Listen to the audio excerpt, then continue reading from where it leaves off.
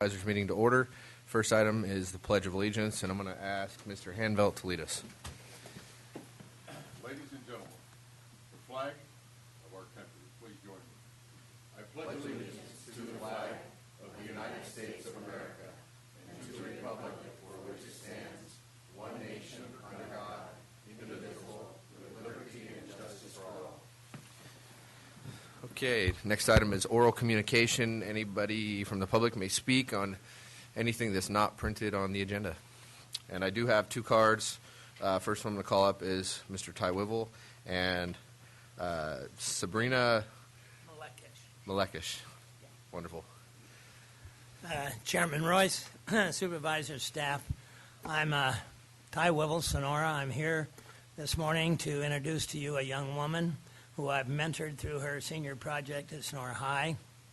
She was and has been a foster child, and she wants to make a presentation to Child Protective Services, Child Welfare Services, and explain to you her senior project. So with great pride, I introduce Sabrina Malekish.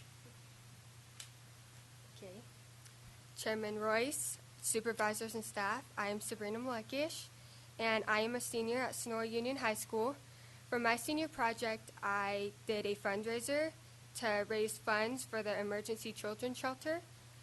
And this morning, I would like to present the check in the amount of $1,220 to the Department of Social Services. Thank you. And we want to present it to Corey Ashton. And is Annie here with you, or is she going to stay down? All right, Corey Ashton from the Child Protective Services.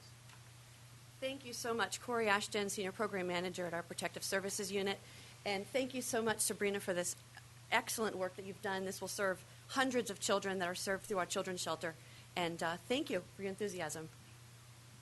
Wonderful. Thank you so much.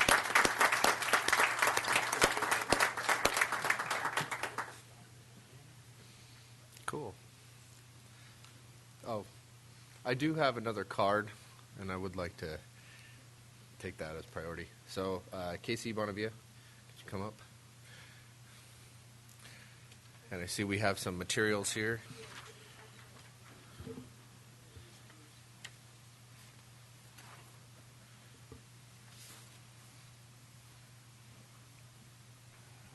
Thank you.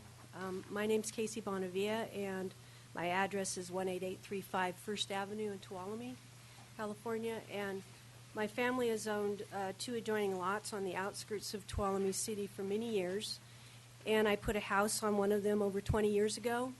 And last year I decided to give my house to my daughter and downsize and build a very, very small 550 square foot house on the adjoining lot for my retirement.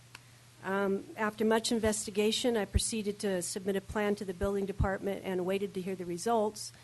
And after a few weeks, I received a call from Environmental Health. To make a long story short, my permit was being denied because of Code 713.5 of the California Plumbers Code and Ordinance 13.08.150 from Tuolumne County Ordinances. Of course, I immediately went home from work and read these ordinances and codes because that's how I operate. I like to read everything. And I started with the California State Plumbers Code, which is 713.5, which is in front of you. I printed it out, and it reads, no permit shall be issued for the installation, alteration, or repair of a private sewage disposal system or part thereof on a lot for which a connection with the public sewer is available. And I noticed right above that, 713.4, public sewer availability in the California State Code, talks about availability, and it talks about the public sewer shall be permitted to be considered as not being available where such public sewer or a building or an exterior drainage facility connected thereto is located more than 200 feet from a proposed building or exterior drainage facility on a lot or premises that abuts and is served by the public sewer. So I thought to myself, this is good. My house is well over 200 feet from the public sewer, and therefore it must certainly be deemed that the public sewer is not available to me. I then proceeded to read the Tuolumne County Ordinance 1308150, and much to my distress, this state code was thrown out and replaced with this more restrictive county ordinance. And that is below on this piece of paper I gave you, and it reads, for the purposes of this section, a public sewer is defined as being available when the following conditions exist. Number one, the agency operating the sewer has agreed to permit connections. Number two, the horizontal distance from the sewer to the nearest point on the property is 300 feet or less, as measured over an existing public right-of-way or public utility easement, unless the private sewer to be connected is a lower elevation than the public sewer, in which case the horizontal distance described above shall be 100 feet or less via public easement. And one of the main differences between the state and county is that the county ordinance defines availability to the public sewer as a distance from the nearest point on the property, while the state code defines it as a distance from the proposed building. For someone in my situation, this change has made all the difference in the world and has created a hardship that has made it financially impossible for me to complete my small project. As you can see, I have included a plot plan of my Tuolumne lot, and there's roughly a 25-foot stretch of my lot that meets with First Avenue, and it's roughly 100 feet from the public sewer, down the street on First Avenue, probably a little bit more than that, and it's just a wide enough area that touches there for a driveway. And then, as you can also tell, there's a water ditch that runs right through my property, and it forces the placement of my house on the other side of the water ditch. And I chose the closest possible spot for my 550 square foot house to make the driveway as minimal as possible and the length and then all the setbacks that are necessary.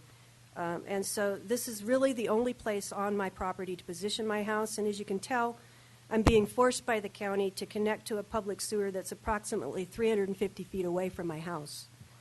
And I understand that certain modifications to the state code have been made to help with the various elevation changes that our county has and can have that has in the elevation changes.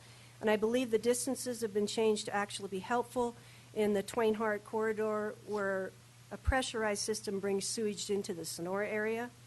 However, changing the measurement from the proposed building to the property's edge just doesn't make common sense in many instances and different situations. The configuration of my property and the fact that my property has a water ditch running through it is a prime example where this county ordinance creates enough of a financial hardship for me to abandon this project. After all, the whole point of building a tiny house and giving my current mortgage payment to my daughter was to make it more feasible to retire. And I urge the board to review this ordinance and to use some common sense in trying to connect it with what the state of California was trying to talk about with 200 feet from an existing building. And I would like to widen the property tax base in this county. And I have done that faithfully for over 100 years in this county. And I would like to proceed with this project, but I'd ask the board to review that ordinance. Thank you for your time. Thanks, Casey. And as you know, we can't take action today. Yes. But I think everyone on the board would be okay if we directed staff to look into this and try to expedite some kind of adjustment so that it works out. I appreciate your time. Yeah, thank Totally. you. Thank you much. Okay. Come on up. Thank you for your patience.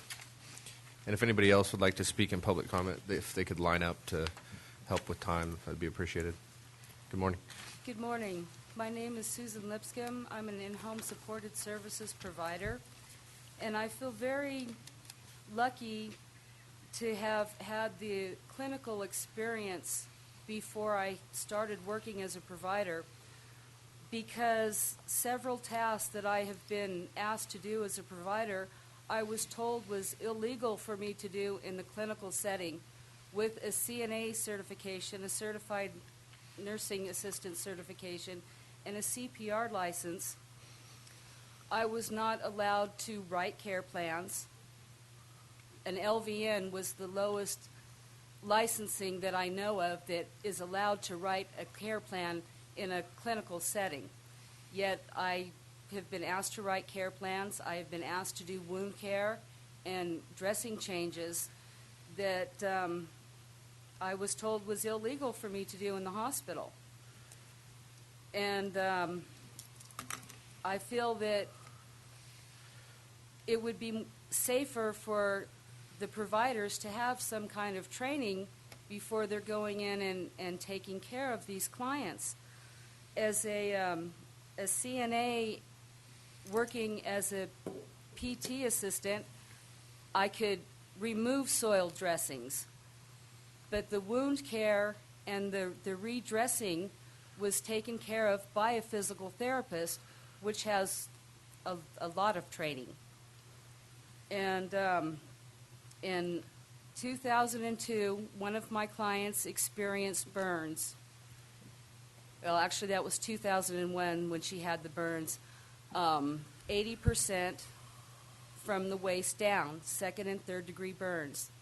They then skinned her thighs, stomach, and back to do skin grafts.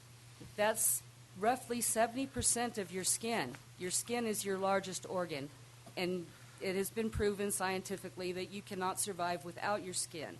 It takes care of so many things that we're not aware of.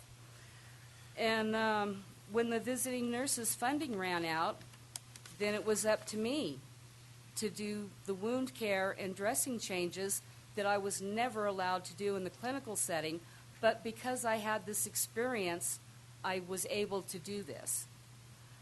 Sitting in my client's apartment with an LVN, an RN, a Valley Mount Regional caseworker who has a master's degree, an in-home or a social services caseworker, and I'm not sure how much education they are required to have. The Valley Mount Regional caseworker suggested that I write the care plan for this client. And much to my shock, everyone in the room agreed. In the clinical setting, like I said, the LVN is the lowest certification that can write a care plan. That care plan is still in use today. I had 2 clients that had toenails removed, and I don't know if anybody's ever experienced that, but the wound care and dressing changes are very intense in the first couple of days. And like I said, as a PT assistant with certification, I was not allowed to do this in the clinical setting, but yet as a provider, it was expected of me. At the time... Can I interrupt you for a second? I'm sorry.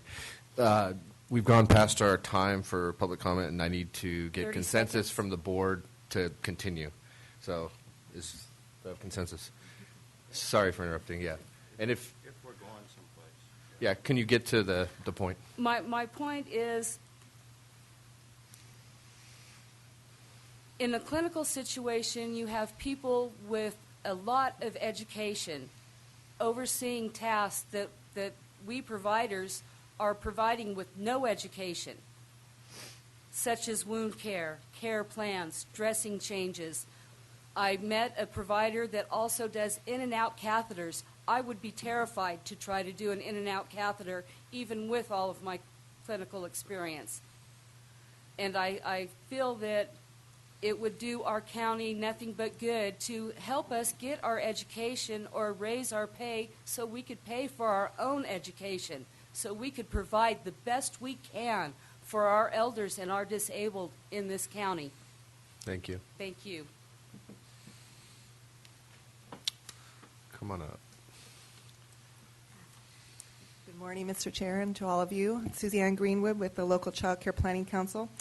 I would just like to, ahead of time, thank you for one of the resolutions of the many ones that you're doing today to thank you for proclaiming this Friday, May 9th, as Child Care Provider Appreciation Day. Yeah, that's an agendized item, so we have to wait to talk about that. Oh, I'm sorry. I That's thought okay. it was okay to say something. So sorry. That's okay.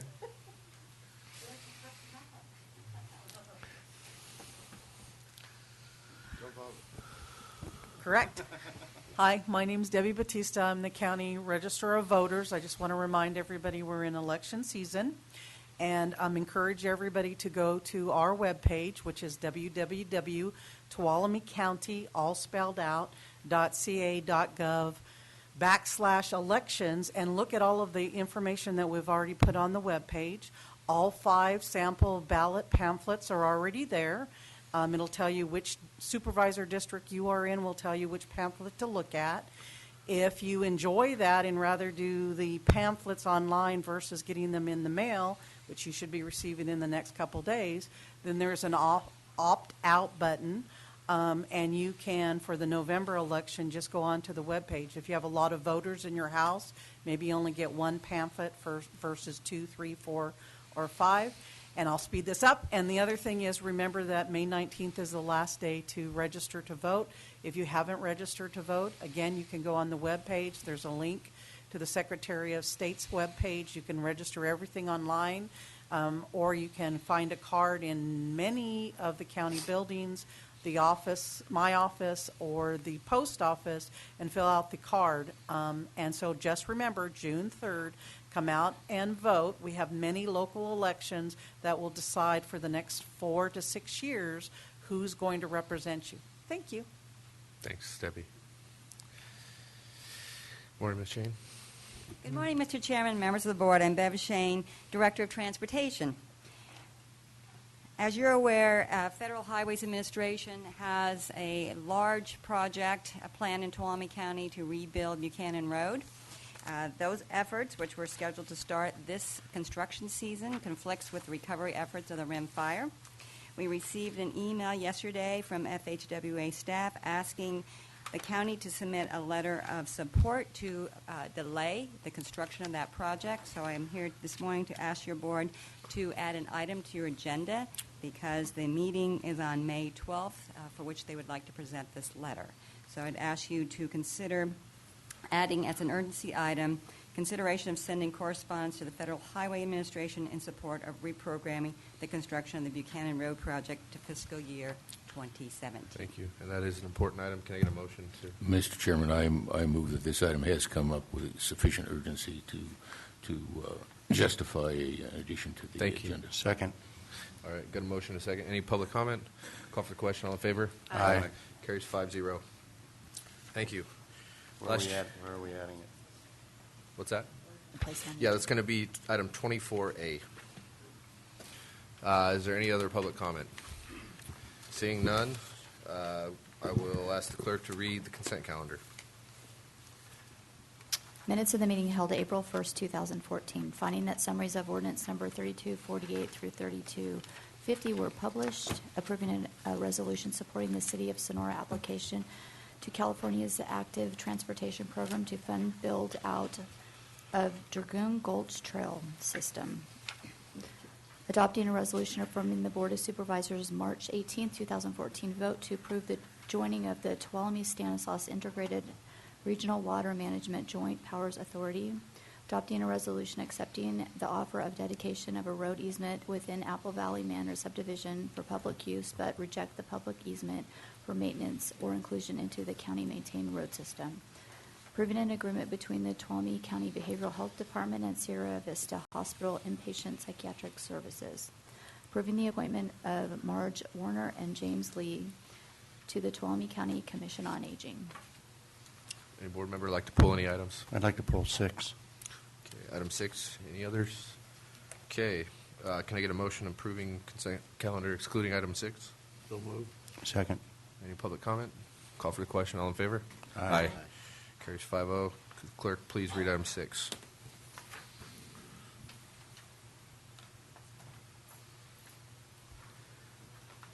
Consideration of approving an agreement between the Tuolumne County Behavioral Health Department and Sierra Vista Hospital for inpatient psychiatric services. Staff report. Good morning. Rita Austin, Director of Behavioral Health Department. Good morning to the board and members of the public. Okay. Are you going to report on it? Oh, is the contract before you is specifically to engage in a contract. As you are aware, is we do not have any inpatient psychiatric units within the county. Therefore, we contract for external inpatient units. The standard is that we find a number of specialty facilities to best match the needs of the individuals that we have, the diagnosis that they have, to perform and provide the best services and return them to the community. Question, Carl? The reason I pulled this is I think it's important that we understand what is happening over time as a result of AB 109. Can you kind of tell us what the trend is and the cost of doing business with respect to this? In terms of AB 109 and inpatient services, I have to commend the probation department and behavioral interventions in doing a really excellent job in serving the vast majority. We have a few people who have entered into the mental health system with supports. To my knowledge, at this time, we have only had one individual that has required psychiatric hospitalization, and that was for under a 5-day period. What's been the trend on the cost of this contract over time? I'm sorry? What is the trend on the cost of this contract over time? Inpatient hospitalizations, the cost of the daily rate of inpatient facilities continues to climb. This is along with the cost of the specialty doctor that comes in. It's not an all-inclusive rate. So it is in our best interest to continue to manage locally. I'm ready to make a motion. Okay. Just one last question. Can you, brief explanation how this is funded? Hospitalizations are funded in a variety of ways. Is that for persons who are on traditional Medi-Cal, it's funded 50% out of our managed care funds and 50% federally matched. For those who have no insurance whatsoever, it is 100% out of our realignment and managed care funds.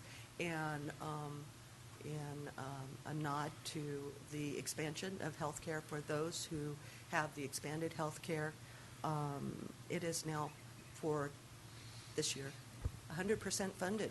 So those persons who are uninsured, we work very closely with social services to get them onto the expansion of Medi-Cal, and it does not cost directly out of the county funding.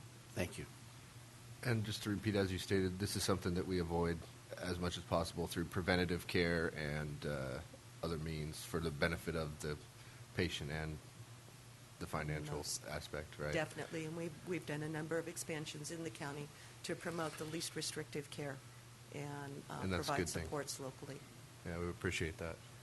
Okay, ready for motion? Yeah, I'll go ahead and move on the staff recommendation to approve the contract. Second. Okay, I got a motion by Rotifer, a second by Brennan. Any public comment? Call for the question. All in favor? Aye. Motion carries 5-0. Thank you very much. Could the clerk please read item 8? Consideration of adopting a resolution congratulating the University of California Cooperative Extension for their 100th year anniversary on the Smith-Lever Action of 1914. Okay. And do we have someone to present?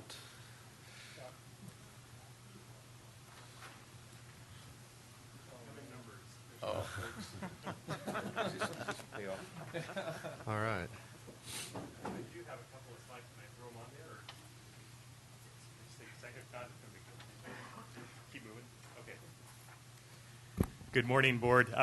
Scott Onetto, Director for UC Cooperative Extension. It is really a privilege and honor to be here this morning with all of my colleagues.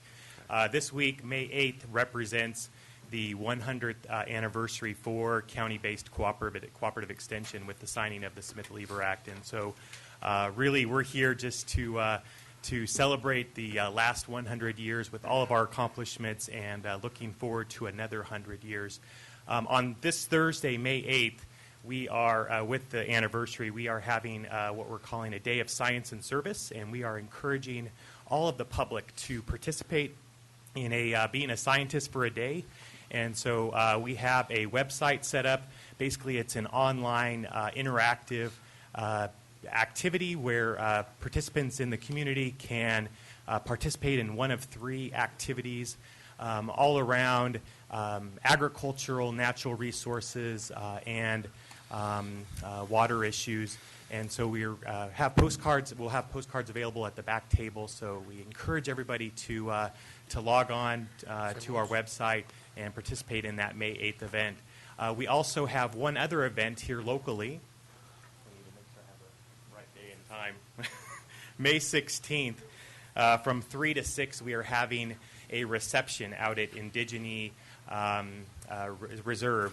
And they are very graciously hosting us for the afternoon, again, to celebrate cooperative extension here in Tuolumne County. So we open up an invite to all of you, as well as the community, to come out and have some refreshments, meet and greet with us. We'll talk about some of our programs, and really it's just a day of celebration. So again, that day is May 16th from 3 to 6.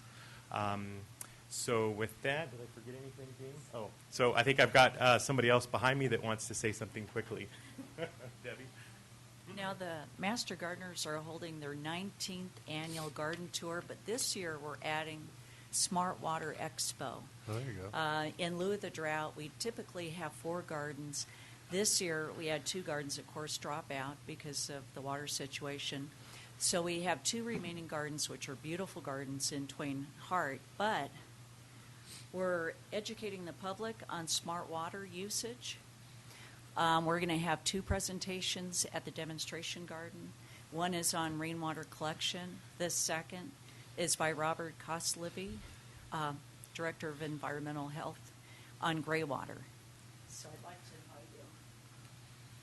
And also on May 8th, 4-Hers in our 4-county, multi-county partnership are standing out in front of grocery stores, and they're going to be doing this Be a Scientist Day with the iPads. So our program is arming our youth with technology, and they're going to be interacting with the public, talking to them about the pollinators, where their food comes from, and water. So that's something that's really exciting that the 4-Hers are getting involved in our centennial as well. Thank you. All right. And during the day on May 8th, the Master Gardeners, supported by the new program that's coming to Tuolumne County, the California Naturalist Program, will be in front of the Tuolumne County Main Library doing the same activities that you see in front of you with iPad minis, and we will be collecting data from the public as they come in and out of the library. Thank you. Yeah, I know. So with that, I just want to thank the board and the county for their continued partnership with Cooperative Extension. We do have some items of gifts for you and some cupcakes for the board as well as members of the public if they would like one. So thank you very much. Thank you. Before we do, let's do one thing, get the business out of the way. Can I get a motion to adopt the resolution before you get your cupcake? I move to approve adopting the resolution congratulating the University of California Cooperative Extension on their 100th anniversary. Second. Okay, I got a motion, a second. Any public comment? Call for the question, all in favor?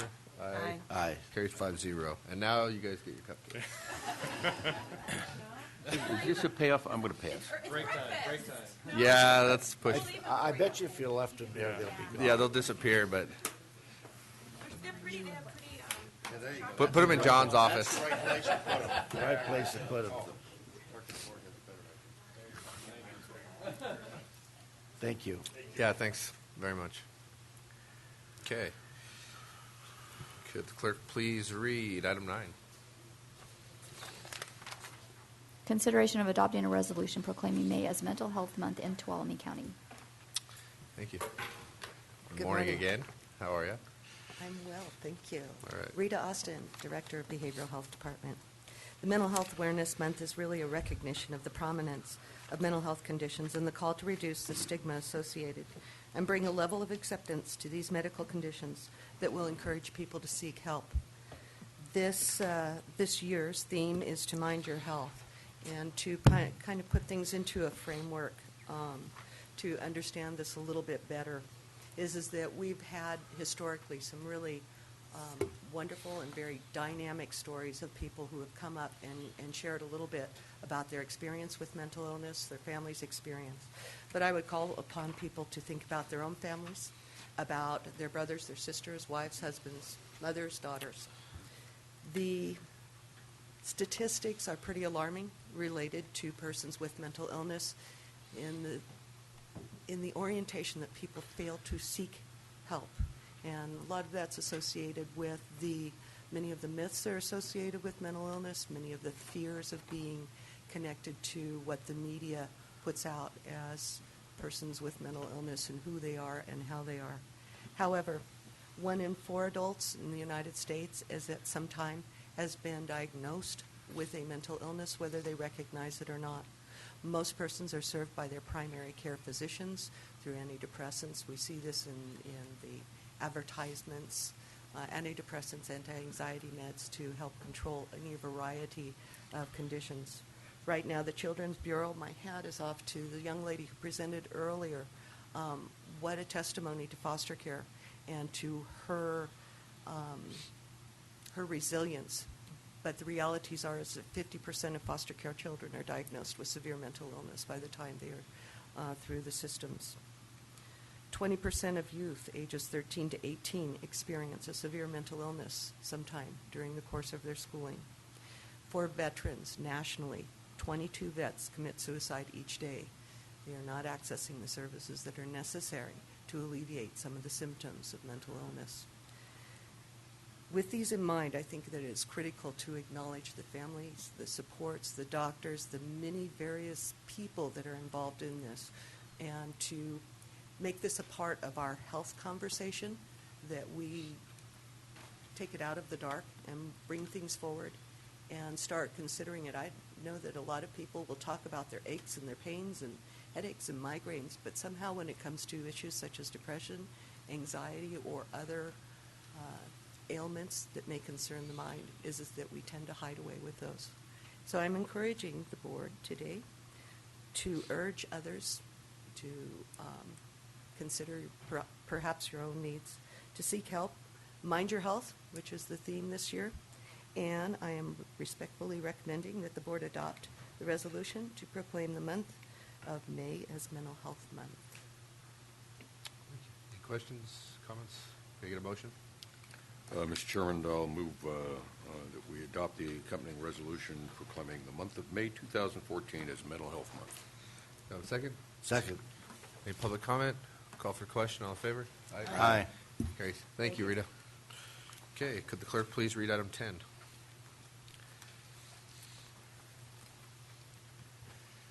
Sorry.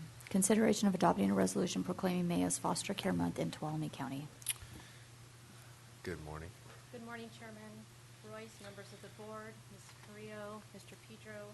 My name is Rebecca Espino. I'm Program Manager at the Department of Social Services. Okay. On any given day, there are more than 400 children in foster care nationwide. This is close to 8 times the population of Tuolumne County. To raise awareness about the magnitude of this issue and the urgent need of these children, the month of May is recognized as National Foster Care Month. Each year, our Human Services Agency and the Probation Department come together to honor the compassionate people in this community who strive every day to make a difference in the lives of a foster child. These people serve as caregivers, social workers, probation officers, and foster parents. Tuolumne County is blessed with 26 licensed foster homes. And although we appreciate each and every one of them, there is not nearly enough for the 105 children currently in foster care in Tuolumne County. Currently, local foster parents serve 26% of our foster children, but a staggering 37% reside in foster homes outside the county. We would like to take this opportunity to encourage members of our community who are interested in becoming a foster parent to please call 533-5773. But today, we are here to express our gratitude to our local foster parents who have opened up their hearts and their homes to provide a safe haven for children who have been neglected and abused. And to do that well in a safe environment until they're able to go home, to go home safely, or to become adopted by a loving family. To show our appreciation, we'll be hosting a foster parent appreciation luncheon on May 29th, and we are extending a special invitation to each member of our board, Ms. Carrillo, Mr. Pedro, to join us in this celebration. Before closing, I would like to take a few moments to read a letter written by a foster child to her child welfare social worker, and I believe the social worker might be here today. The letter is titled, "What Has Shaped Me?" What has shaped me, you ask? Well, when I think about my life and what I've been through, there are so many people and things that have made me who I am today. When I really think about it, there's only one person that really helped me become who I am today. Her name is Rebecca Elizondo. Why her, you ask? The reason I chose Rebecca is because a lot has happened during my life. Some things I can't even bear to talk about. For most of my life, I was in foster home after foster home. I had no faith in people or even of life. Just how many homes and how many people said, "I'll be there for you. I'll adopt you." They all let me down.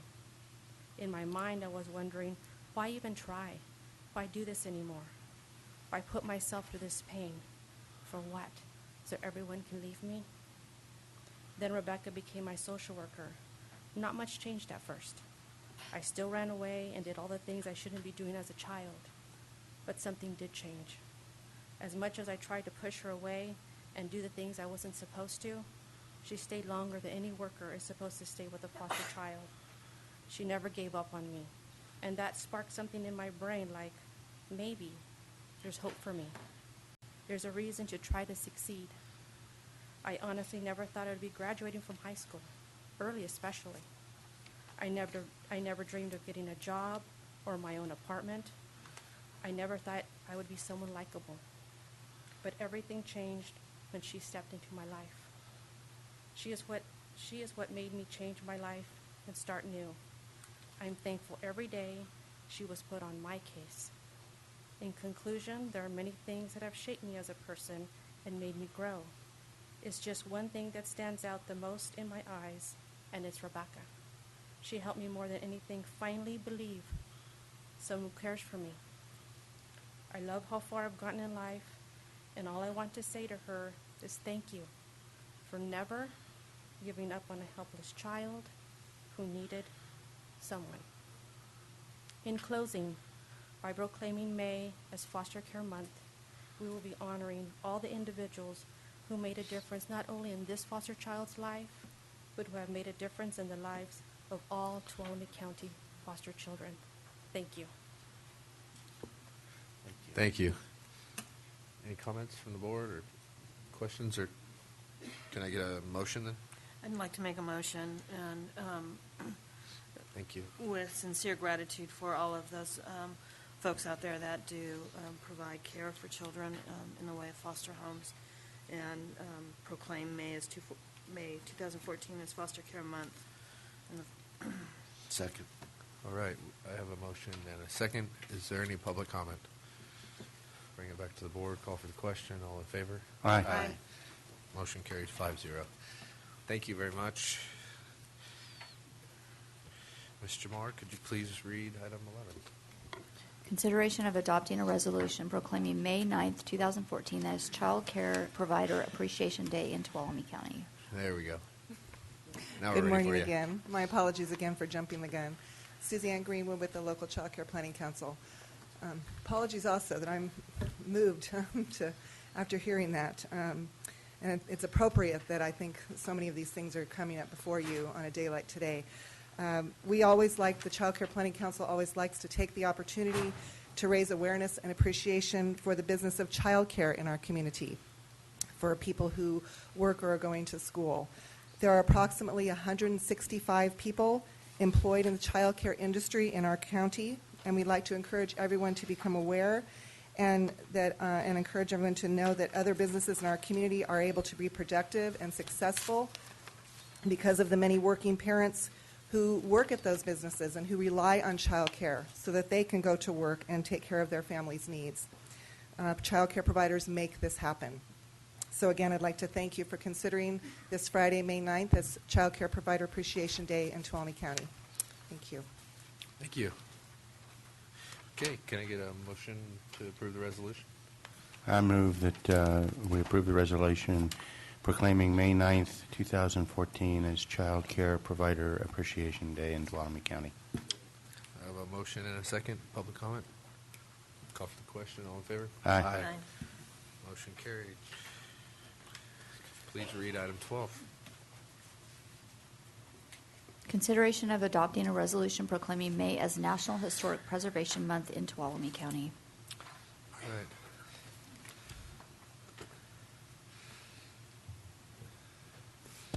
Good morning. My name is Sharon Marovich. I'm here representing the Tuolumne Heritage Committee. I'm here to encourage you to adopt a resolution that's in your packet that would proclaim the month of May as Historic Preservation Month in Tuolumne County. The theme this year is New Age of Preservation, and it's Embark, Inspire, and Engage, and that's the theme that the National Trust for Historic Preservation has picked out. And of course, what does that mean? Well, it means caring for historic buildings, educating the public about the values of preservation, and encouraging the public to experience history firsthand. As we know, Tuolumne County has an abundance of historic buildings, objects, sites, and structures dating from the era when Native Americans were its only residents. And of course, it's important to celebrate the role of history in our lives.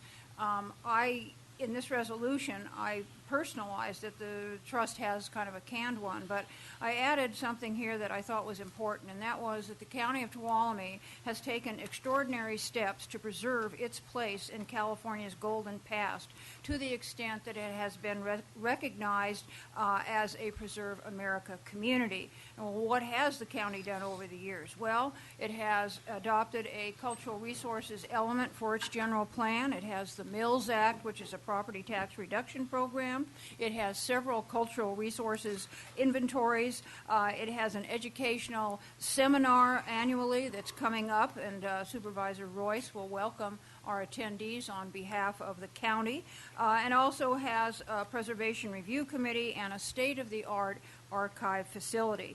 And also, as further validation of Tuolumne County's commitment to its heritage resource preservation, the county has received 3 Governor's Awards. So encouraging you to adopt the resolution, and before I leave the podium, I would like to distribute some gifts for you. They're not as lavish as the cooperative extension, but they are calorie-free. So what I'd like to give you is a copy of the National Trust magazine. It comes out every 2 months. It's a wonderful review of preservation nationally. It shows citizens group working together, a lot of travel opportunities in here, visiting historic places, and so on. And what I tucked in there is a write-up about Assembly Bill 1999. And this is a bill that is pending in the legislature at the moment. It's being carried by Tony Atkins, who is of San Diego, but she is going to be the next Speaker of the Assembly. And what this bill will do, if it becomes law, is it will give a state income tax credit to people who own historic homes and also business buildings for certified rehabilitation. It's seen as an economic enhancement, an economic development legislation, and also one that will add to the beauty and history of our neighborhoods and our downtowns. We are going at our the educational seminar I mentioned to you is on June 20th, and Cindy Heitzman, who is the executive director of the California Preservation Foundation, has taken the lead in attempting to get this bill passed. There's a coalition of people. And so she is going to be one of our speakers. She's going to be speaking on advocacy, and she's going to go into depth on this legislation. So we're hoping to get everyone all excited about it, and it's quite possible that at the next Historic Preservation Review Commission meeting, we will take up the matter and send a letter to our elected representatives encouraging them to support the legislation. So unless you have any questions, I'll see that you get these and encourage you to adopt the resolution. Thanks, Sharon. Questions? Get a motion? Yes, Mr. Chairman, I move that we adopt resolution proclaiming May as National Historic Preservation Month in Tuolumne County. Second. I have a motion from Gray, a second from Handveld. Any public comment? Oh, is that Rotifer? Yeah. You guys sound the same. All right. Call for the question. All in favor? Aye. Aye. And motion carries. Thank you. Oh, I get to pick. All right. Clerk, please read item 13. Consideration of adopting a resolution continuing the local state of emergency as required by the California Emergency Services Act, Article 14, Section 8630C.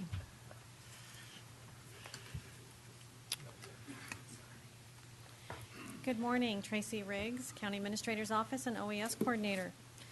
The item before you today is once again the drought declaration renewal. This is, as you know, your board approved this originally on February 4th, and each month we come before you.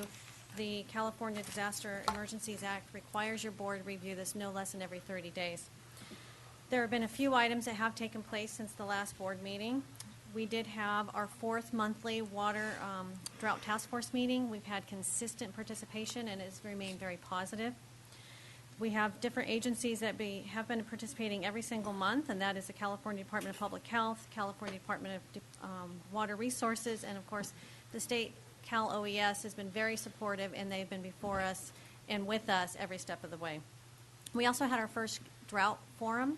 That was last Wednesday at the Sonora Opera Hall.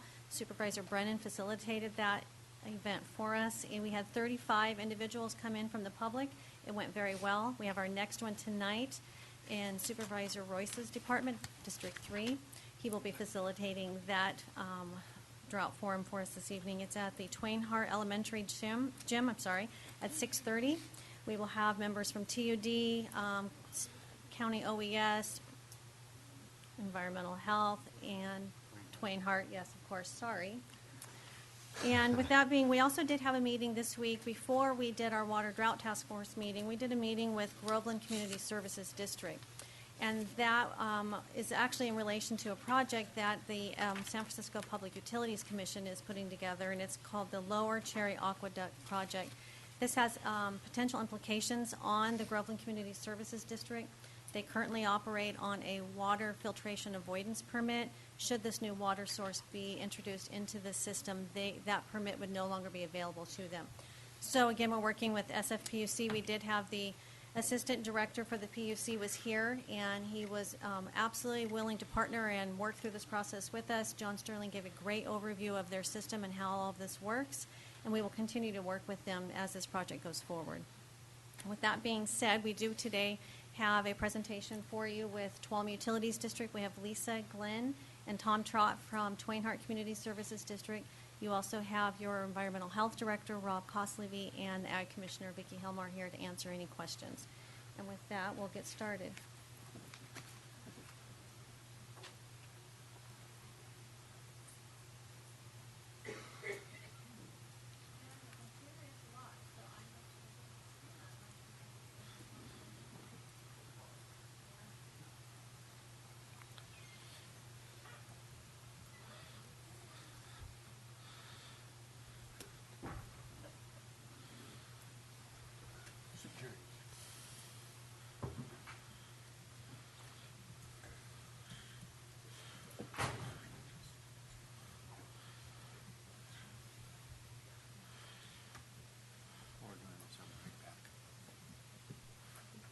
Okay.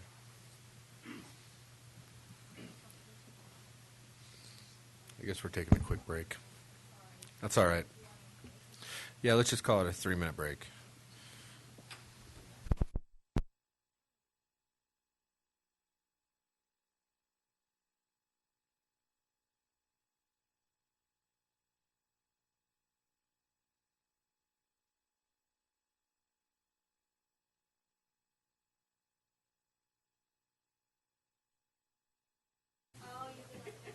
Okay, we're ready. Okay, back to work.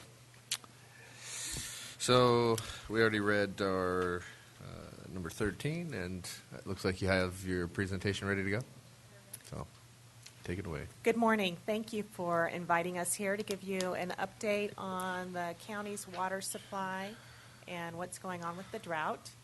I'm Lisa Westbrook, Tuolumne Utilities District. Glenn Nunley with TUD. Tom Trott, Twain Harte Community Services District. So I know that we have been coming here, I believe it's been about 3 months now, every time that the resolution about the Office of Emergency Services comes up. And I first want to start off with the appreciation that Tuolumne Utilities District, I know Tom feels the same way, from Twain Harte, of the support the whole county has been giving us regarding this drought. Really, it is a community-wide event. And as we go through the hot summer months coming up, we're going to need more support than ever. So I'm going to just go through some of the slides. And Glenn is our numbers man. He can answer probably more of the analytical scientific information.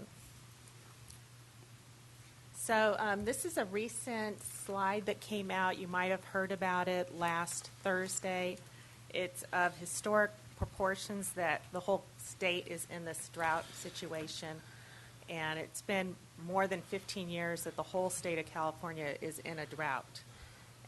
The red color is 56% of the state, showing that. And you can see Tuolumne County right here is right on the verge of getting, unfortunately, more severe in the drought situation.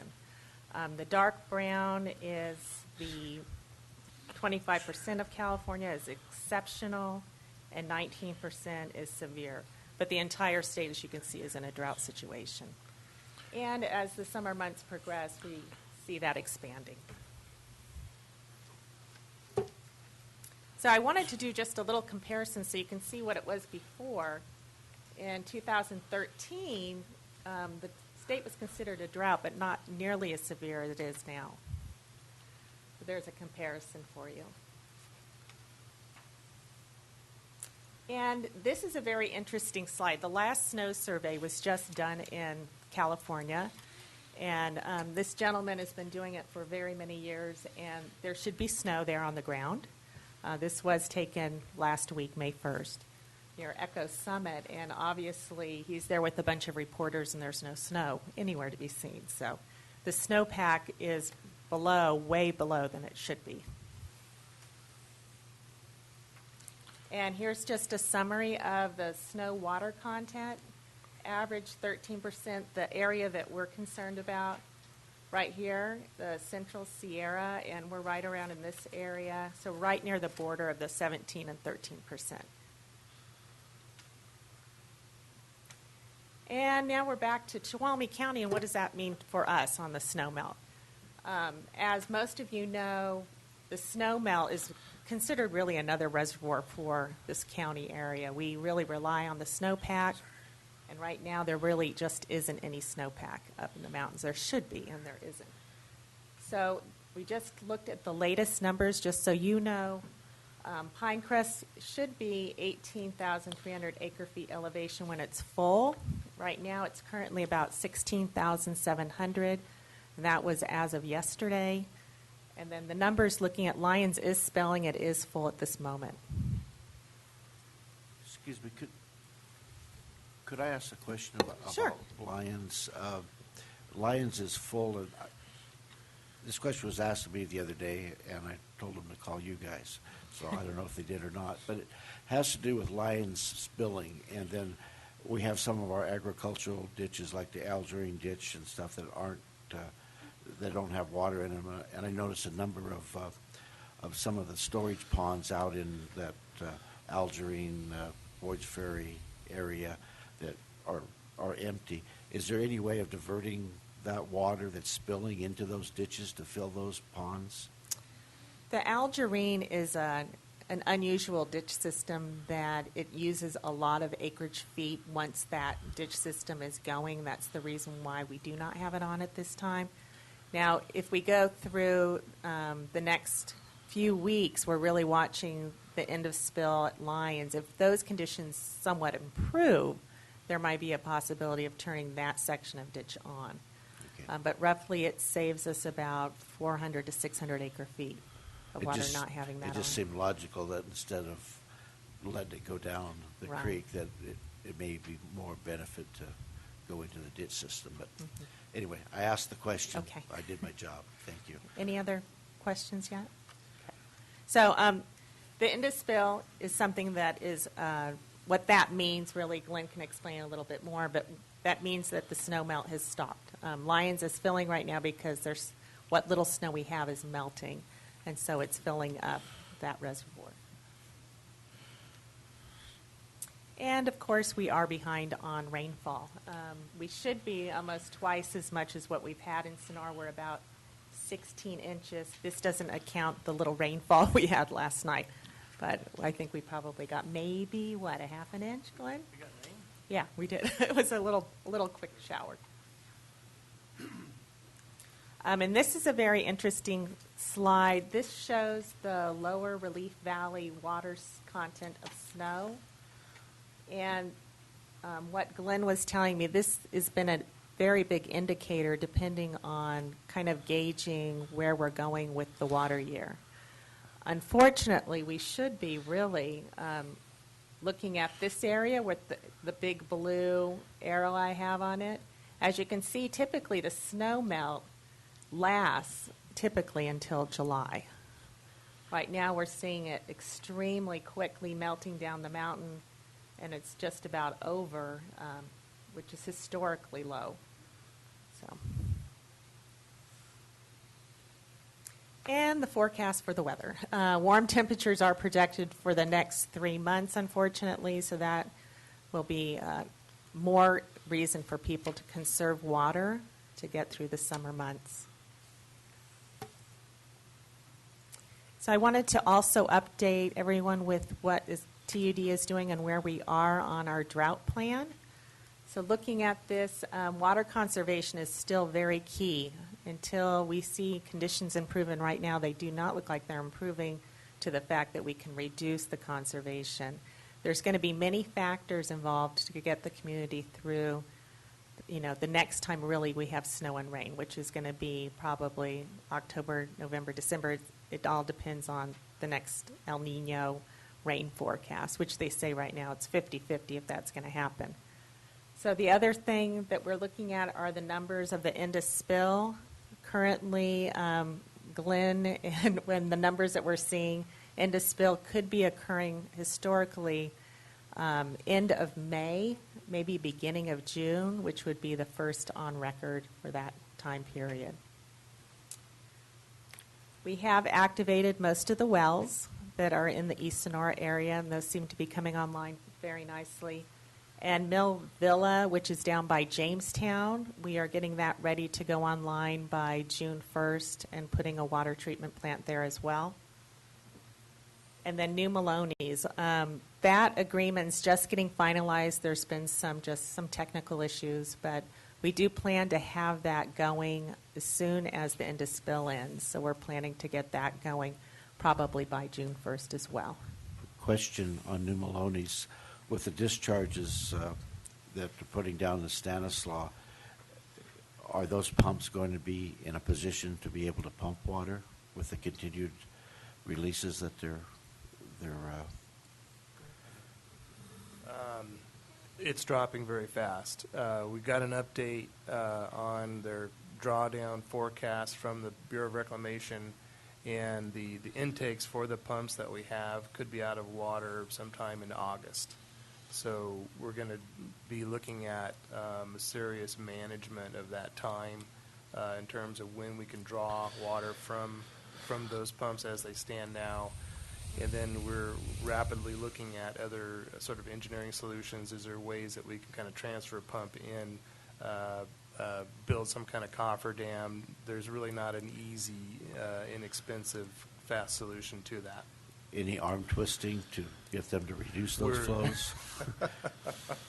Which would make all the sense in the world. That's a good question. And unfortunately, we're on that. We're asking all those questions with our contacts. And there's quite the New Maloney's reservoir is used in large part for some of the environmental flows and for saltwater intrusion and that sort of thing. And the people we've talked to, they don't even know for sure how much of that will need to go. In fact, they can forecast some of the Mother Nature's runoff better than they can what they might have to expect from some of the environmental in-stream flows. Thank you. Okay.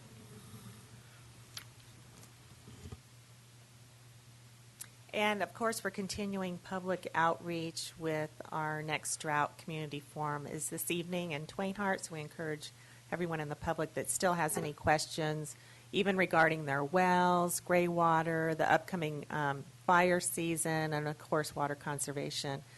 We do want to educate and inform the public as much as possible. So we do encourage, if they can't make the one tonight, maybe the next one in Salisburyville. And our essentials for this drought are stay the same: health, sanitation, and safety. Again, we do appreciate the support of the county and the community as a whole to get through this drought situation. And Tom, would you like to add anything? First, I would just like to thank you for your support during this emergency. It's been really helpful, especially to get the ears and the eyes of other state agencies on board while we're trying to make it through this. Summer is critical. I know we look outside and we see everything green, and we see Lion spilling, and we see Pinecrest almost full, and everybody starts to breathe a sigh of relief. But I think it's really critical to direct our attention back to the snowpack, especially during summer. In a normal summer, we are in conservation mode because of the lake level restrictions on Pinecrest. So basically, during summer, we rely on Lions and whatever snow comes down Herring Creek into Lions.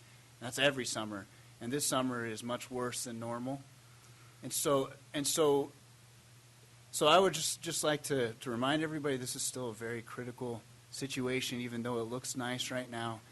And then also I wanted just to give you a couple of updates on Twain Harte. Last month we conserved about 32%, which is a phenomenal effort for Twain Harte, especially since we don't have the kind of outdoor watering that a lot of the rest of the county has. But it's not 50%. And come summer, our population more than doubles, as does our water use. And so we're very concerned about making it through the summer. And so we appreciate any support that you can in continuing this emergency. Yeah, I'd like to thank you for all coming and updating us. I was joking with Lisa earlier that we've got to quit meeting like this because it seems like everywhere I go, she's there too. And the dialogue is always about water and the conservation efforts that we really need to get through this. There are a couple of things that were just touched on, but I really want to emphasize, and that is that, yes, it's green outside, but it's going to quickly turn to brown. And the summer is where we can really realize the largest amount of conservation on our water, because that's when our greatest water usage is. And it's mostly associated with outdoor watering.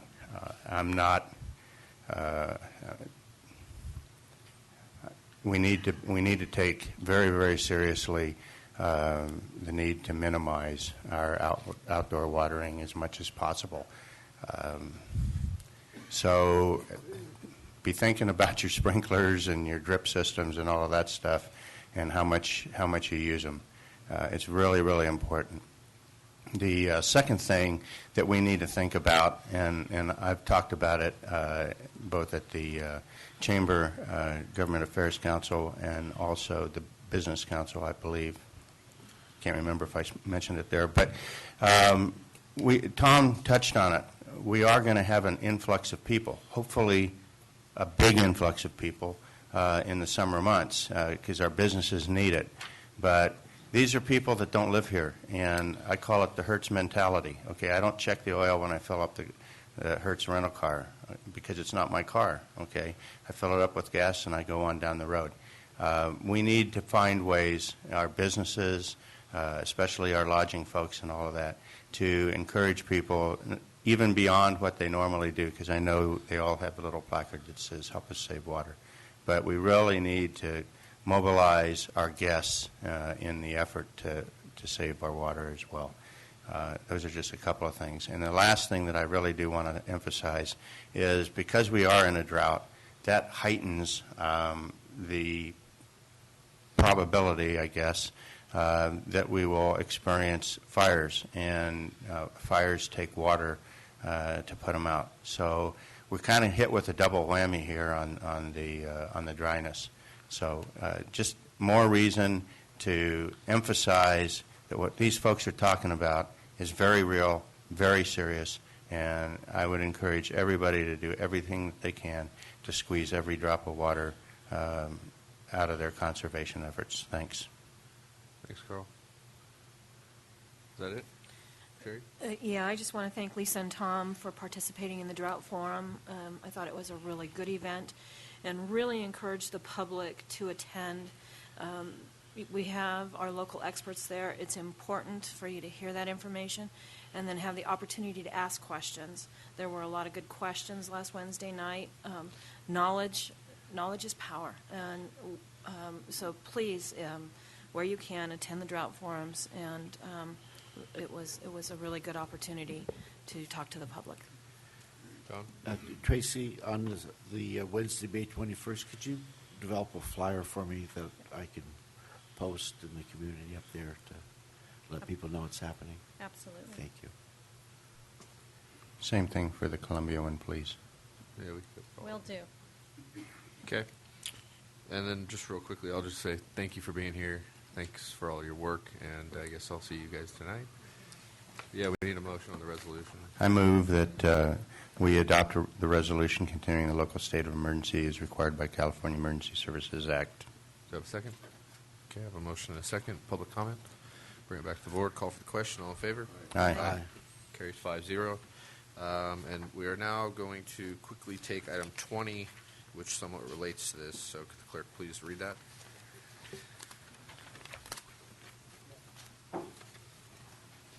Consideration of approving correspondence to the Chicken Rancheria Tribal Council for the efforts in securing water for the residents of Tuolumne County.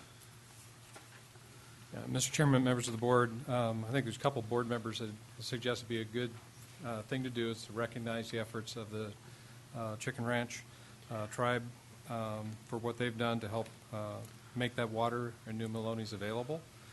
So included in your packet is a draft letter to so recognize that tribe. And of course, you can make any changes to it you'd like, but it's there for your action. Is there any questions from the board? No, I think it's obvious that we all thank them for their efforts in helping move that forward, because it is going to be critical. Mr. Chairman, I think this is really appropriate.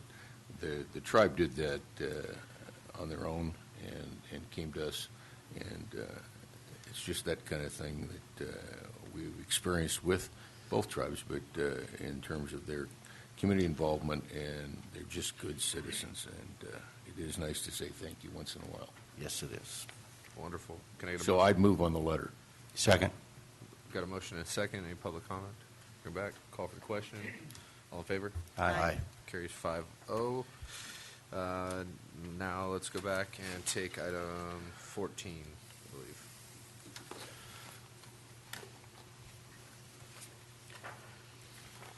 Consideration of approving correspondence to Governor Jerry Brown supporting the Tuolumne Band of Miwok Indians' request for an extension of their compact for the state of California.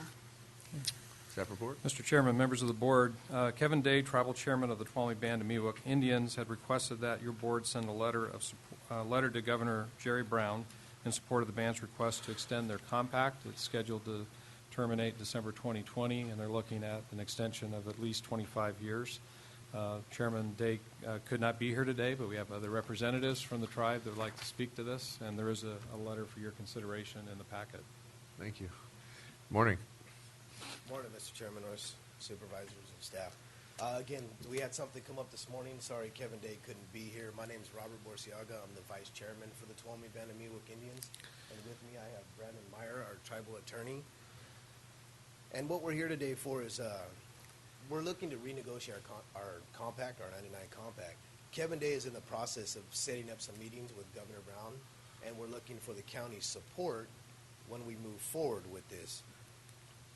It's early because the compact's not due till 2020. It's not up till that time. But we'd rather get a jump on it and move sooner than later, and we've always had a good working relationship with the county. So we're here looking for your guys' support as we move forward with this. And that's pretty much the gist of it. Brandon? Any questions? Carl? Yeah, I think we're really fortunate to have the relationships that we do with, again, both of our bands, both the Tuolumne Band, but also the Chicken Ranch Band, and I'm all for supporting them in every endeavor, and especially including this one. So, I want to say thank you to the tribe for the things that they do, the contributions that they make in this community, and the absolutely fantastic working relationship that we have. I know several of us travel around the state and deal with other county supervisors across the state, and I have to tell you that I believe from those interactions that we have a uniquely excellent set of relationships here in this county, and I, for one, treasure that. Thank you very much. Thank you. I'd like to add, the partnership has been great. The tribe has done so much for the community, Tuolumne, and the county as a whole, and it certainly is appreciated. And I really would like to see this partnership even strengthened more. So, thank you. And I would just concur with that. I think in the board packet it listed 8 or 9 of some of the contributions that you've made from, working cooperatively with the Sheriff's Department in the area of fire and health. You added a lot. But I'd also say that I don't think I have not been to any event in this county that has been promoting a cause where the tribe has not supported that event. And so you're a great partner, and look forward to continuing that partnership. Thank you. I don't know what else I can say or add to that, but I think I personally have a good relation with you guys, too, and you've been there.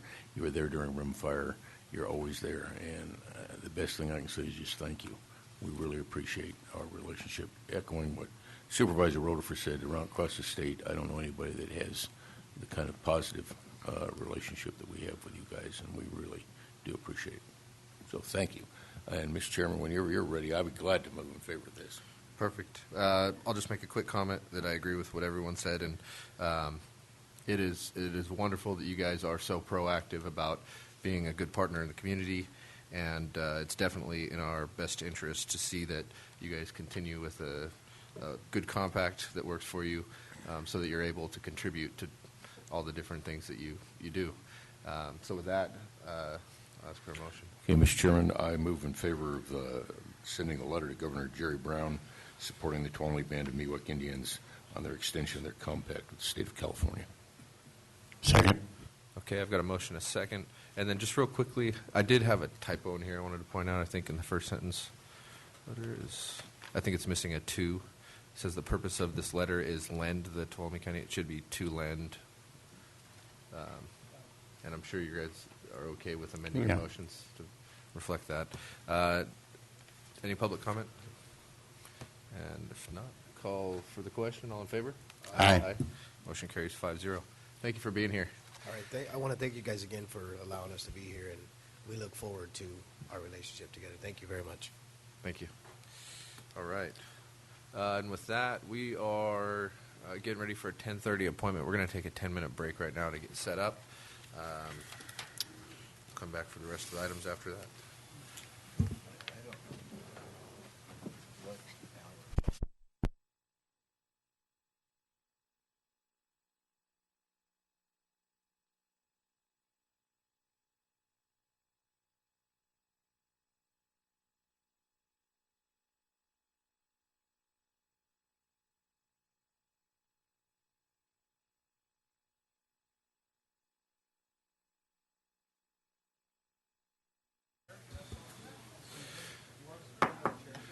Okay, we're going to get going here. Could the clerk please read our 10:30?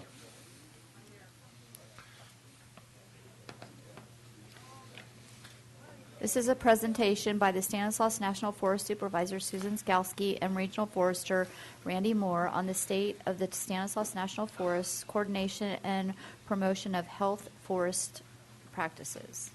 All right. Mr. Chairman, members of the board, at your request, we have here today Regional Forester Randy Moore, and your Stanislaus National Forest Supervisor Susan Skalski, and a lot of staff support with them today.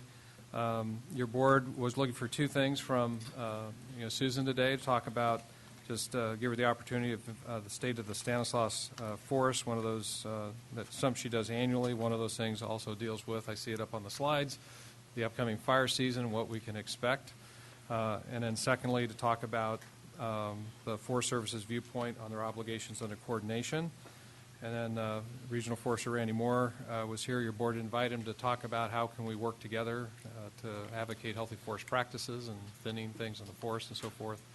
And I'm sure he probably has some things to share, and your board, I'm sure, has questions. So sure. They're both here, and I think, Susan, you were first up. State my name, right? Right, isn't that, didn't you used to have a sign here? Good morning, I'm Susan Skalski, Forest Supervisor from the still beautiful Stanislaus National Forest.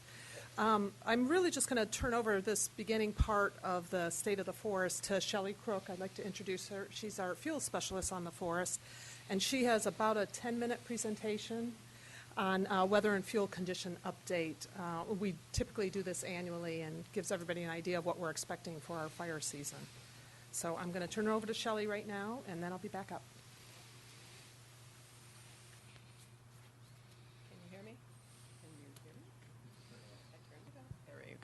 How about that? All right, there you go.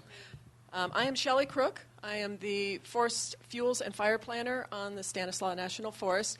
And what I've got here is a short presentation of our conditions on the forest as of yesterday. So we'll start with, this is what we call an energy release component chart. And this is an indice that is used by the firefighters to help us to assess our conditions on the forest as far as fire potential. And what it represents is the amount of energy in the flaming front of a going fire. And so what we've got here is the full year identified, so starting January 1st through the end of December. The brown or gray area, the margin of this gray area represents the average of that indice over a period of 97 through 2013. Above that is above average, and this red line represents the maximum over that period. And what we've got here in the black line represents our current year. The dashed line was last year, so you can see how last year was mostly above average. So here's what we've had so far this year. We've exceeded the maximum, historical maximum. Early in January, we were exceeding it very well. And then we dropped down. We had some good pulses of rain, and we bounced back up here since our last pulse of rain. Please note this doesn't include the rain we got last night, and I expect that this has dropped down. But I don't know if it dropped down all the way down to average. It was kind of widespread light rain, not real heavy rain, so I'm not sure it made a big dent in it.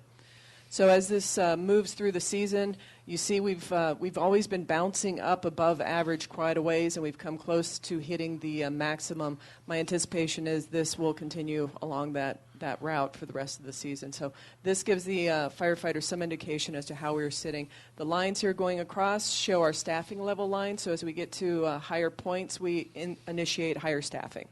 So. I have a quick question. Go you said for a it. maximum. That's what the red line is. Does that mean that's the highest year ever, the highest historical point at any given point? The highest for that particular date between 97 through 2013. It does not include this year because then we'd never exceed the maximum. I gotcha. So, okay. This is kind of the opposite of what I just showed. This is what we call the 1,000-hour fuel moisture. It represents the dead fuel moisture content of large woody material, so 3-inch to 8-inch large woody material lying on the ground. And right now it's currently at 15%. Again, we have this gray line in the middle. That's average. And here is our minimum. So as it gets drier, it goes down. And so you can see we've exceeded the minimum here, same as we did on our energy release component. So this is a kind of a reverse mirror image of the other indice. Again, giving our firefighters some indication as to the conditions. Yes?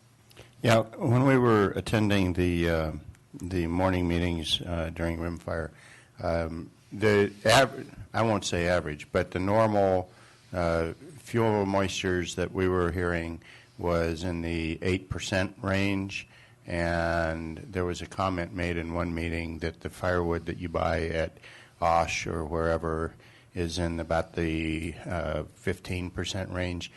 How do those figures compare to the 15? Is that the same? Are we comparing apples and apples there? Correct. It's moisture content by weight. So basically you would take a piece of wood, weigh it, dry it, weigh it again, and figure out the difference and express it as a percent. So we're not much better than we were in rimfire. No, and actually the information I have from the rimfire and the day it started, we had 6% on this particular fuel moisture content. So this is live fuel moisture. I've got a chart here. This is what we've been putting in for historical values. Something that's unique here that I want to point out is we don't usually measure fuels in the wintertime because in the past there hasn't been a need to. We usually are concerned in the spring as fire season picks up, but this year is very unique. So we started measuring fuels back in January and again most recently here. In the past we didn't usually start till May 1st. Right now though we're sitting down here and this is what was normally mid-May. So it's significantly lower from the live fuel. This is the foliage on the manzanita specifically. All right, so what I've got here is some statistics statewide for our precipitation departure from average. And this first slide represents the past 3 years. So it's kind of hard to read the legend down here, but basically red means it's drier or it's less precipitation. Green and yellow means green and purple means it has more. So you can see from the past 3 years, we're mostly in this red to dark red down here.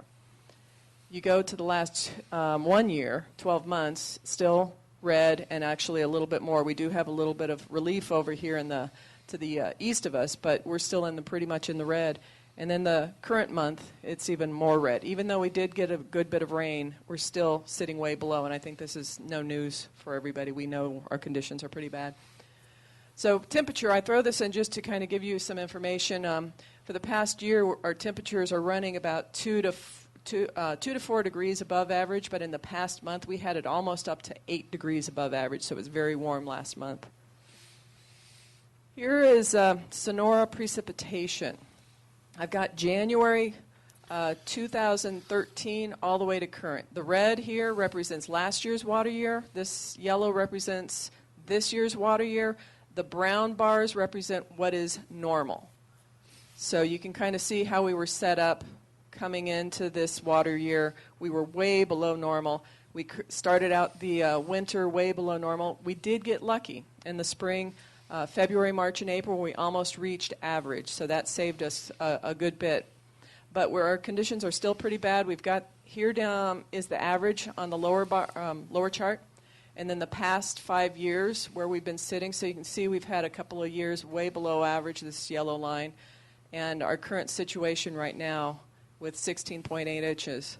That for the past 12 months, we're sitting at 56% of average. And for this particular water year, we're at 48% of average, and this is based on in Sonora specifically. This is a little bit more information that's specific to the forest. If you're familiar with the outline of the forest, we have 4 remote automated weather stations that are based across the forest. These 4, Cottage, Pinecrest 2, Mount Elizabeth, and Smith Peak. The blue line here represents September through August last year, last fire season, and it shows the precipitation accumulating throughout the year. And remember that last year was a dry year, so we've got Cottage, Pinecrest, Mount Elizabeth, and Smith Peak.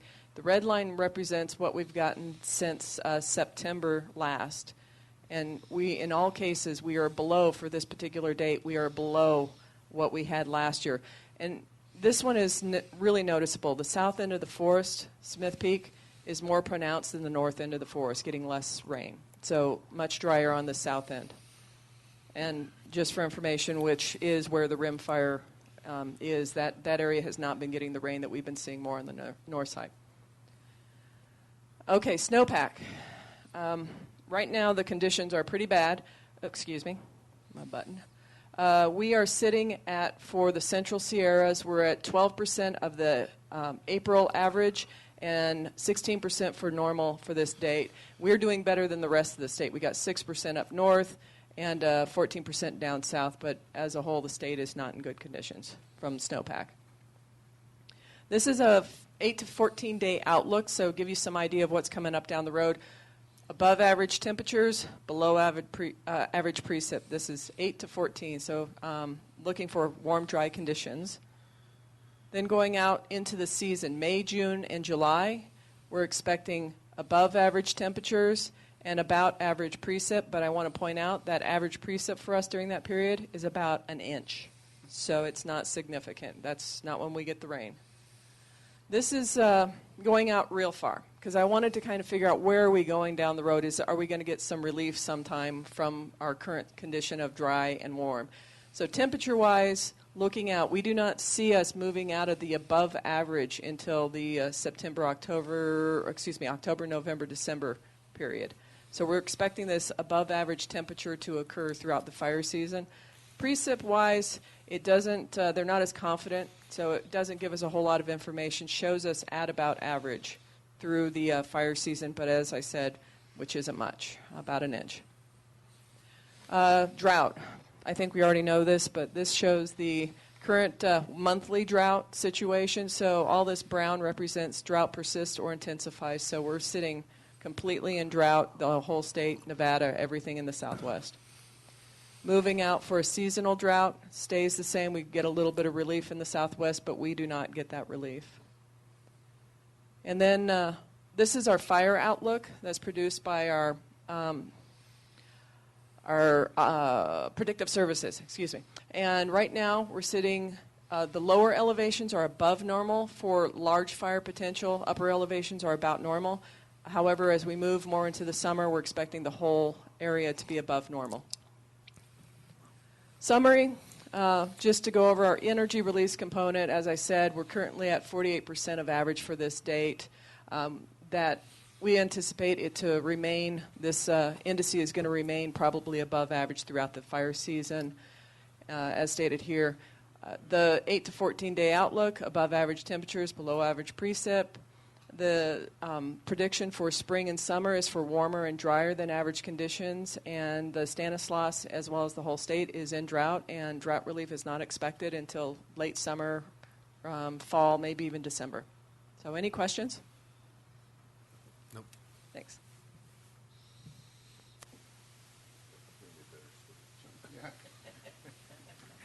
Come back when you have better news.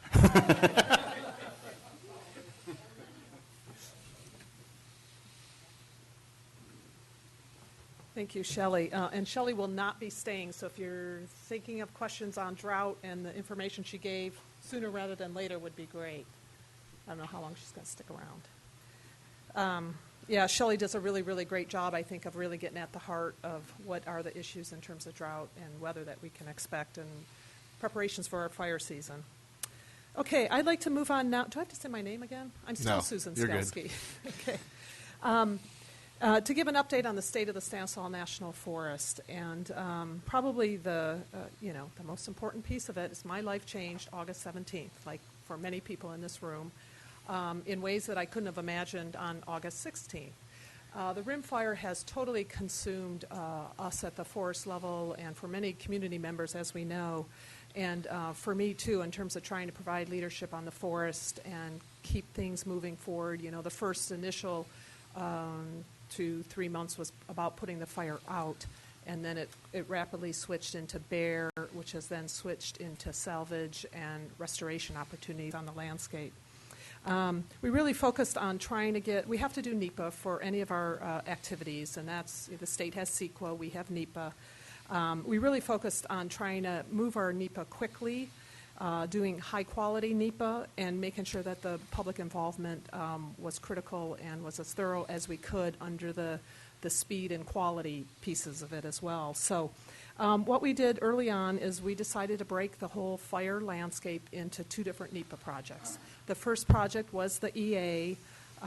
It's called our Hazard Tree EA, and I just signed the decision on that on April 25th. Really, what that EA is about is reducing risk for the traveling public. It's just dealing with hazard trees along about 200 miles of road, around all the private entities, all the private land pieces in there, infrastructure such as power lines and water lines, stuff like that. Also, it includes road maintenance. There's 170 miles of road maintenance, and then also the application of our required management requirements out of our forest plan. We focused on the main roads that the public, the passenger cars would travel on. We call them our levels 3s, 4s, and 5s, or our more developed roads. If you think of the highway going into the park as a level 5, so just kind of backtracking from there. We did have some level 2 roads in there, mostly because we found an error in our mapping and found that we had paved roads that were level 2s that really should have been level 3s. So we covered them as well. We are already turning the corner in terms of getting those sales out, because I said that I signed it on April 25th. We are now packaging those timber sales and advertising them. And I worked with our contracting officer to really think about the access roads that we're working on in those and how we package them, so that the ones that went out first and the ones that have the first end date for whoever is successful as a bidder focuses on key roads and key infrastructure sites where people will gather the most. Again, I said that the hazard trees, or this EA was really about hazard trees around roads. There still is a closure in place. I know all of you know that. Of course, I've taken a lot of heat for maintaining that closure, but in my mind and my responsibility, it's about minimizing risk and knowing that there's something like 99,000 trees out there that are dead along these roads. I just didn't see how we could allow the public to be traveling in and out of there with that much risk along the roadside. So that one's moving forward. We're advertising some of those sales, and we look forward to folks we hope will purchase them and start removing the timber along them. The other big project was EIS, which is a much more comprehensive analysis, a lot more challenges to it, and that's called our RIM Recovery EIS. We're intending to sign, I'm intending to sign the decision on that in August, still working on that. And our basic premise on why we looked at the parts of the landscape that we did was really about fuels reduction. And you're wondering, well, what are you reducing? Well, what's still there are all those tree trunks, and all that woody vegetation is still there. While we lost needles and leaves and stuff like that, and certainly lost some of the smaller trees, we still have a lot of fuels left on the landscape. So when we started looking at areas on a map for what was critical to be able to go and treat, because we knew we couldn't treat the entire 157,000 acres on the Stanislaus, we looked at the fuels and made decisions looking at private land, looking at fire patterns where they typically come from the southwest and head northeast, look at canyons, look at repeating fires from the past. We have a lot of fire history in the Tuolumne River Canyon. We also really worked hard to include our scientists and make the basis of our analysis a science basis using the latest knowledge that they have. And we're analyzing 20 to 30,000 acres depending on the action alternative. So 30,000 at the highest end will have treatment, and about 20,000 on the lowest end will have treatment. I've been in other meetings where I've explained to people how quickly we are moving on these analysis projects. And some of you know that we don't move fast enough, but I can assure you on this project, these projects, we have moved faster than I have ever seen in my 33 years in with the Forest Service. We have gotten so much interest and so much support up the ladder for trying to recover this landscape, do what we need to do, protect the roads in there, get the dead fuels out of there, make recreation a goal for the area again, get a forest growing, that we have found every administrative tool out there and asked for it, and have been very successful in getting that. One of the key ones is something called alternative arrangements, and surprisingly, I had never heard of this, and as I said, I had 33 years in, so I was surprised to learn of a brand new tool, very seldom used, typically for really extreme emergency situations like hurricanes and things like that.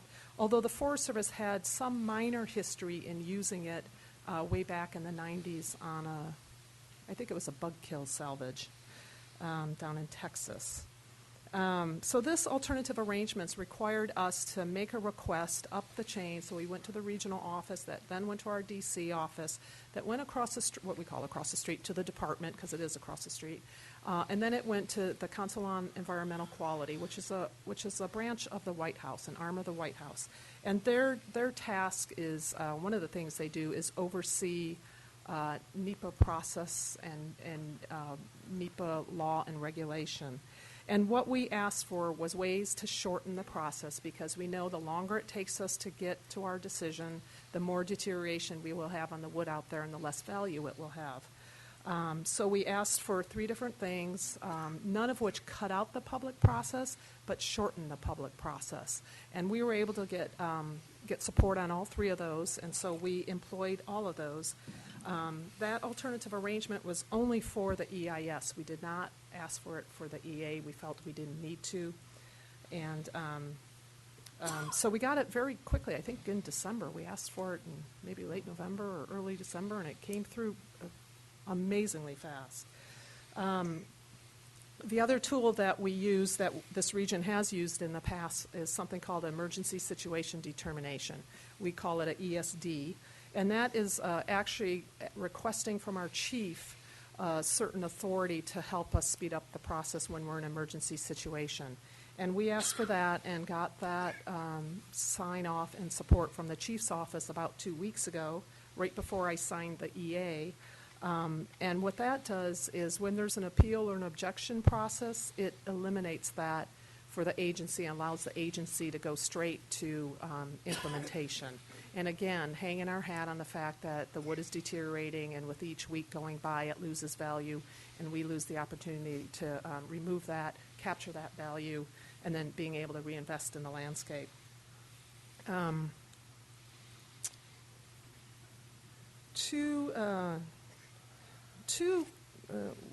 in particular, one collaborative effort that has been in place prior to the Rim Fire, which really was initiated, Sierra Nevada Conservancy, a state agency, helped us convene a stakeholder group for the southern end of the forest, and some of you sit on that group, and I know there's some audience members as well that sit on that group. And really, the reason why we looked at that part of the forest for establishing a stakeholder group was because we knew about the histories of fires in there. We knew that what we had in there right now was setting itself up for another big fire, and also that most of the material in there was not of high commercial value, because a lot of it, a good portion of it, had burned in the 1987 fires, I think 150,000 acres. And so it was plantations, but they were just reaching commercial value, but combination of non-commercial and commercial. So we pulled together this stakeholder group. We came up with the title Yosemite Stanislaus Solutions. Yosemite National Park was at the table as well. And the other linkage to Yosemite is when we get fires in this drainage, it goes northeasterly right up into the watershed for Hetch Hetchy, which, as we all know, is the vital and clean drinking water for the city and county of San Francisco. So we had the YSS formed, we had a charter, and that group still exists. We redid the charter after the fire to have a lesser agency role for the Forest Service, just to kind of keep the distinctions clean. But it's really, really queued up and very, very supportive and helpful on providing support for recovery of this landscape. Really great participation by a lot of people. I mean, we were really hoping to get out and getting some work done and investments ahead of the fire. That didn't happen, but they're sure working hard to make sure that we don't find ourselves in the same place some years from now, and really to get a forest growing back there again. There was another group at the statewide level that the regional office had worked with, and it was a group of primarily conservationists who had in the past maybe had a more challenging relationship with us as a federal agency, and they'd been building some relationship statewide to try and see where there was some room to work together. And it doesn't have a formal name that I know of. It sort of works collaboratively. But the regional office engaged them because we knew that this fire was not just about Tuolumne County and Mariposa County and that part of the Sierras. It really was going to have impacts across the state. So that was another group that we brought together. And this group has a particular science leaning, so we created we worked with Sierra Nevada Conservancy to have 2 workshops that brought in the best post-fire science folks that knew or have some knowledge about what happens when goshawk packs or spotted owl packs burn up, what happens with the fuels, how we need to reduce them, what's happening with a changing climate out there, and what species you might want to plant again. So we had 2 science workshops with that group as well, and timber industry was also involved, and I know Randy attended at least one of those workshops as well. So those 2 stakeholder groups, the support has been really, really great from them, and they've also been reaching out with their own quote-unquote constituencies and building support for how we're moving forward. This project, that the EIS, I plan to sign in August, as I mentioned, and that we're still on course for that. And the timber sales coming out of that will be August or September. Okay, I will pause just for questions on the RIM because I'm going to move into other topics right now. Randy. Yeah, I want to say thank you for being here and doing this. I just want to put something in perspective for people, the magnitude of what you're attempting to do, and it's mostly because the public's listening. You're looking at I think it's roughly 10,000 acres of hazard trees along the roadside, and up to 30,000 acres of salvage in the areas that are most amenable to that. That's a maximum of 40,000 acres, and 157,000 acres were burned. That's about 25% of the U.S. Forest Service land that was burned in the fire. Now, intellectually, that isn't real satisfying. But when you recognize the magnitude of the work that is required to pull that off and the impacts that will make on infrastructure in the state to handle this, it will be an absolute miracle if we can collectively pull that off. And I just want to put that in perspective. You picked up and taken a huge chunk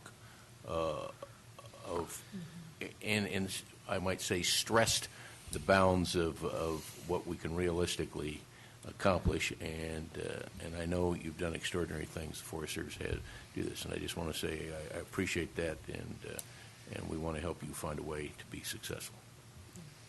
Carl? Yeah. Susan, having just spent my own a little time in purgatory inside the Beltway, I just want to welcome you back to God's country, because I know you've been out in D.C. And I, having been, I think, closely involved, as all of the supervisors were in Rimfire, I just want to thank your people for everything that they do, not just during Rimfire, but on a day-to-day basis, to do their best. I know you guys have limited resources, and they work hard, and a lot of them are very passionate about the forest, as we are. So I want to thank them up front. Are you going to depart from Rimfire and recovery and everything? Because I do have one question. Okay. What can you tell us what your plan is to get our grazing permittees back into the forest as soon as possible? And not necessarily in the burned areas, but are you looking at alternatives in other parts of the forest to take care of these people? Because earlier today, we declared May Historical Preservation Month, and our ranching industry is one of our historical industries, along with timber harvesting and mining in this county. And we're really concerned about the potential financial impact on our ranching permittee holders. Okay, thank you. As some of you know, there are 2 range permittees that were impacted mostly because of fire severity on where their allotments lie. And I've given them a letter about resting their grazing allotment for this year, which, as I told them, is certainly the hardest decision I've ever made in my work career, because I know how it immediately and in a very hard way impacts families, because that's what we have here. We don't have corporate ranching here. We have family ranching. So there were a number of things that we went out and looked at to make that determination. It's not just about what's greening up and what's growing back there, but it has to do with the soil stability, the hydrologic systems that in the creeks and the riparian areas. It has to do with the existing or lack of range infrastructure, so a lot of it burned up. There's a couple other factors as well that we sort of looked at and said, you know, can we, from a long-term rangeland health, put animals back there this year? All of this is exacerbated by the drought. The drought is really a whole other level of complexity that's challenging us as well. So, so we have two permittees that are really looking hard for where else they can take their animals. They also had big animal losses as well, and other losses to the families. We have, from an internal Forest Service perspective, received, or we're going to receive, $525,000 to go towards replacing that infrastructure. Because before the cows, when it's appropriate to turn the cows back out, we need to get all the fences and water troughs and stuff in place. So we're looking at, we came up with a very rough estimate internally at $525,000, and the regional office has committed to us to get that to us. So we're working on trying to figure out what is the priority areas to get the fences rebuilt and the water troughs back in. We have looked elsewhere on the forests, and actually we've gone across the state of California, which is our region here, looking for allotments that were open and available, that, you know, we know trucking cattle is not the best option, but an option, and did not find any. I think there's the number somewhere around 200 allotments, but we don't have the proper NEPA coverage on them right now, and so there's nothing we can do unless somebody changes law for us on that. We are trying to round up and look at figures for additional help that could come through other agencies, possibly FSA for the permittees. And I think they've been working with NRCS and FSA looking for grants that would assist them as well.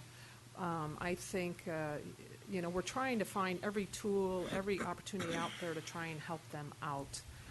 Whether or not we'll be successful with helping find more funding for them, I don't know yet. It's kind of early in our work on that. But some of you met Robert Bonney, who was the Undersecretary for the Natural Resources and the Environment. That's in the USDA, so my boss's boss.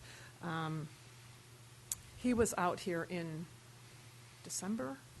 late November, early December. And he came, his expertise is from the NRCS background. And so he, I know, went back and helped give some funding within their grant opportunities to help range permittees receive some of that funding, because what those other USDA departments were saying is that they can give out money, but they didn't have any money in the pool. So he helped put money in the pool that would help go out to permittees, and I believe some were successful in that.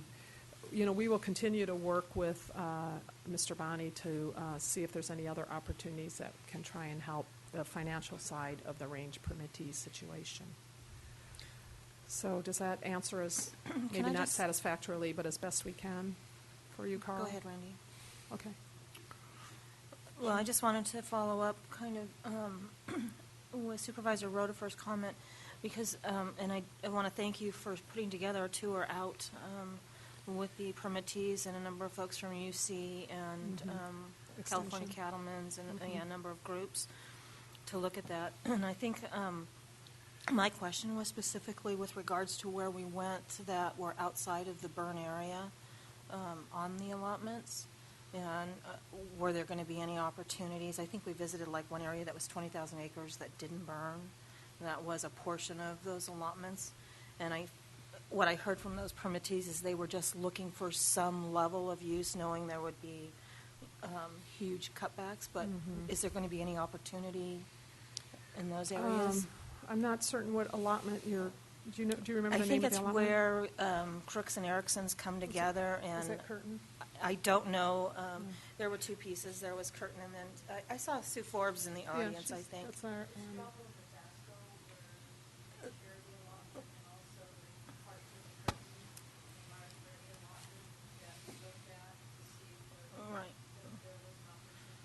Okay. Because, again, I think they really understand. They're not going to put their cattle out on a burn landscape where there's no feed. That makes absolutely no sense. But I think specifically looking for an answer if there's any opportunity in those Yeah. areas that were Yeah. within the burn perimeter but did not burn, and it was a Mhm. fairly large Mhm. landscape. Sue and Dawn, our range specialists, have gone back out and looked at, I don't know if it's precisely the place you're talking about, but they have gone back out and looked at stuff that they've heard from the permittees, might be good, might be okay. And at this point, we didn't find anything that was able to put some cattle out on. But we certainly should, if there's more to look at, we can go do that. Well, I guess I would encourage you, because the day that we were out there, we saw a fairly large landscape that was not burned, and 1,000 acres. so I guess I would encourage you to do that. I'm a little bit Yeah. confused. And we'll talk with you after, Sherry, to see All if right. it's a place that we have not gone back to. And I was not on that field trip. Yeah. My dad was ill and I had Right. to leave, so. Okay. I've got some questions. Did you want to follow up on the grazing stuff? Yeah, I do. I want to follow up on grazing. One of them I didn't hear you mention. If you mentioned it, I apologize. I missed it. But when we were in an earlier discussion, we were also looking at underutilized allotments where we might get some cooperative help among the ranchers. And have you looked at that, or are you still looking at that? We know of one rancher that has made some of their allotment available, but to my knowledge, that's the only one that has that underutilized piece. Well, I know in one case a significant herd has moved north to Oregon for the summer because they aren't finding anything, and they got to make decisions. Yeah. And this is it's critical time that we find what we can find. So appreciate the effort. We got to keep going. I agree. Yeah, I just want a real quick follow-up, and that to me is, or ought to be, our number one priority is to ensure the continued economic survival of our ranchers. They've taken a big enough hit as it is, so we ought to be doing everything that we can, and I'll be glad to work with you. I'm sure the rest of the board will as well, to do whatever we can to come to a good solution, an acceptable solution for our permit holders. John? You just, it has to do with the salvage, and we know we've got a lot of timber out there to cut and move. Is there capacity in the mills to move that timber to, and an interest in those sales?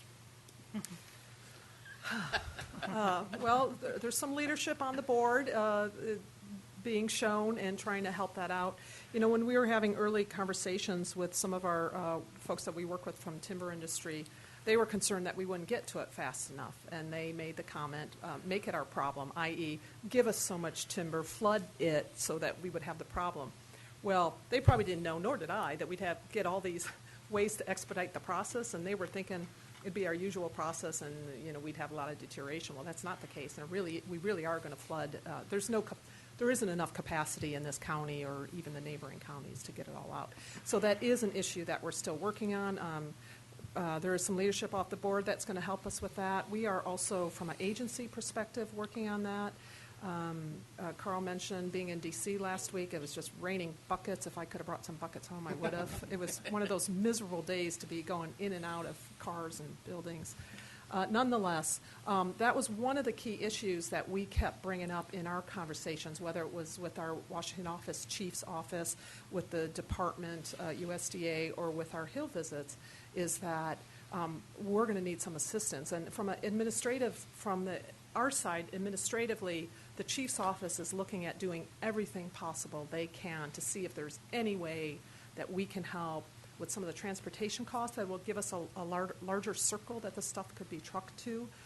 But we don't know how far administratively we have that door open. So that's why we also mentioned it on the Hill, because they may have other tools that we don't have. And, I certainly wasn't asking them to do anything. I was just making them aware of the situation. Thank you. I have one more quick question. And Susan, I really, again, want to applaud your effort on the salvage piece of this. I think you're looking for every opportunity. Something that I do have concerns about are the biofuels, and know that a large part of that landscape isn't going to be harvested because there's merchantable timber on it. Hoping that there's going to be some opportunities for some funding to help get some of those biofuels out. And I think there are some partners that are willing and waiting in the cogen plants. So hopefully that'll be an opportunity. Yeah, and what I just answered was also getting at the biomass piece. It's not just about lumber, it's about the biomass piece, because that is a huge piece of the fuels. And in the EIS of what we're analyzing is there is a unit that's a large unit that really has multiple reasons for getting that biomass out of there. There's not much commercial stuff, but we put it in there because it's all about the deer migration herd, and if we want them to be in Yosemite in the summer, we need to have them have a place to come back to in the winter. So we've been working with Fish and Wildlife, State Fish and Wildlife on that. But that is a big biomass piece, and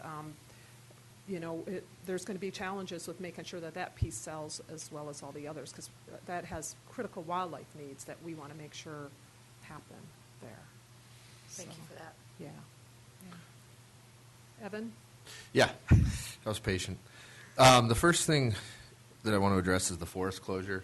Mm-hmm. And I know the background to that, and I understand your reasons for that and the safety concerns, but I would actually want to ask you to reconsider that. Mm-hmm. And I think that there are a lot of people that would like to see the rimfire, not just on a tour, but to go out and explore it. I think as far as safety goes, the forest is never a safe place. Mm-hmm. You can, get bit by a rattlesnake or trip and, break your leg any given day. And I don't think it's necessarily the Forest Service responsibility to make sure people are safe. I think that's their responsibility.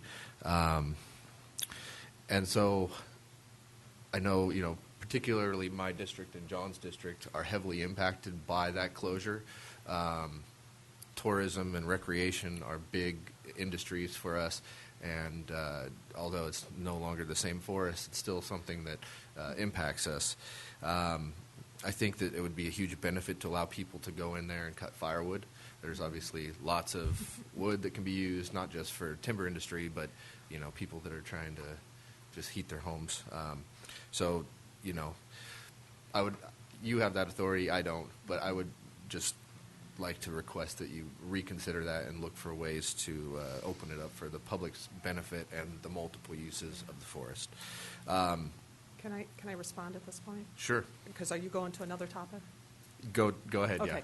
Yeah. Thank you. And a day doesn't go by that somebody doesn't raise that issue for me, and I'm well aware of it. Again, my concern is the amount of risk that I'm exposing the passenger travel to, knowing that there's 200 miles of roads with a lot of really, really dead trees along it.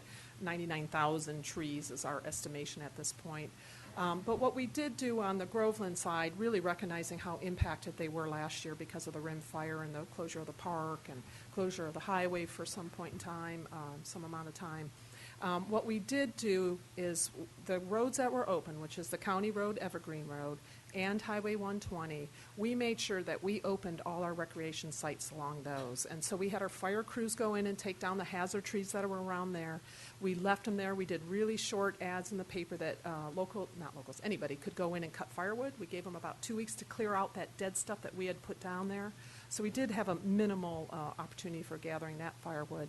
So we opened all those day use sites and those campgrounds along 120 and Evergreen. We also looked at our Tuolumne River and our Outfitter Guide program, and the guides went down with some of our folks, and it turns out that down at the bottom of the Tuolumne there weren't a lot of dead trees, and that we were able to allow them to do their outfitter guiding program this year. And we did some minimization of risk on the Lumsden Road, so they would have that access in and out. So I did reconsider, and I did open parts of it, but it is very limited, and it's just to those rec sites. You really can't wander off those rec sites. The way we're packaging the timber sales coming out of the hazard tree things is with a short due date, and I've already had calls that my due date is too short. But really what we're trying to do is affect how quickly whoever the successful purchaser is to remove that hazard tree out of there, because I would love to be open some access as soon as possible.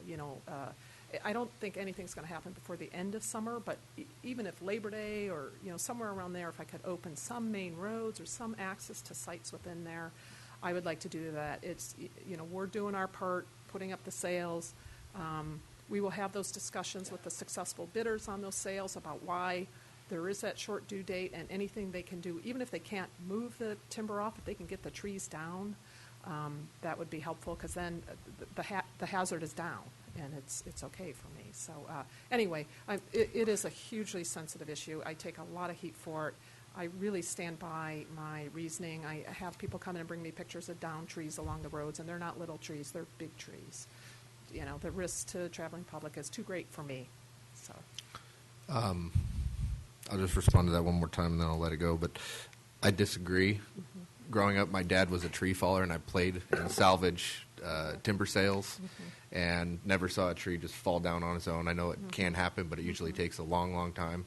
So by the time we open it back up, I think you're still going to have trees out there that are falling down, and probably for 10, 20 years, you're going to have snags.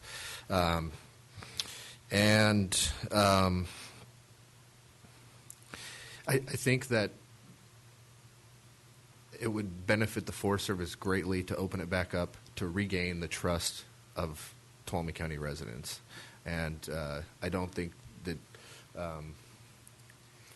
we're protecting anybody. I think that you're restricting people, and I don't want to make this a confrontational thing, but I really think that would go a long way in regaining trust. And I would just ask, behind the scenes, as time goes on, as soon as possible, consider that and make it a priority. And then the next thing I just want to address is what we've learned from the rimfire. And I think this is probably more of a question for Randy, because this gets to higher level policy decisions. And I know the laws that are in place dictate a lot of the way your decisions are made and what you're capable of accomplishing.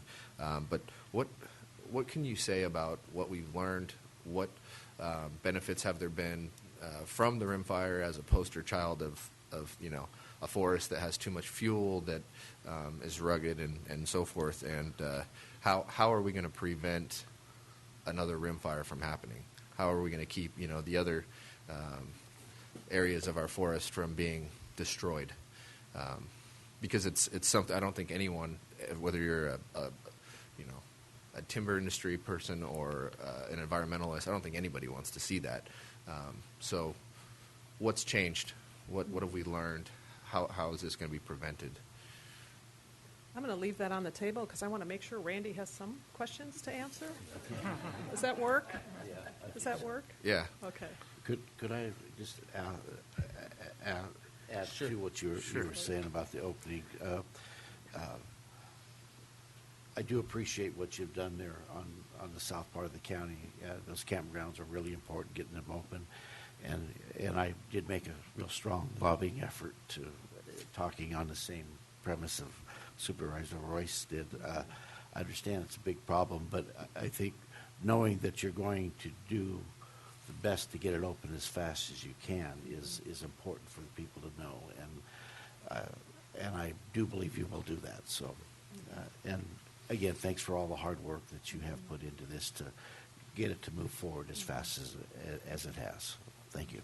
Thanks, John. Okay, one more wrap-up on RIM. With these two projects, we're not done because we have to reforest the landscape. So we will start another EIS process come July that will look at reforestation, both of areas where we salvage log and areas where we haven't salvaged log. So that's going to be another big effort that will start in July. We can't start it now because we have to get. I'll have to make a decision in August as to what we're salvaging from before they can sort of start going and looking at areas. So. Okay, so real quick, because we have Randy here, and I know his time is really important to you as well. Other projects the forest is working on. So when this big fire happened, I brought together my leadership team, probably about week three, saying, oh my gosh, our new focus is this. And so we got to start taking all this other work off the table that employees thought they were going to start working on for the new fiscal year. But one that is going forward, and it's way up in Calaveras County, is CFLRP, Collaborative Forest and Landscape Restoration Project, that got 10-year funding. There was an act passed by Congress in 2009. There's, somewhere only about 7, 8, or 9 projects across the country. I might be off 1 or 2 on that, across the country that got funding. And it's funding for 10 years of doing sustained work on a watershed. And so because we had 10-year commitments on that, we have a collaborative in place on that, we are still doing that work. That work is only being done by Calaveras Ranger District, which, as you know, is up Highway 4 and is not on the rim side at all. We were also very close to issuing and finishing up BEH, one of our range EISs that we've been working on for my entire time here, almost 6 years now. And we felt that to wrap that one up, we would not impact all the employees working on the rim recovery, and that we can finalize that this year too. The only other work that we still have on the table were projects that had grant monies, that the grant money was going to expire. A lot of those were like OHV trails outside the rim fire. And so we have a OHV team, which of course would not be working on rim anyway, and we have them working on that. There was some meadow funding that we got on another district. So there's a few projects, but really that is it. Everything else is has been postponed a year or two. And as you can imagine, in other counties, I took a little heat for postponing, what was a very important project for them. But, I just had to say that all our capacity is tied up in rim, and we really couldn't move forward on it. So they had to live with that. Okay, county coordination. Do you have any questions on works and projects before I go into county coordination? Go ahead, Randy. Yeah, one more, and this is just looking forward. Rimfire, salvage, all that is going to overwhelm things for the near term. But as soon as that's done or nearing completion, we've just taken a huge piece of the landscape out of timber production, and we are dependent on timber. Plus, we have the entire Stanislaus watershed that I'm concerned about, and so I'm concerned about continuity of timber availability to the mills, and I'm also concerned about being more aggressive. We can define that term somewhere along the way, but more aggressive in terms of both timber harvest and fuels reduction in the other parts of the forest, so we don't have another recurrence within our county. I don't want it to happen anywhere, but we couldn't afford that. So, is that on your radar screen so we don't lose continuity? It is on our radar screen, what we call our green program. So once we're done with black trees, we move into our green program. We have not spent any time analyzing and moving forward on it, but we know it's out there. It's looming. At some point, we will need to sit down, and we're probably going to need to analyze what's left on the forest and what's available, because it's 150,000 acres different than it was a year ago. Well, there's also a lot of private land out of production, right? An enormous amount prematurely, of that, and right. so all factors into the equation. But we got to keep moving, looking forward. And I'd be curious when you come back if you could talk to us about a long-term plan beyond rimfire salvage. Carl. Well, yeah, two real quick things. One is we spend a tremendous amount of money fighting and recovering from forest fires, and that takes away money for logging operations that would do the thinning that would prevent the severity of the forest fires. How do we, and this is a rhetorical question, just something I'd like to hear your thoughts on at a later date, but how do we quit chasing our tail on that one and get out in front of the problem? Okay, that's number one, I think, for a lot of what we're doing. And then the second thing that I do want to encourage you to think about, again, I don't need a response right now, but the Forest Service, like every organization, has its institutional inertia. And when you start talking about reforestation and recovering the forest after we get all the stuff out of the forest that's burned, I would encourage you very strongly to take a look at your normal way of doing things. Okay, one of the biggest impediments to successful progress is, in my experience, has been, well, that's the way we've always done it. So when you start looking at replanting, please take a real hard look at whether the way we've always done it is really the right way to do it going forward, especially when we have limited resources. Okay? To me, it makes more sense to plant X number of trees across Y number of acres rather than plant Y divided by 4 because we only have X number of trees to cover 1/4 of the burn area, okay? So please, I just encourage you, take a look at whether the way we've always done it is the smartest way to do it going forward. Thanks. Thank you. Go ahead. Okay. County coordination. Let's see. I don't know how far back to go with this because I've been working, I think all the faces, except maybe John, were different when I arrived. I'll bring it back to the regional level. I think I'll start there with the regional 2 county representation groups. One is a rural county one and one is a broader group that helped work with the Bureau of Land Management, one of our other land management agencies, and the Forest Service to develop MOA that would get at the counties that were really frustrated with the way communication was happening between local counties and those agencies. And they spent quite a bit of time developing that MOA, and then that MOA was signed by the highest folks within the parties that were mentioned in there. So I think Randy Moore signed it for us, and then the fellow in Sacramento signed it for the BLM, and then the heads of the county groups signed it as well. After that, Tuolumne County passed a resolution. Was the resolution, is that the term, to adopt it? Is that the right term, resolution? To adopt it, and overlapping with that, or in that same time frame with the time that I had come, when I came here, is I was looking at changing how we were doing our projects, because I think we did have a lot of traditional ways of doing what we call our public involvement. NEPA, when we do our planning processes, NEPA really, the law tells us where we have to engage with the public, but we can also engage differently or more frequently than how that is described within law. So we had a project that that we were embarking on one of the ranger districts, and some of you will remember it was the 2-mile project.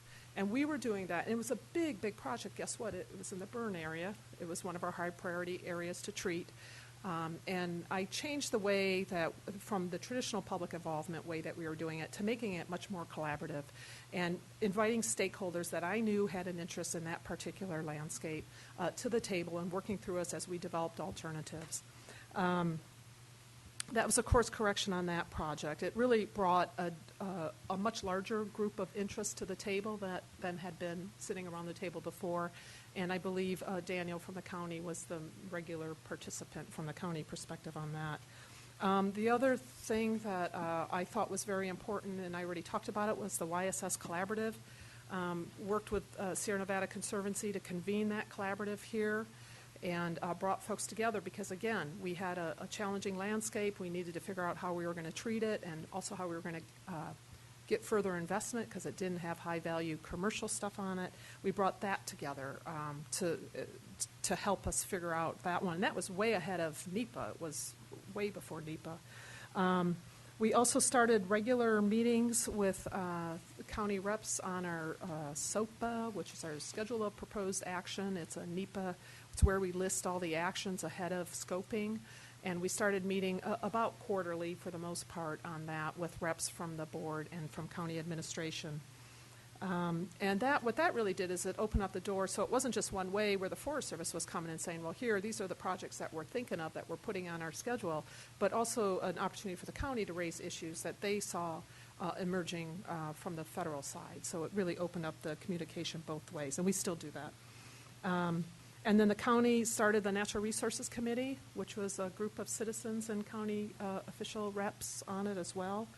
And I have been sending personnel from the Forest Service to all of those meetings that have topics pertinent to us. And so with some regularity, there's Forest Service personnel there, and hopefully the right ones. I try and get the experts on the particular project there. And then, of course, just doing the meetings that we have as usual, whether we meet for coffee or lunch or whatever, as topics emerge. In that MOA from the county groups and the head of the agencies, there was something in it that had to identify the key contacts, and that's Craig Pedro from the county and myself. And so we are the ones that meet regularly with other representation. It also, the county developed their, let me get the right, the county, Tuolumne County Coordination Plan that you wrote and adopted.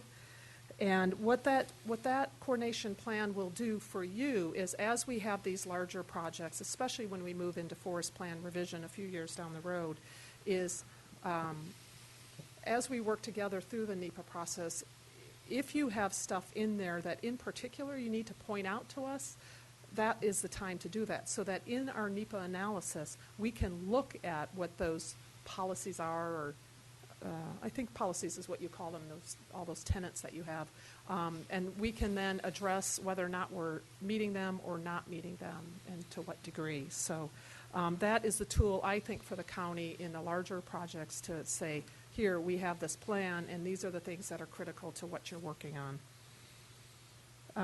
And we will attempt to get alignment. You know, I think folks understand now that it doesn't mean we have to get alignment because of some of the mandates that we're under, but we will work to get alignment where it makes sense. Let's see, another letter that I think explains a lot of the county coordination and what that means was the Wally Herger letter from September of 2011, where the secretary addressed very specifically some of that, how we'll work together and what it means, mostly in context of forest plan revisions, which we're not into yet, but will be in the future. It also talked about NEPA and CEQA, and also talked about how counties can sign up to be a cooperating agency. So I won't go into that now because I know you have that as well. So that's what I have on county coordination, and I'm sure you have more questions. Ready? Well, thank you for that. But here's the problem I've got with that, and that is we think we are government as the county, and we think that we are being treated like the public. We're being used at the same time in the public comment forum, and we think that it would be both productive for you and us to be engaged before the public comment period. And that's what we think both coordination and that MOA would require. And so we're just asking, in my case, I'm asking you to look at engaging the county representatives before it becomes a public comment period, so that we can influence you with the needs and the land use and the planning going forward.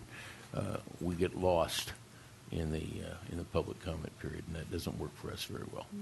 That's really, I think, where we're having a bit of an issue. Right. And we can talk about that going forward. And our regulations, yes, you are a government, of course. But when we have public processes, we are limited into how we engage anybody in advance of releasing something to the public. So if I do that with the county, I then have to make that available to every other stakeholder group, whether it's, other levels of government, other stakeholder groups, whether it's Farm Bureau or Conservation Group or whatever. And the capacity to do all those kinds of meetings just isn't there. And frankly, it's a public process. I mean, I just mentioned all these things, a half a dozen things that I do differently with the county, or I instruct my employees to do differently with the county, which is a huge investment in time and relationships that isn't afforded to everybody else. So it's trying to get at the point that you're bringing up as far as we can do that and stay within our limitations from law or regulation. I hear we can discuss more. Yeah. We will continue our disagreement on what it means. Yeah. As you know, I've not been a fan of our coordination efforts to date. Let me make it pretty simple. It's obvious that there are elements that influence your decision making. We're not questioning that you are the decision maker or the Forest Service is the decision maker. But I would remind you, as I have almost every time that we've chatted, that it's not your forest, okay? It's the people's forest. You're just managing it. So what we're asking is not to necessarily that we make the decisions. We recognize that that's not going to happen. But we do want to be able to influence the decisions, and there's a difference, fundamental difference, between influencing the decision before the decision is made and winning or losing that struggle, okay, and having to come in and challenge the decision after, and let's face it, when you publish it, the decision's been made. It can be changed, it can be altered, but the decision's been made. And there's a difference between influencing that decision and having to challenge the decision after the decision's been made. There is a huge amount of publicly held expertise, knowledge. I can't remember what's the tribal name for it, but there's the people of this county, and Rimfire was a good example. The people of this county have gone through any number of fires. There's a wealth of information here, and if we can participate, the odds are you'll get to a better decision. It may still not be what we want, but you'll get to a better decision than you will without us. And we want to do that. We want to be part of that participation, and we're willing to do the work to help you. And I think that if you can consider that, you'll end up in a better place long term.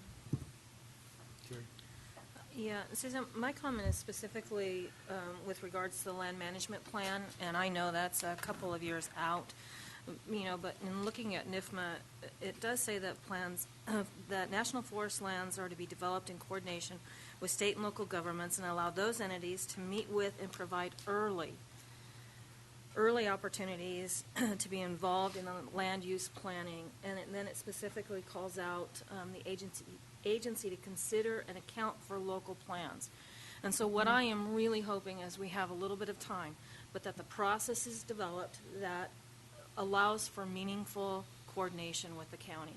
And I don't know what that will look like, but there's the opportunity to do that, and I sincerely hope that there will be a regional directive to counties, because I think there are a lot of counties that are going through the land management, their new land management plans, and there is interest from across the CR counties to be involved and be able to provide early input. Early input is the key when these plans are being developed. Do you want me to respond?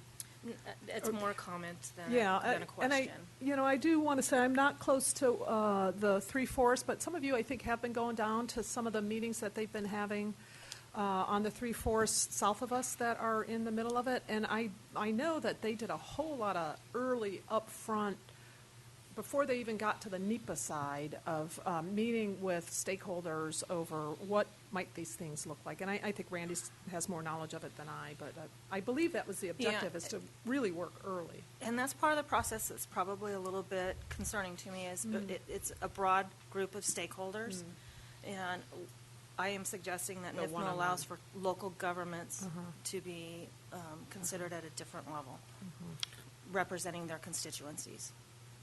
I would agree. I think the board's asking you to differentiate between the public and stakeholders and a government, just like a tribal government or a local government or a state government.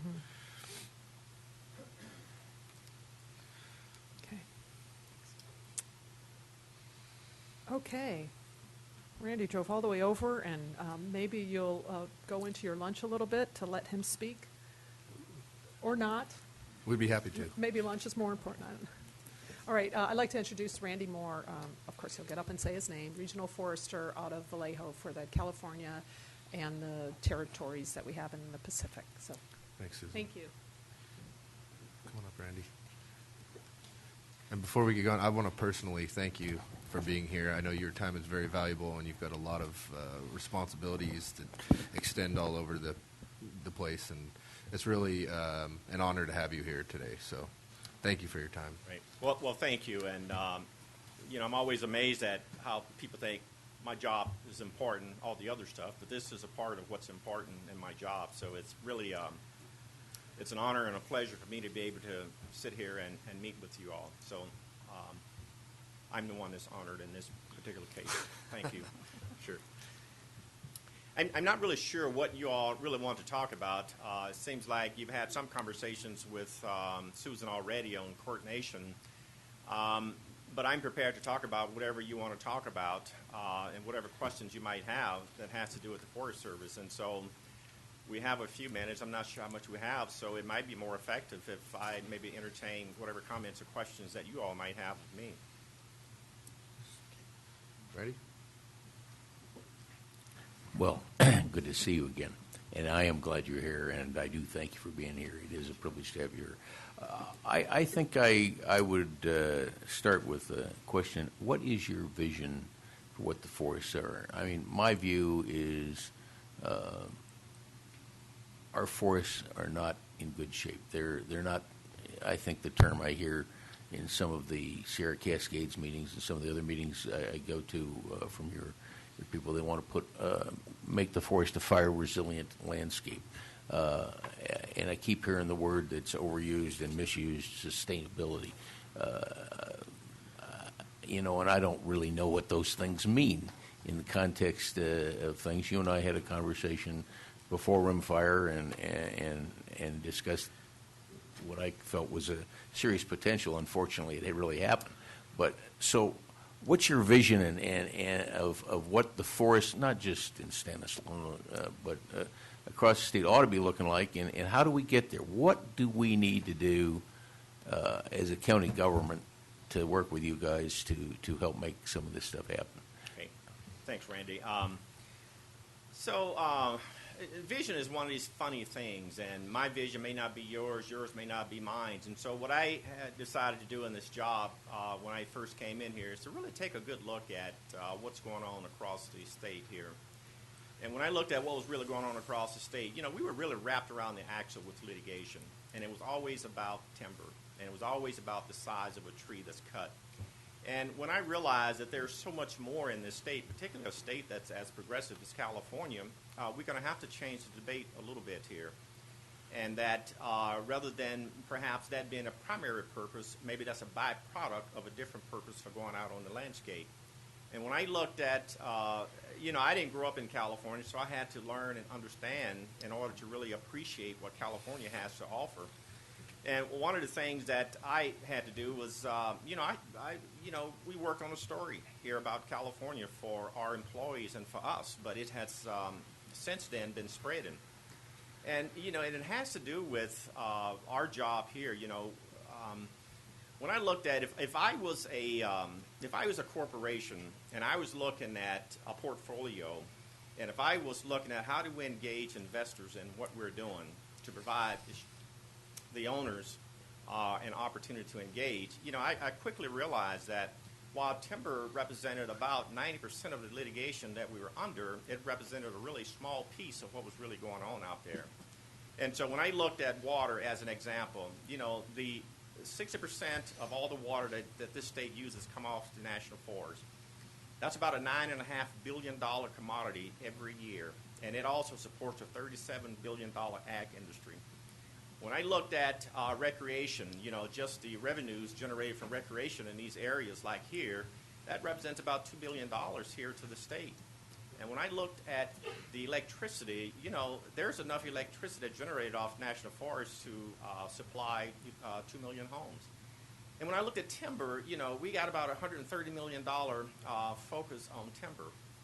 And so what we really needed to do is change why we were going out on the ground. Because when I mentioned all of that stuff, the biggest threat is fire. And we talked about, we are 98% successful on initial attack and suppressing fires. That 2% that get away can create damage like what we see in here. And so when I looked at how we were spending our budgets, we spend about $300 million to be 98% effective. We can spend upwards of $1 billion on the 2% to get away. And so what we really need to do is look at how can we improve the pace and scale of restoring that landscape out there. And when I first got here, I think we were treating about 40,000 acres. I think we're up to about, last year, we were about 160,000 acres. And it ebbs and flows depending on the funding. And the budget is what it is. This region enjoyed a lot of earmarks in the past. And as you all know, earmarks is a thing of the past. And so what do we need to do here to protect the resources that come off? I also looked at California, having about 90% of the population is in urban areas. But what they depend on comes off these small rural areas. And so how do we engage and connect these rural areas to areas like this so that they help us to invest and restore that landscape, increasing the pace and scale? What we also did was we brought someone in, and getting at your vision question here, kind of a long road there, but we brought someone in to help us have some discussions about what is it that we should be doing here. And so we got a guy in, he went up and down the state, and he met with a lot of folks, and maybe some of you all, maybe not if you weren't in your position there. And this vision is called Ecological Intent for Restoration, and it was really created by the publics in general. And so that's our vision, is that leaders' intent on ecological restoration here. And so that's a long way of saying that is the vision, but it's a vision that's really been created by the publics in general with us. Carl? Yeah. Do you have a follow-up, Randy? Yeah, I did want to follow up. The forest needs an accelerated pace of management, in my view. I mean, it's fuels reduction. And I'm not looking just at timber. I'm looking at a balance in the environment out there. I mean, we talk a lot about the owls and the goshawks, and I love those animals, and I love the fisher and all that. But on rimfire, I believe they flew away. Their homes were devastated. The forage was wiped out, but they found new homes. The land animals really took it real hard. We've got lots of pictures of those. And so I'm just talking about balance, and I think we're way out of balance. And the stem densities out there are on rimfire were just astounding to me. And so my point really is we don't have a fire-resilient landscape where we can put it on. And for people out in the public who are listening to us, fire is an important piece of the management tools, and we all know that. But it just can't get away from us. And the problem is 2% is devastating. So that's really what I'm talking about is balance. So I'll let somebody else ask you a few questions. Well, let me just say, though, the bigger problem of what's going on, though, is in terms of increasing the pace and scale. 14 years ago, fire represented about 12% of our total budget. Today, it represents about 51%. And what is happening with that shift and the amount of fire suppression has eaten into the budget is that all those other program areas have been decreased by that amount. And so what you used to have for doing work out on the ground has been soaked up in what it takes to do fire suppression, wildfire suppression.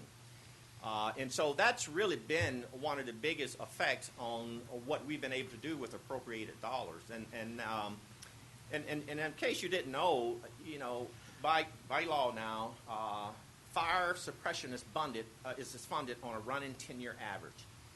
And as you know, that every year the cost goes up, and that 10-year average goes up. So every year that fire budget goes up, because now when fires get away, it may not be as many that actually get away, but the ones that get away is very costly and very catastrophic to the environment and, where it happens.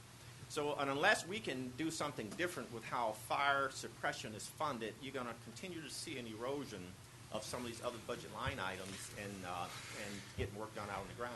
So in my original question, what can we do to help you change the situation? Yeah, you all are elected officials, and if we all agree on where we want to go and what the problems are, you are able to do some things that I can't do as a federal civil servant. And I think it's pretty clear what some of the options are, and I would encourage you all to exercise your due diligence and helping to fix a problem that's creating some real issues out here, like what we see in the rimfire. Carl? Yeah, again, I would like to thank you for your time, and it's more than just standing here. You had to drive here and you got to drive back. I was encouraged to hear you talk about what I think is it's a triangle of serious importance, and that is the linkages, the inherent linkages between fire hazards and the cost of dealing with fire, water, both quantity and quality, and forestry management. I think that those three have been dealt with in separation way too long, and it's very important that when we talk about, and to the extent that we can, make decisions on forestry management, that they have to be informed on what the impacts in fire resiliency and water quality that come out of the forest lands. You very articulately talked about the amount of water that's consumed in California coming out of the national forest lands. That's true across the western United States. It isn't just a California issue. It's true across the western United States. I would, and I've actually had discussions with our representative staff on this.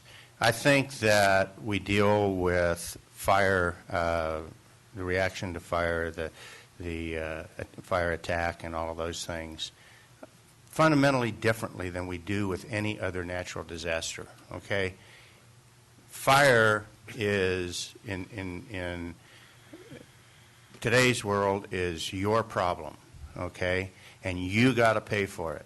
Okay, if we have a hurricane or an earthquake, that's not the case. Okay, and I think that the Forest Service and USDA, and hopefully Congress will help point you in that right direction. If not, I hope you take it. And that is restructure your budget so that you're not robbing Peter to pay Paul on that.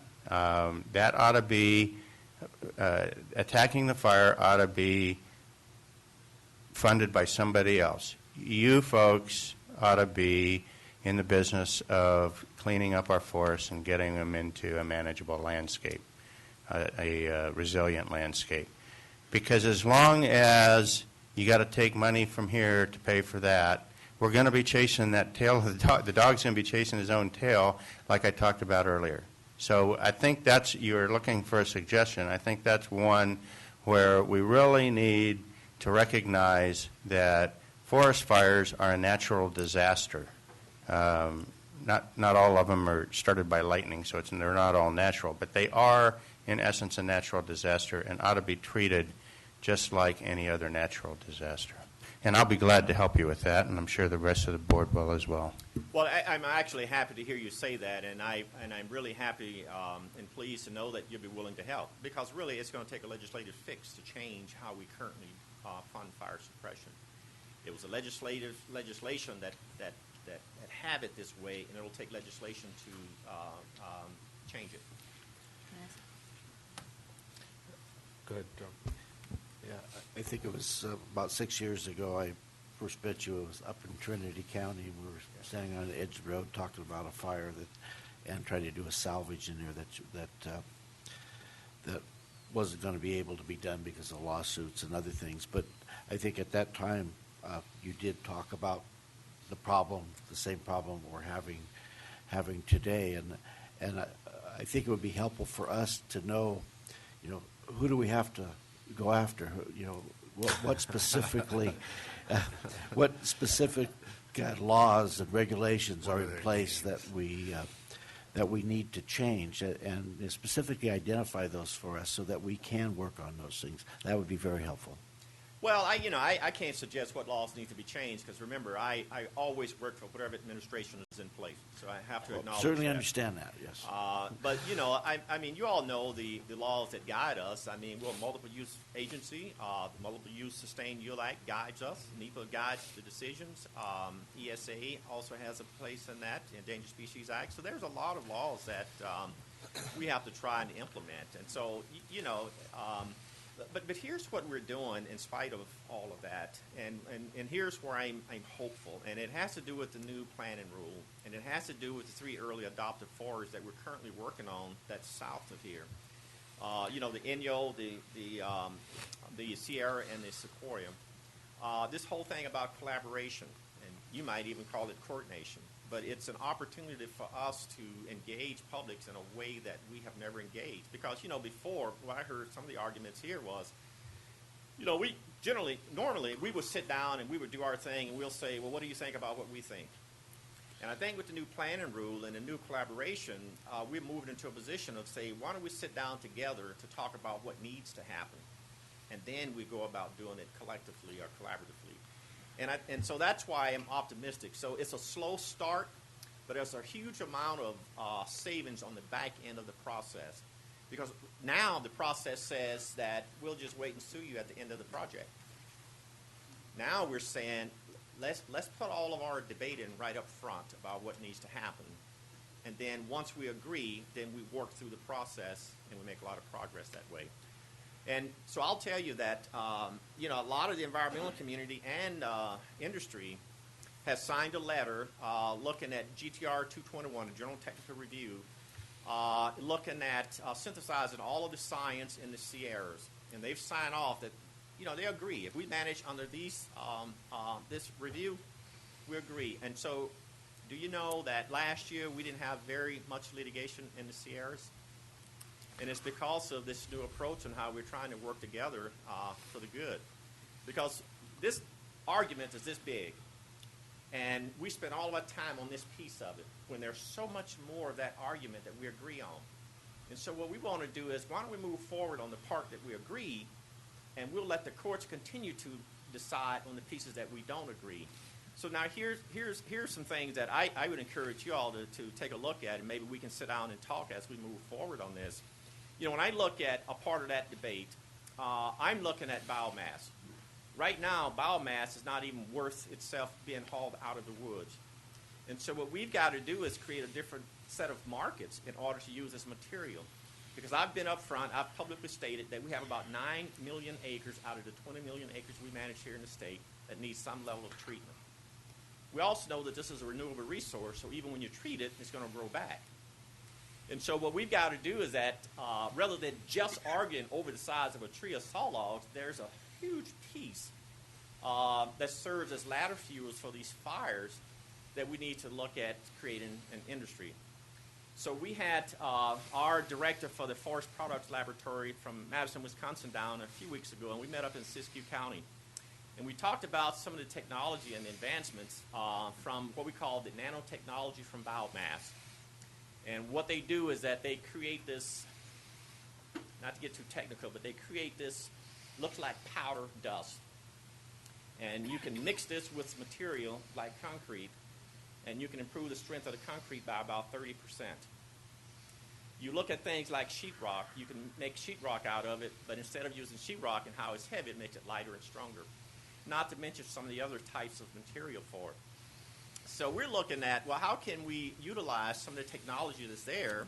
Because places like China, France, Sweden has taken this technology that's developed here. They're creating products using our material and selling it back to us in many cases. And so what we've got to do is stop arguing about the same things that we've always argued about and look at where are the opportunities moving forward in this country. And we've got to start taking advantage of some of the technology and taking advantage of what we have in these areas that we live in. We're never going to go back to the 80s and where we used to have a lot of saw logs. We're just not going to go there. But we have other stuff that is even more valuable than that. And that's what I would encourage you all as a community, and you're doing that. I was really encouraged when Mike Albrecht and John signed a letter to me. I was really encouraged by that move. So I would say that the things that you all are doing here, particularly around the rim fires, the kinds of things that you need to continue to do even after the rim fire. Because you'll still have a lot to treat.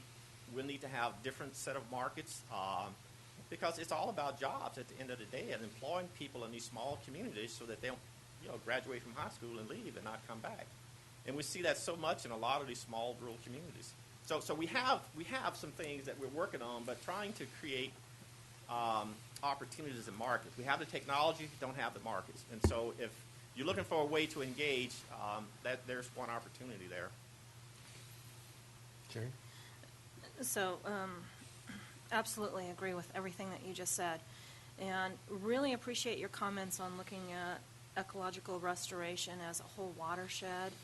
And but know that our individual forests do take direction from the region, and so there's a decision that was recently put forward with regards to the frogs and toads, and that's an opportunity where there's a lot of confusion in the industry, and I know with that listing, that takes effect on June 30th, and have folks at the state level with the timber industry, grazing community, recreation community that are really concerned.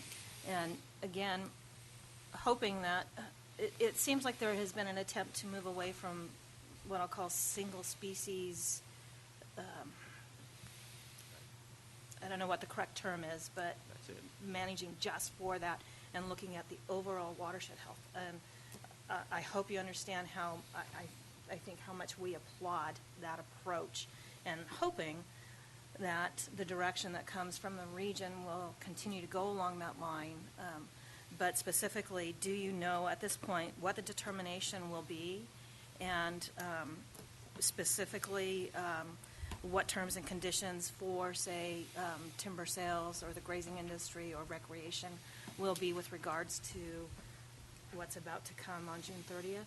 Well, I don't know what the decision is going to be. I mean, we obviously are not done with that yet. But, I mentioned some of the things that guide us when you were talking about, John, when you were talking about some of the opportunities to engage and what is the process that we follow. Endangered Species Act is one of those that, we're going to have to deal with these species when they come up.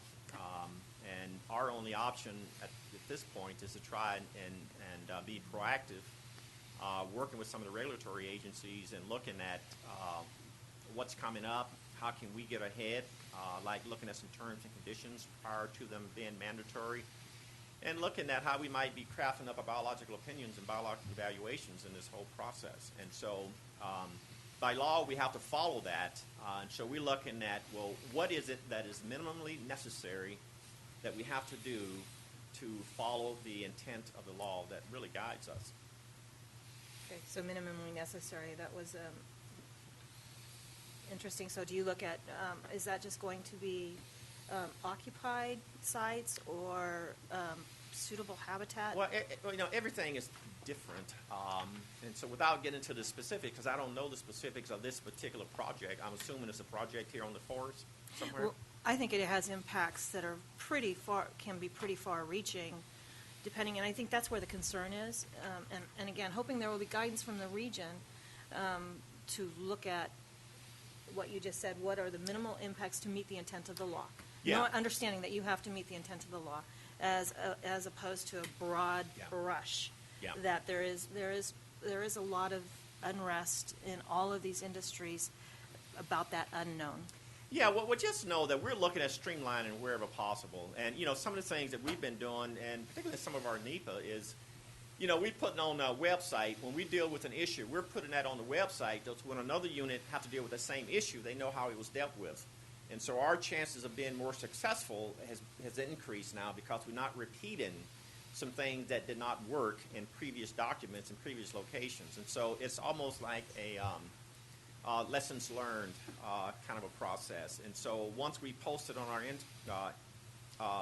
intranet site, then all the other NEPA planners can go in and look at what that issue and how it was dealt with. And so we'll continue to do that. We've also been working with Fish and Wildlife, funding positions to work on biological evaluations for Forest Service projects. So we in order not to slow them down, and so we're looking at a lot of different ways to keep things moving because, one of the things that we recognize is that we have a real problem out here in some of these national forests, and part of that problem is the potential from devastating wildfires. And so we understand the urgency. We understand the conditions out on the landscape, and what we need to do together is to look at ways of bringing in additional resources to do additional work to cut down on the potential fires. Because like I say, nowhere, so far this year, we've had hundreds of fires. We're about 99% successful. But that's still, as good as that is, that's still not enough when we have one devastating fire and what it does to a community and what it does to individuals that live in these communities. What it does with a lot of the resources that people make their livelihoods on. And so we're not bragging about being 99% successful, although that's very highly successful. We're concerned with the conditions out on the landscape that's creating these devastating and catastrophic wildfires. And that's why we need to work together at looking at to increase the pace and scale of restoration out on these landscapes. One more comment, and I'm going to look like I'm taking issue with you on this thing. You said we had to develop the markets, and I'm going to propose to you that I think the markets exist out there because we're importing in this state, for instance, an enormous amount of our wood products or forest product derivatives. I think the problem is we need to develop the private sector investment to utilize those products. You mentioned 9 million acres, and I'll take your number, even though I might argue with the number, but I'll take 9 million. If you did that on a 20-year program, and I think you have to do it roughly on a 20-year program, that's 450,000 acres a year. If we could sustain that kind of a plan in Region 5, then I think you could get the private sector to invest in the factories or the technology needed to utilize the material. The problem is we haven't been consistent, and the private sector can't live on plus and minus. So we've got to work together to figure out how we make that happen. And I think the markets are there. And my guess is we'd still be importing because the last I heard it was more than 70 and probably closer to 80% of forest products derivatives are being imported in the state. And that's ridiculous because you're producing it and we're generating fires with it that aren't being productive. Yeah. So I encourage you to continue the dialogue. I really do appreciate you being here. Well, and thank you, Randy. And I don't see you as taking an issue with that at all. In fact, if you know where the markets are, I'm happy to listen to you. Tell me where they are. The other thing is that, I think that when I have your trust, you're not going to doubt as much as you're going to look at where we have an opportunity to engage. Right now, I have a sense that when I make a statement, because the trust is not there, you're looking at the piece that may not be true, rather than looking at the piece that probably is true. And I think when we've made it as an agency and as a community, that will be the tone and the tenor of our conversations. But I appreciate the opportunity to talk about these kinds of things. Thanks, Randy. So at this time, I'd like to give the public a quick opportunity to comment or ask questions. And we are very short on time, but I know there's a lot of people here that may have considered that. So if there's something that hasn't already been discussed or that may be additionally valuable, I'd invite them. And seeing none, John? We got a taker. Okay, as a member of the public, 25% to me you guys think is great, or less than 25% of salvage out in the rimfire. National Park, I guess they're not going to salvage anything, maybe some hazard trees. And then I think SPI probably salvaged, 95% of theirs. On private land, we've salvaged that much. I think there's a broken system. I mean, this makes no sense to me as a member of the public. That's sickening, that 75% of the salvage stuff out there is going to rot. and cost money to be taken out. And nobody mentioned really, they're talking about the too many log issue. About the markets. About relaxing the export, which is a ridiculous rule anyway, I think, that for something like the rimfire that we should be able to export the timber. And I don't know who is supposed to check that out, but I thought it was going to be, but I didn't hear that mentioned. And last, I mean, I was born and raised here, and I remember, maybe in the past things weren't perfect, but I remember fire breaks, I remember logging, and I don't remember fires like what we just had. And I was so pissed off about the 2.5 days that allowed this thing to blow up and whatever management happened, and the 25 years before that just let it grow into what it was. And I really like the comment that the public owns the forest. You don't, none of you guys. And you have mismanaged it, and it's very upsetting to me and to most of the public that are that care about it, because I was born and raised here, and it's sickening to see what's happened. Thank you. Thanks, Sean. Is there any other public comment?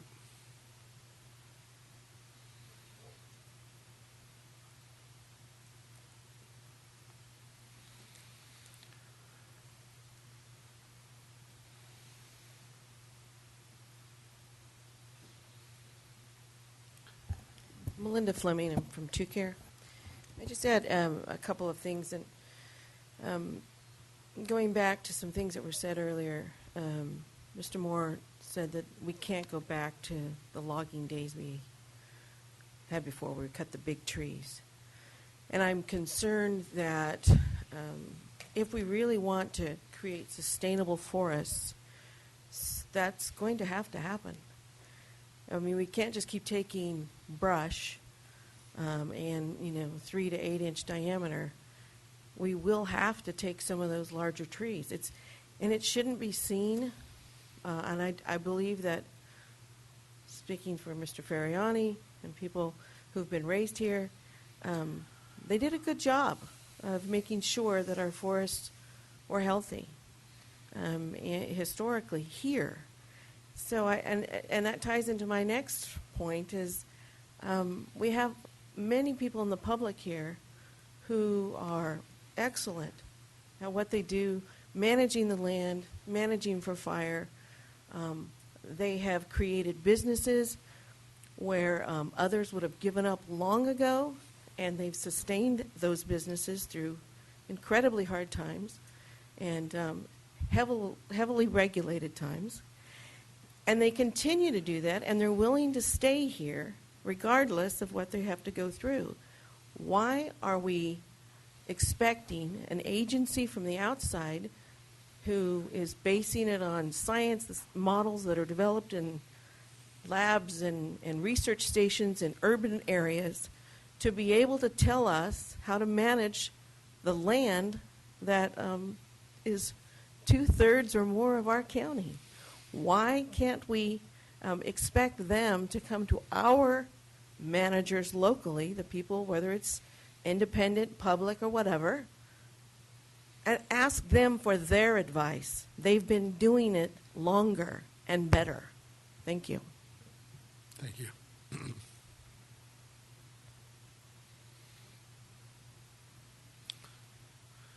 And I would ask John Buckley. I'll be short because it's Thanks, time for John. lunch. Thanks. CSERC.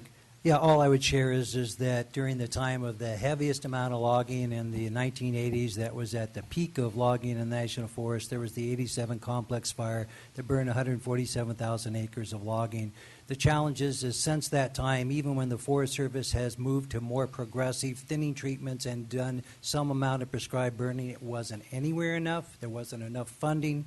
Despite all the best efforts by Forest Service folks who were here, they did not get enough accomplished to do the work that this board, the conservation community, the timber industry, and others knows would have been ideal to have done, that would have eliminated or reduced the scale of this particular fire. It would not have prevented wildfires. Wildfires are going to burn in the Tuolumne River Canyon anytime there's an ignition source. But if there had been more funding, if there had been more work, more could have been done.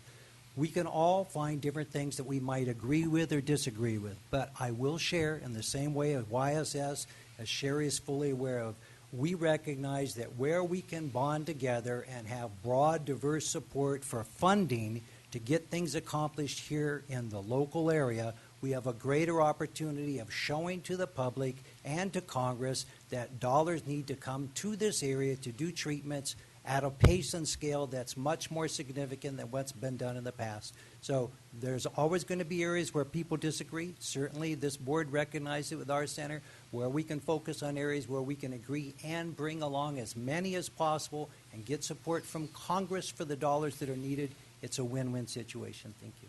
Thank you. Any other public comment?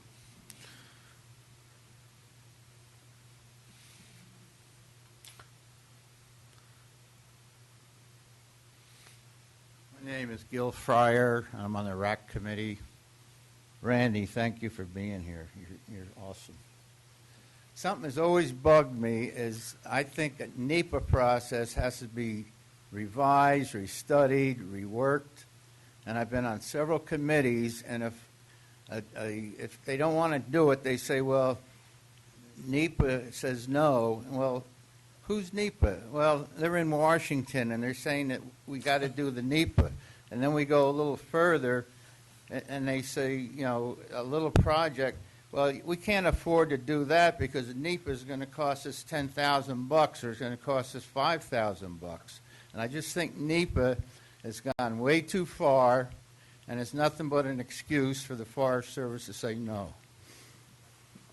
Thank you.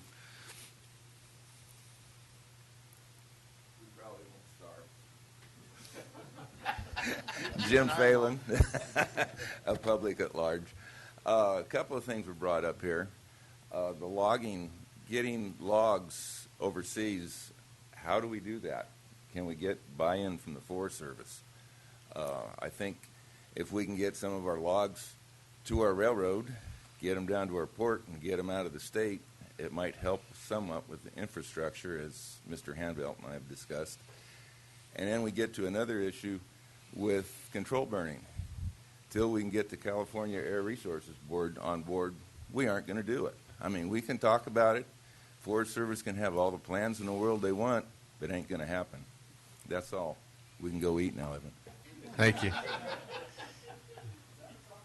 Is there any other? All right. Well, with that, once again, thank you for being here. And I think you've heard a lot of our concerns. And anyways, with that, I will, I guess we are going into a closed session. Someone going to ask the clerk to read our closed session. Closed session, conference with legal counsel, existing litigation, Authority Government Code Section 54956-9D1, Richard Enos versus County of Tuolumne, Sheriff's Deputy Roe Thompson et al., Tuolumne County Superior Court, case number CV 57664. Conference with legal counsel, initiation of litigation, Authority Government Code Section 54956-9D4. Conference with labor negotiators, Craig Pedro and Friend, Authority Government Code Section 549576, all bargaining units. Public Employee Performance Evaluation, Authority Government Code Section 54957B1, Title County Administrator. And conference with legal property negotiators, price and terms, Authority Government Code Section 549568, negotiators Craig Pedro, Daniel Richardson, related to properties and associated rights located at 9325 Figueroa Road, APN 039-02009 and 9436 Figueroa Road, APN 039-01033. Do we expect anything to report? Any public comment? We will adjourn to closed session.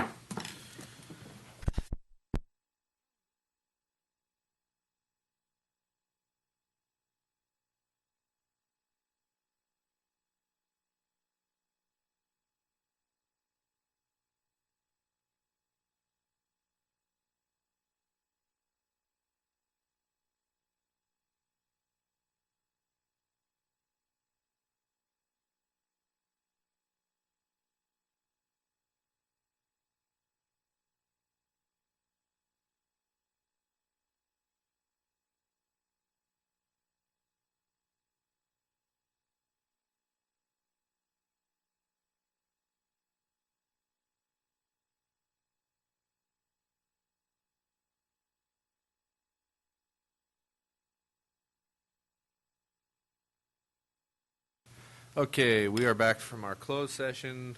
Do we have anything to report? Nothing to report. Perfect. That's what I thought. Okay, could the clerk please, we're going to take a couple items real quick before we get into our appointments. First one, it would be 21. Consideration of adopting a resolution approving the issuance of a sale of bonds in the principal amount not to exceed $9 million to refund certain pension obligations of the county and jurisdictional validation proceedings related to the issuance of such bonds. Thank you. Staff report. Good afternoon. I'm Debbie Batista. I'm the County Clerk and Auditor Controller, and this is step 2 of funding our side fund for the Public Safety Tier 1. What we're asking you to do today is to give us the ability to go and issue of the sales and principal amount not to exceed $9 million. Again, in this process, we put a lot of safeguards. If PERS comes back and says the side fund amount is greater than $9 million, we won't do the bonds.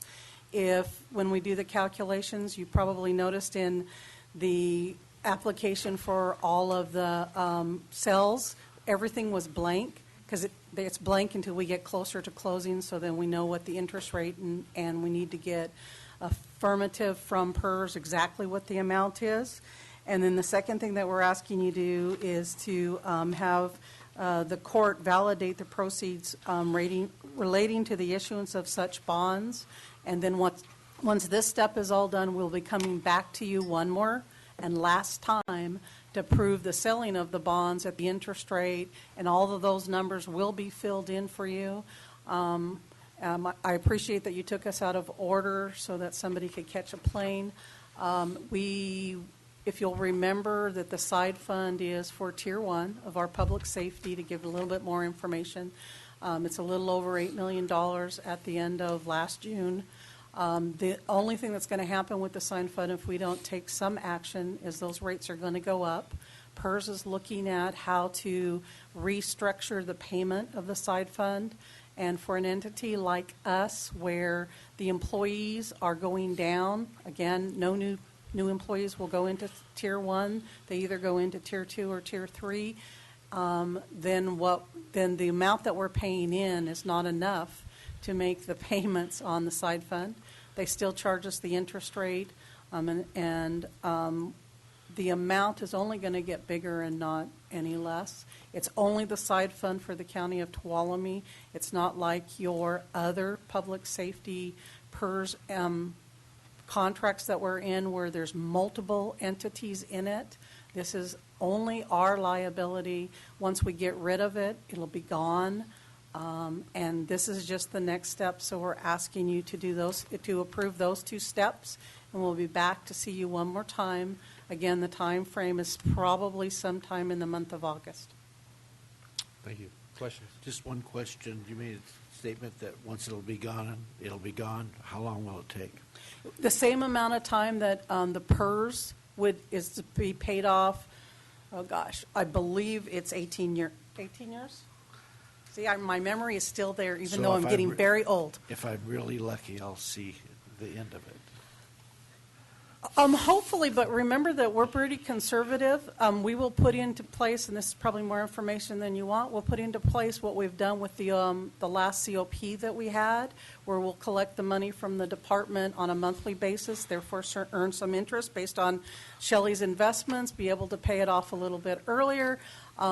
Craig's philosophy and the county's philosophy of paying off our debt, it'll certainly be high on our debt, that we can pay it off, again, depending on its interest rate versus some of our other debts' interest rate. So maybe we'll still be, maybe it'll be less than 18 years. Maybe. But if we stay with PERS, the rates will materially jump. All right. Okay, thank you. Any other All right, questions? thank you. Can I get is there any public comment? Can I get a motion? Mr. Chairman, I'll move in accordance with staff recommendation on this to move forward. For a second? I'll second. Okay, we have a motion and a second. All those in favor signify by saying aye. Aye. Aye. Motion carries 5-0. Thank you, Double. You're welcome, Double. Okay. Could the clerk please read item 25? Consideration of setting up a public hearing for June 17, 2014 at 1:30 to establish permanent road division zone of benefit number 14 for the existing Apple Valley Manor subdivision and call for a mail-in election on the property owners to approve a special tax to equate equalized charges for all parcels within the subdivision. Thank you. Staff report. Duke York, Deputy Director for the CRA Roads Division.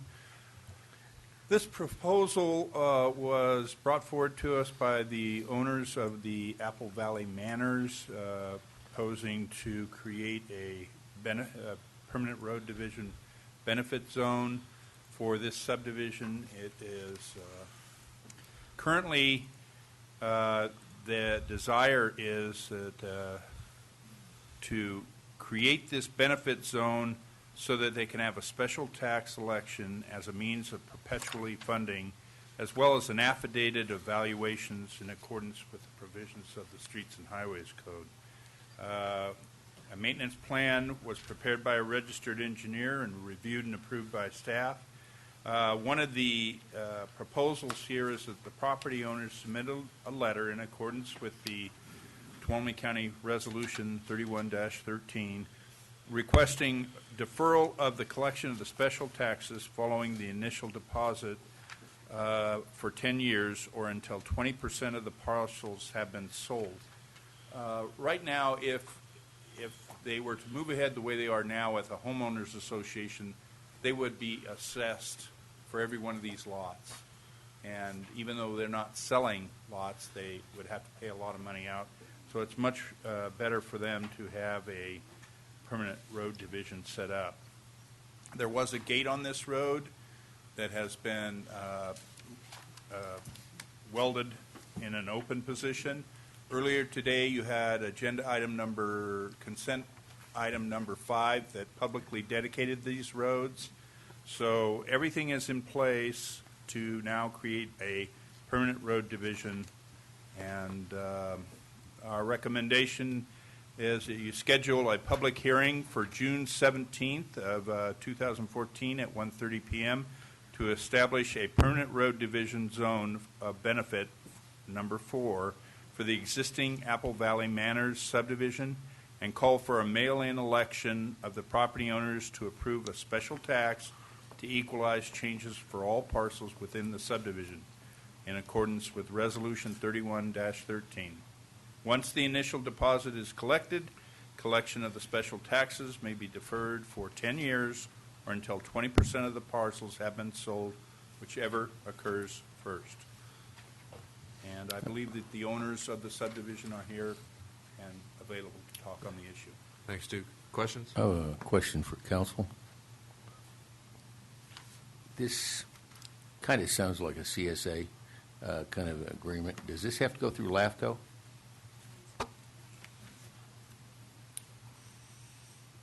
Deputy County Counsel Carlin Driftall. No, the county service area, which does require a LAFCO process. This is a separate permanent road division zone of benefit, which does not require a LAFCO process. So it is a less expensive manner of ensuring that your roads are taken care of.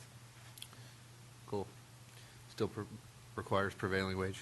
Yes. Okay. Any other questions? Can I get a motion? Yeah, I'd move on staff recommendation. Second. Any public comment?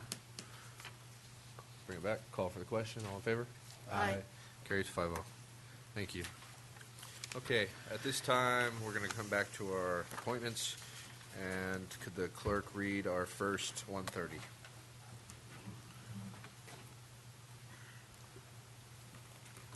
Consideration of adopting a resolution approving the Tuolumne County 2014 through 19 California Child and Family Service Review System Improvement Plan and approving the letter of intent.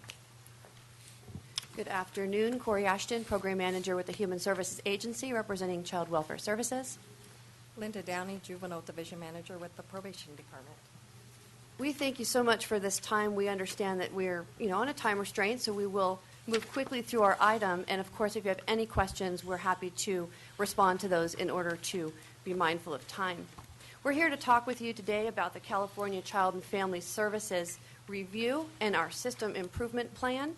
This is something that we're honored to do for you and with you every 5 years. And this is a process that's mandated by Assembly Bill 636, which is the Child Welfare Services Improvement and Accountability Act. Your departments of juvenile probation, as it relates to youth in placement, and child welfare take it very seriously, the work that we do, and we want to make sure that we meet positive outcomes for children, and that's going to be in the areas of safety, permanency, and well-being. There are 3 major components to our system improvement an accountability process, and it starts with a county self-assessment. It's threefold, moving on to a peer review, and the third step, which is presented to you today, which is our system improvement plan. What this does is allows, rather than a single audit, it's a continuous quality improvement process and an evaluation. And by making a 5-year cycle, it allows us to employ new strategies to work with families and time to assess to make sure that our outcomes are being met. This process includes stakeholder involvement throughout the cycle. We began in about August 2013. We started with a community forum. At that forum, we gathered stakeholders and community partners, all interested in looking at improving outcomes for children and families. Some of the things that were highlighted during this feedback that was given to us from our stakeholders included that we are doing well working with families in our Parent Partner Program. The Parent Partner Program is where we take families who have been successful in child welfare services intervention and pair them as a mentor with families that are new. And as a complex process, our juvenile court interventions can be, it helps to allow a parent to sort of help them hold their hand a little bit in the process. Another area that our stakeholders found that we're doing well is connecting foster parents and biological parents. Areas that we can improve include having greater options for housing, more complex access to mental health services and substance abuse treatment, especially for those families that struggle with both, and a supportive transition for children when they return home. When kids enter foster care, they often enter a chaotic environment. So having a really sound case plan that allows children to return to a completely different environment and that will allow families to maintain that safe space with that change was identified as something that we can work on. And one way to do that was enhancing our family visitation. So our stakeholders found that that would be an area that we can improve. The county self-assessment also gathered qualitative and quantitative data. We look at the demographics of our community. Who is it that is comprised? Who are the youth? What is the education that our families are having access to? And we take all of that information. We review those community factors, what resources and services are available, and we put it together in one comprehensive document that sort of looks at who we are and where we're headed. It, of course, focuses on areas for improvement for our families, too. The ways that we can measure how we're doing is to look at a series of outcomes. These outcomes are defined for us by the federal government, and they include things like families not having a repeat incident of abuse or maltreatment. That would be something that we would measure to see when they return or if they return. We also want to see if we place a child in foster care that they are not exposed to maltreatment as well. We want those children that enter an adoption track to do so timely. And down at the bottom you can see we want our youth to be placed in the least restrictive type of placement. That would be with a relative or a local foster home. The second step in our county's system improvement plan process is the peer review. The peer review is a required element where we contact local counties throughout the state of California that are doing well in areas where we may be falling short. In this case, we contacted and received 8 peer counties, and we also included our local Miwok tribe to look closely at the work that we're doing. The areas of concern that child welfare looked at was re-entry following reunification, which in a nutshell means when a child returns home after intervention, did they have to come back into placement? For probation, I just kind of wanted to share with you how we went about selecting our areas of focus. We kind of approached it a little bit different. Our numbers in placement run between 3 and 6 cases per year of youth in foster care, so it's really hard to look at the data and get a real clear picture of what's happening with our families and youth.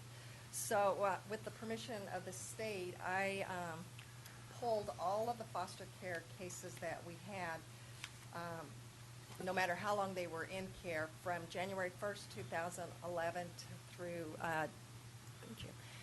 December 31st, 2012. And what I found was the longer the youth was in their out-of-home placement, the less likely they were going to be reunified. the younger the youth at the time of removal, they were more likely to be reunified. How much contact that they had with the family, if there was frequent contact with that family, they were more likely to be successfully reunified. And then the final key piece was family counseling, individual counseling, and just strengthening that family unit, learning better communication skills and so forth. So we kind of looked at what we were doing and then selected our areas of concern. They don't quite fit, but they kind of do. So as we go further, I'll kind of explain how it kind of fits. With probation, there's only, if you look back on the page before, there's only like 3 or 4 outcome measures that probation departments the outcomes are pulled from the measures. So after our peers have gone through, they've interviewed social workers, probation officers, held a number of focus groups, and went through each case that was selected to review. We selected cases where there was a positive outcome, and we selected cases where there was a negative outcome, so that we can get a really comprehensive assessment of how we were doing. And some of the strengths and practices that were going well with child welfare services included the following. In Tuolumne County, we place a high priority on placing children with relatives and individuals that families identify as non-related family. We also pre-screen all of our very young children who enter care to determine if they have any delays that need to be assessed. We've employed the safety organized practice model, which allows social workers to really focus with families on what they do well. We are also proud of our efforts to maintain sibling groups together, and as I mentioned, our parent partner program, really bringing in successful families as mentors. Of course, with every positive, there comes a flip side, and some areas where we can improve include reducing our high staff turnover. During the data set that we looked at, we were seeing we had between 3 and 5 social workers leaving the agency in the given year. And that makes it challenging for families who are attempting to work on very intimate and challenging issues when you have to reorient a brand new social worker to your case. Our case plans tend to focus on compliance rather than really focusing on sustained behavior change, such as a measurable parenting behavior. We also need to improve on our visitation, and we would recommend having something with a more natural setting. Areas that can improve would be mental health services, access to, and having local foster homes for our youth so that they can stay local. For probation, our peer review participants were very impressed with our case managing efforts. What they identified was the whole family engagement. We include the family from the very beginning. They're at every meeting that we have. They help develop the case plan. We look to them as the experts on what they feel their family needs to be successful.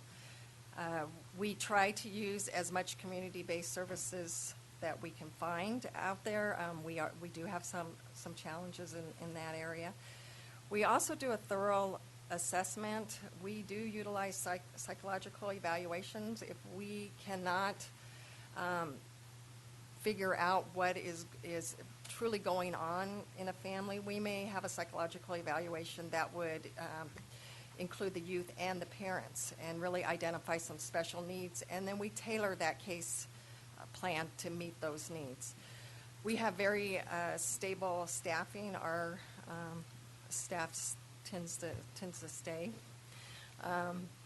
And we utilize a lot of our tribal resources. If it's an Indian child, they are involved right from the start. We have the tribal social worker at the table. They're at court. They go with us on placement visits, very involved.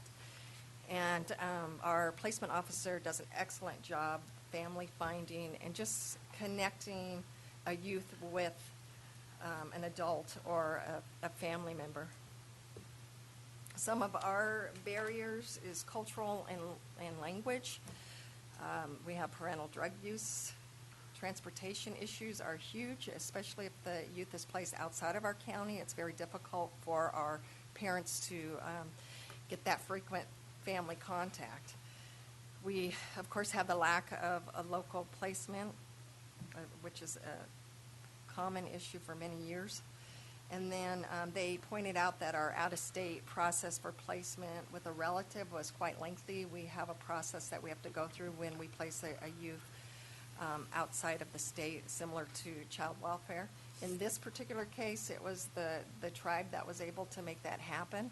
So that partnership with the tribe has been very valuable and beneficial to our family. So the third and final phase in our three-tiered process is our system improvement plan, and that's what's exciting that we get to deliver to you today. The system improvement plan is done within a 5-year cycle, like I mentioned.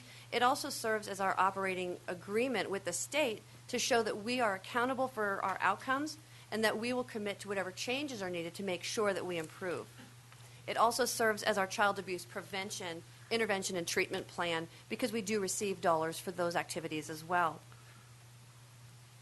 So just to highlight to some of the areas in our outcomes where we did well in our county self-assessment.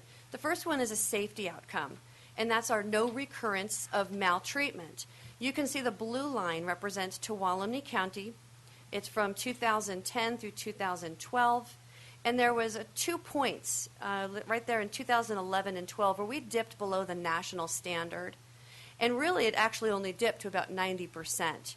And that means that 10% of youth in those in that one time period were experienced an abuse incident after having been served by our agency. Another area we perform well is we have had 100% success thus far with no maltreatment in our foster care. We do believe in recruiting and retaining quality foster parents, and you can see the evidence there. Another outcome is in the category of permanency. So when a child enters an adoptive track, it's critical for their development that they have permanency as quickly as possible. So in this case, adoption within 24 months is an outcome. Of 130 children they were adopted within 24 months, and that represented 73% experiencing that within 24 months.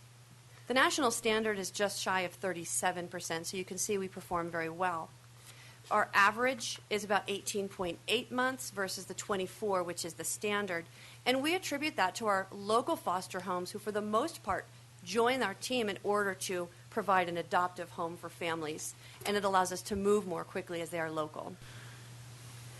Areas for improvement would include reunification within 12 months. Same reason, children require permanency as quickly as possible. So if a family is going to, the child is going to return to their family of origin, we want that to happen within 12 months.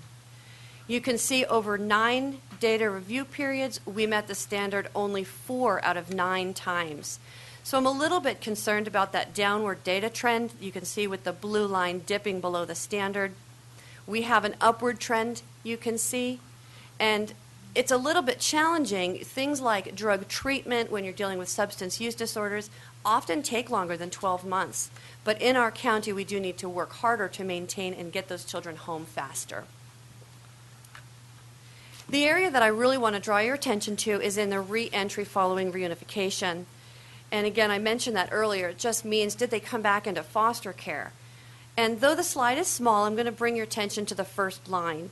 The third quarter of 2010, we had 5 children out of 30 that came back into foster care within 12 months of going home.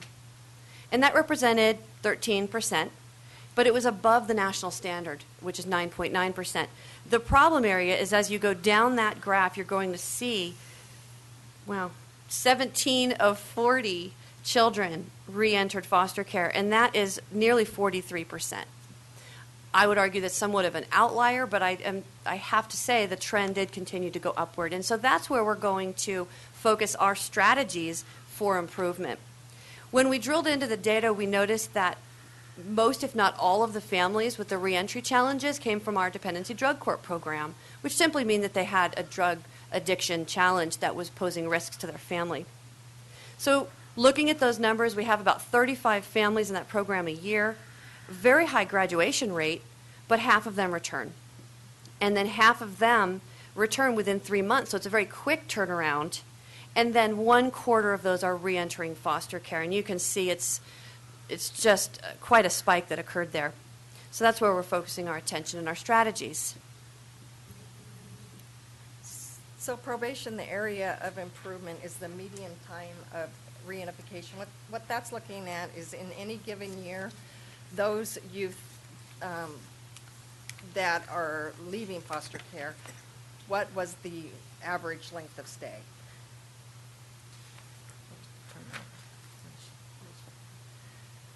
So during this time period, there were actually 6 cases, and I need to point out, this is one of the frustrations with probation departments across the state. Oftentimes it's very difficult to reunify in 12 months, especially if you have specific offenses like sex offense. Those treatment programs typically last 18 to 24 months, so there is a high probability that we're not going to meet that standard. Also, if the victim resides in the home, it's unlikely that that youth will be returned home as well. Again, it's our philosophy, if we can keep a youth in the home, that's the best bet. We look at foster care placement as our last resort. If we can keep the community safe and the child safe in the home, then that's what we're going to do. We're going to try and wrap services to that family and have that child remain in the community. So our areas that we're going to focus on is to obtain more local placement, including families. That's going to help with the more frequent family contact. Again, we have to figure out what our foster parents need, why they're a little bit resistant to taking a youth that's on probation. So kind of trying to figure out, what kind of support that we can provide them. And then also, we did see that the therapy and counseling was huge with our families. Our family therapist was able to respond to crises right when they were happening, so it was able to minimize the outburst. We actually lost our family therapist in August of 2013, and we are really feeling that impact. In fact, our caseload has recently climbed to 8, and I attribute some of that to not being able to do that one-on-one counseling and work through some of those issues. And then we will be working very closely with the licensing unit and just, looking at more creative ways of maybe actively recruiting foster homes. There are 3 strategies being employed by the Child Welfare Program. The first one is actually one of your board goals in your 5-year plan, and that's a family resource and visitation center. The goal is to have a community-based center where we bring our community partners in, where we can blend resources and allow this center to be run by families for families where possible. So if you have parent partners on site or AmeriCorps members who work with families on prevention, all working together with social workers and families, it, I believe, will allow for a much more comprehensive system. Try and imagine right now our children come into our office space where there are phones ringing and photocopiers running and attempting to have a family-like visit. And it is the only contact that they have with their parents. So we're really striving to move in this direction, working with our community partners to start developing this plan. The next strategy is expanding the parent partner program. We believe that families can change, and we see it with our parent partners. We currently are working with 4 who have been very successful in taking new families through this process. And so we'd like to see an expansion of this program to work with our behavioral health, work in the treatment center, doing some group work, and with our prevention partners. And finally, we have an active plan to revise our dependency drug court system. We currently have a grant offered through the California Social Work Education Center out of Berkeley. We were the only county selected. It's a $250,000 grant working with our university partner. And that's going to do research really deep within our community, really polling and asking individuals who are touched by drug addiction what it is that we can do in a rural county to make meaningful impact. And the goal is to increase well-being and to reduce reentry into foster care. These are all within a 5-year plan that we would like to see these rolled out. So, as you know, we are here today asking that I'm going to read to you, please, if you don't mind, that we respectfully recommend your board approve the Tuolumne County 2014 to 2019 California Child and Family Services Review System Improvement Plan, authorizing the board chair to sign the attached board resolution approving the system improvement plan, the letter intent, and cover letter. Just a quick question here. On one of the PowerPoint slides, it mentioned that we have social workers leaving, and then Linda, I think you said we have a stable workforce, so I'm a little confused on. Well, having worked both systems, child welfare and probation, I will say that the parents that we work with, the reason why the child is removed is not because of anything the parent did. So our parents, when they initially come into the system, they're not angry and resistant to receiving our services. Child welfare social worker is probably one of the toughest jobs in the county. Okay. Quick question. So Corey, you said that when it gets to the high staff turnover, 3 to 5 individuals, social workers, Correct. leave. What is that in a percentage of your total social workers? That is an excellent question. If I can do a quick count in my head, I would say 25%. Wow. Okay, that is high. And then the other thing that it kind of just strikes me as a little bit of a contradiction. And one of the outcomes is the reentry following reunification. And the problem being with that is the drug dependency issues. And it just would seem that I understand that if the sooner you can get them into a healthy, when the environment is healthy, that is the best thing. But if there is a level where there is a repeat drug addiction that's reoccurring, it doesn't seem like reintroducing or reunifying that. Right. That shouldn't be the push. And I completely understand where you're coming from with that. Two responses. The first one is that some of our outcomes are in direct conflict with one another. Yeah. One says, get these children home within 12 months. And in fact, the standard is 5.9 months. And if you look at any drug treatment or the need to really tackle that addiction, you need the full 12 to 18 months. Exactly. So we continually have to balance which outcome we're going to meet. And we do have an adoptive track or another long-term permanent plan for youth when they can't return home. When we return children, the juvenile court and all of the service providers working with that family are actually assessing that the family is safe at that time. Relapse being a part of addiction, it's a constant battle, and that is part of the challenge we face with turnover. Because for staff, they're looking at it and they're giving everything they can, but the battle of drug addiction sometimes can win. We'll just continue on that one for a minute, and then I have a couple other comments. The drug addiction is the adults, I assume. That's correct, in child Okay, welfare. I mean, sometimes the teenagers will be the teenagers. How many do you actually physically fail on? Did you never really get reconciliation because the parents don't come around? I don't have that data statistic in front of you, but I can say there are times when we enter juvenile court with families and we don't offer reunification at all. And it could be because they have failed in the past. So there's a number of reasons why we would do that. But in those cases, we move very quickly to an adoptive track, and that's why our numbers in adoption are so strong, because we do take that very seriously.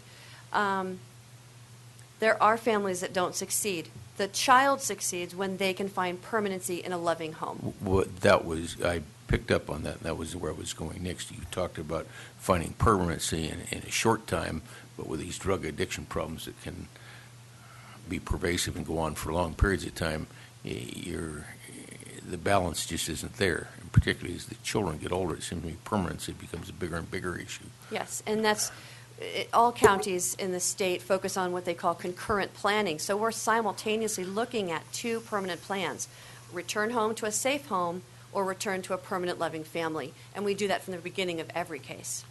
Okay, and in that same regard, one of the ones that concerns me, and maybe it's not on this topic here, but Hope House, we used to do that, and very frankly, I didn't think we were doing that well, and I'm curious how we're doing on Hope House these days.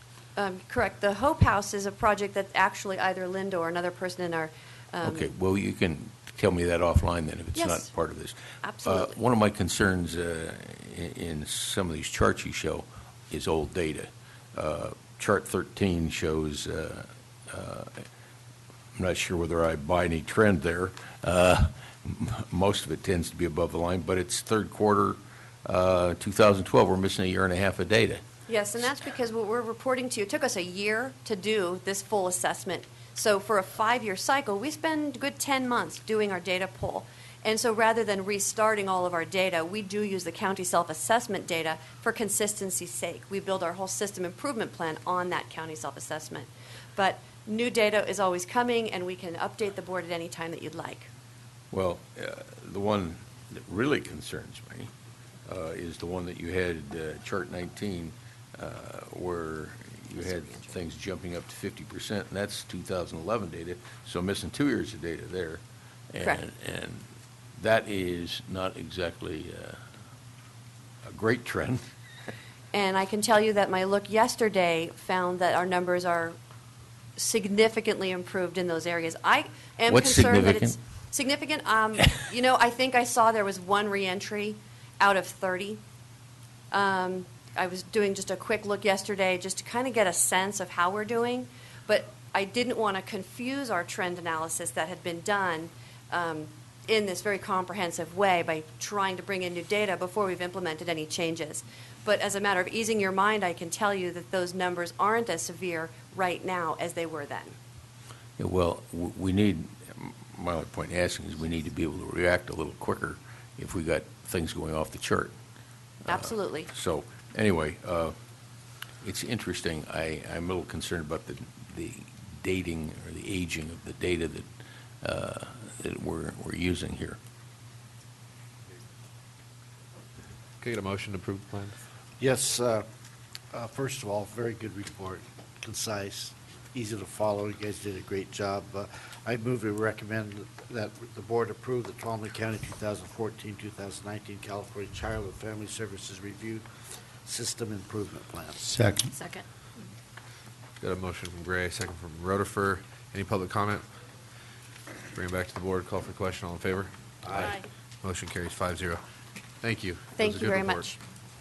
Okay. Clerk, please read our second 130.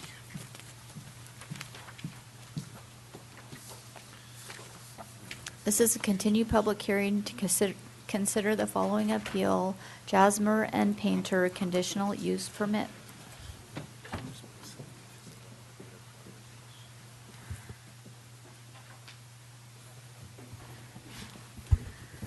Thank you. Staff report. Good afternoon, Mr. Chairman, members of the board. Bev Shane, Community Resources Director. With me today is Deputy CRA Director Duke York. Ellen Jasmer is a registered nurse and midwife. She has been operating a business out of her home for the past 10 years. She has applied for a conditional use permit in order to expand her business by providing a birth center on her property and on the neighboring property which she is currently purchasing from Sarah and Jennifer Painter. The 3.2-acre site is located at 16563 and 16575 Draper Mine Road.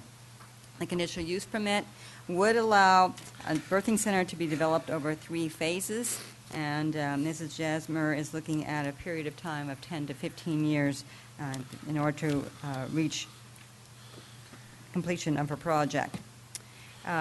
This project was considered by the Tuolumne County Planning Commission at a meeting on February 19th. After conducting a public hearing and hearing opposition to the project as well as support, the Tuolumne County Planning Commission did approve the conditional use permit on a 5-to-1 vote. The Planning Commission is the decision-making body for conditional use permits, but those decisions are subject to appeal.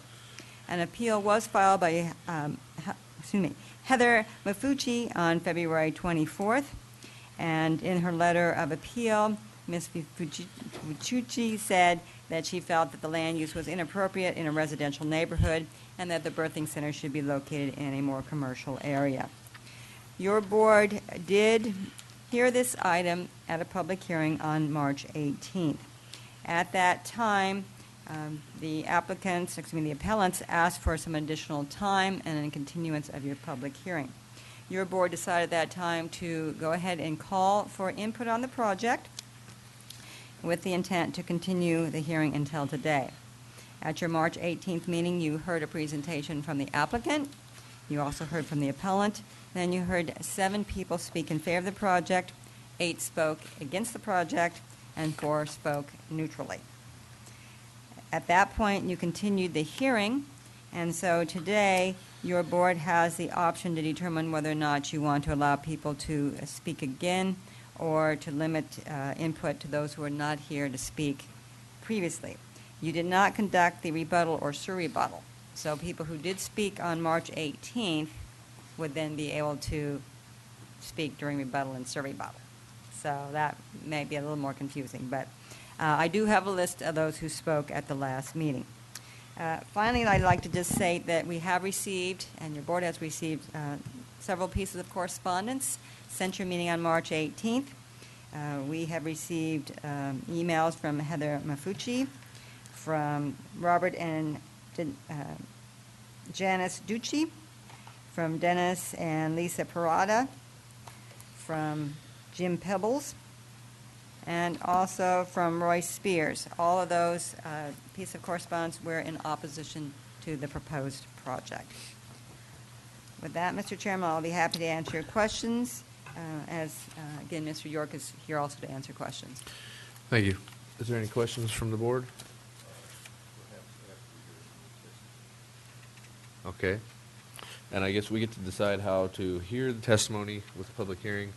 I recall discussion during our last meeting where we were going to allow anyone who wasn't here to speak, and the people that already spoke would have a chance to respond during rebuttal, surrebuttal. So they'll be able to speak today during that time. That's great, if there is rebuttal or surrebuttal. Because remember, Right. again, if no one speaks in I'm assuming there will rebuttal, be. Then, right. Okay, so very good. So first thing I will do is reopen the public hearing. And anybody who was not here, or actually it doesn't matter if you're here or not, if you did not speak at the last meeting may speak in favor. And we will use the same time that we used, which was 2 minutes. So if you were not here, yeah, come on up. And please state your name. Hi, I'm Candace Myers, and I'm a neighbor of the Jasmers. I live about a mile away. I just wanted to show my support for them, and I really think that there should be more options in our county for women to give birth. And I personally just wanted to let you know that home births are very minimal. Nobody knows that they're happening. It's not going to be like a hospital in the middle of a residential area. So I've driven by Ellie's house many, many times. It's right on Draper Mine Road. Never knew that she was running a business out of there until I went to see her for services. So as far as the concerns for traffic and, additional population, I mean, there's more people coming to your house maybe for a party than you would ever see at a birth center probably. So that's all I wanted to say is I just strongly support this endeavor by the Jasmers. So. Thank Whoa. you. Thank you. Wow. Is that a statement? God has spoken. Yeah. Okay. Who dares speak now? Timing is everything. Is there anyone else like to speak in favor? Okay, seeing none. Anyone who did not speak before that would like to speak against the project may come forward.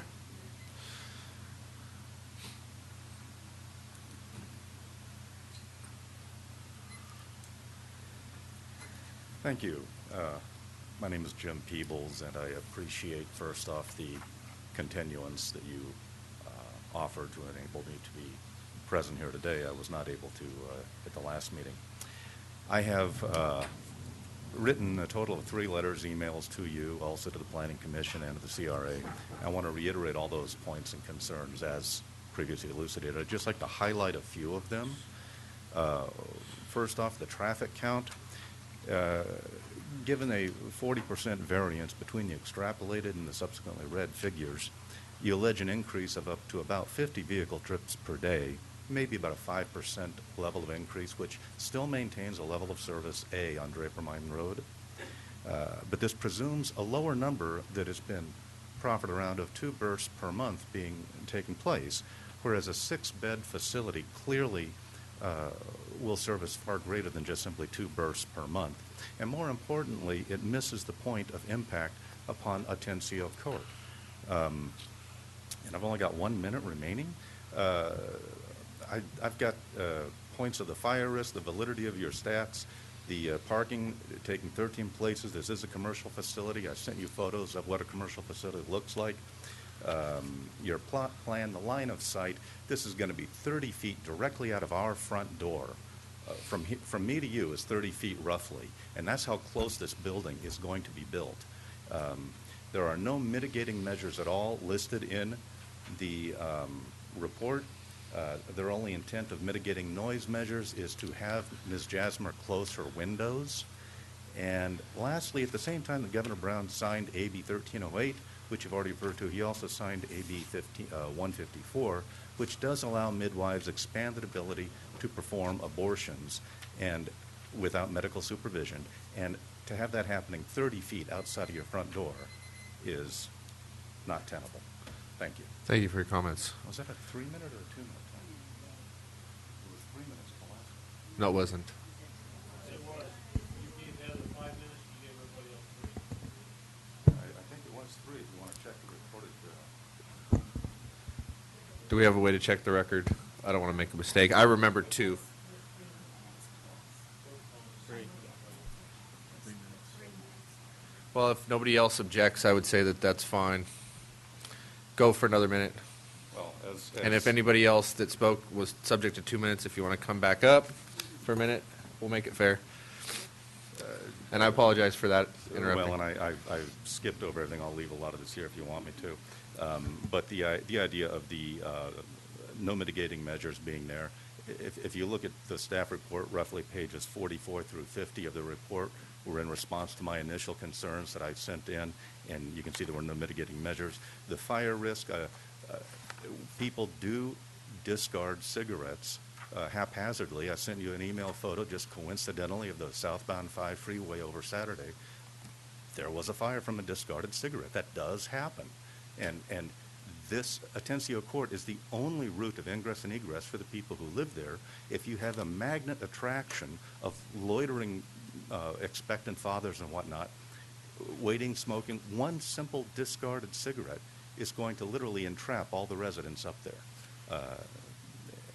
Plus as I've mentioned, we've increased the traffic count roughly 500% at the Atencio Court location. Again, my previous email, the analogy of a burning coal in your hand may not change the ambient temperature in the room, but it's certainly going to burn your hand. So at Atencio Court, you're going to have a very significant level of increase. Thank you.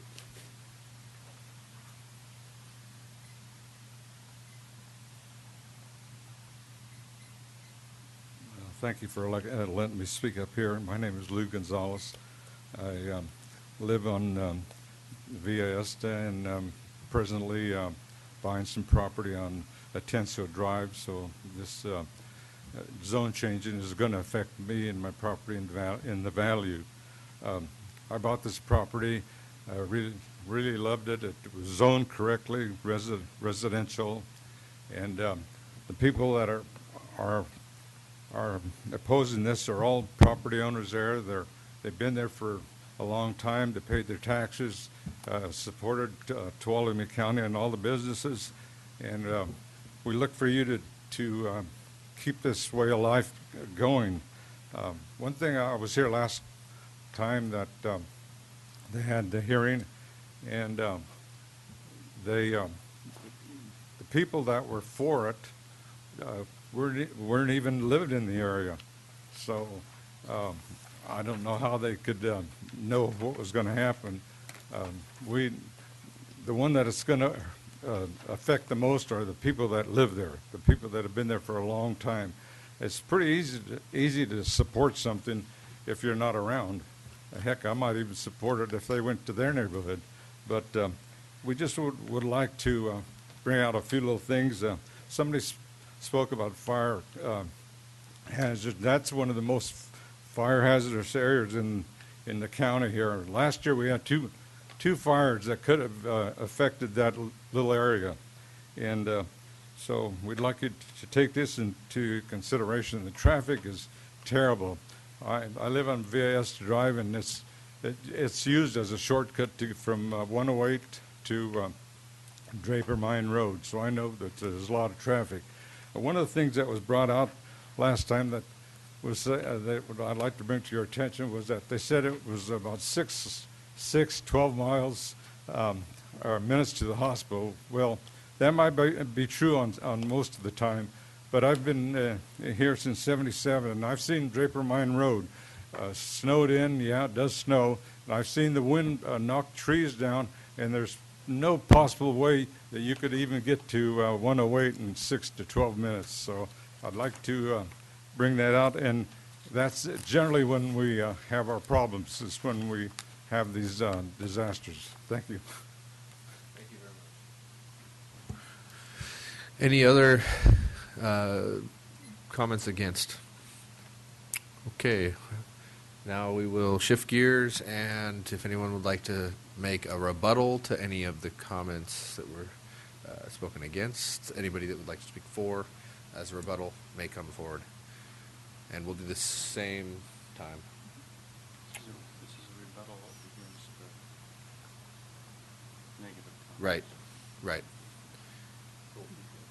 Pro people, yeah. Anybody that spoke for the project can now come rebut any comments that were against it.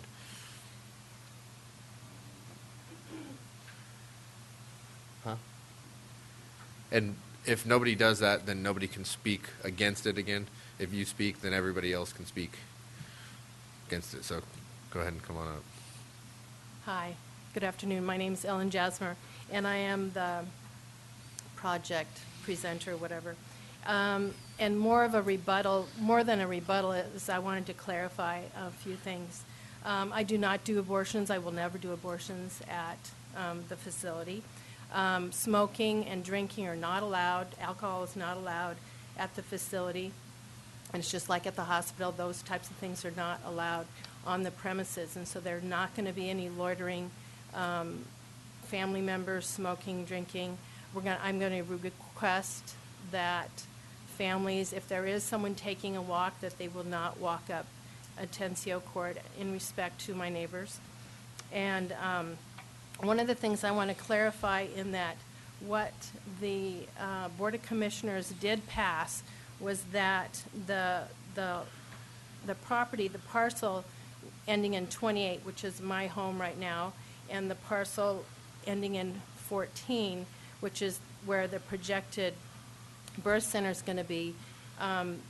What was passed by the board is that this facility or 6-room birth center that is this full projection is that there was 3 on my property on 28, and then 3 on the 14. The reason that it was on there in the first place, the whole 6, is that I applied for the use permit before I knew about all the requirements that are for licensing and for the building department and OSHPD 3. And so on what was which was passed by the Board of Commissioners, that I think that the other families, the neighbors are thinking is that there's going to be another facility built on the 2nd acre on 14, which is not going to happen, and that was not passed. So that is not going to happen. If anything is built on the 2nd acre, it will be a residence or something after I die or something like that. There is not going to be another facility built on that second acre. And with the codes and everything, I am not planning to convert my house into a birth center because of the different codes. And so there's not going to be a 6-room facility. And so what is our true plans is that the existing house on the neighboring property, 14, is going to have 2 birth rooms, and there's the existing house, so it will remain looking like a residence. It will not look like a commercial building. And let's see what else. Also, I have been living there for 34 years. Is that my minutes? Okay. Do you have any questions or clarifications? Yes, sir. Excuse me. So we're not asking to approve a 6-unit birthing center. You're asking for approval for a 2-room birthing center within the existing home that you have now. Right. And then there's also the residence part. So there's going to be, there is the residence home, which that is going to be like a vacation birth rental. It's legal for a family to have a birth anywhere they want. So there's that. And then what we're doing for the commercial part is we're converting the garage into 2 birthing rooms, and that is the birth center. So that's our current plan.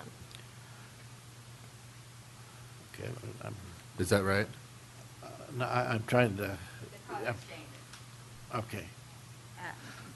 I think if we look at the map in your agenda report on page 32, might be the easiest way to understand what the changes are.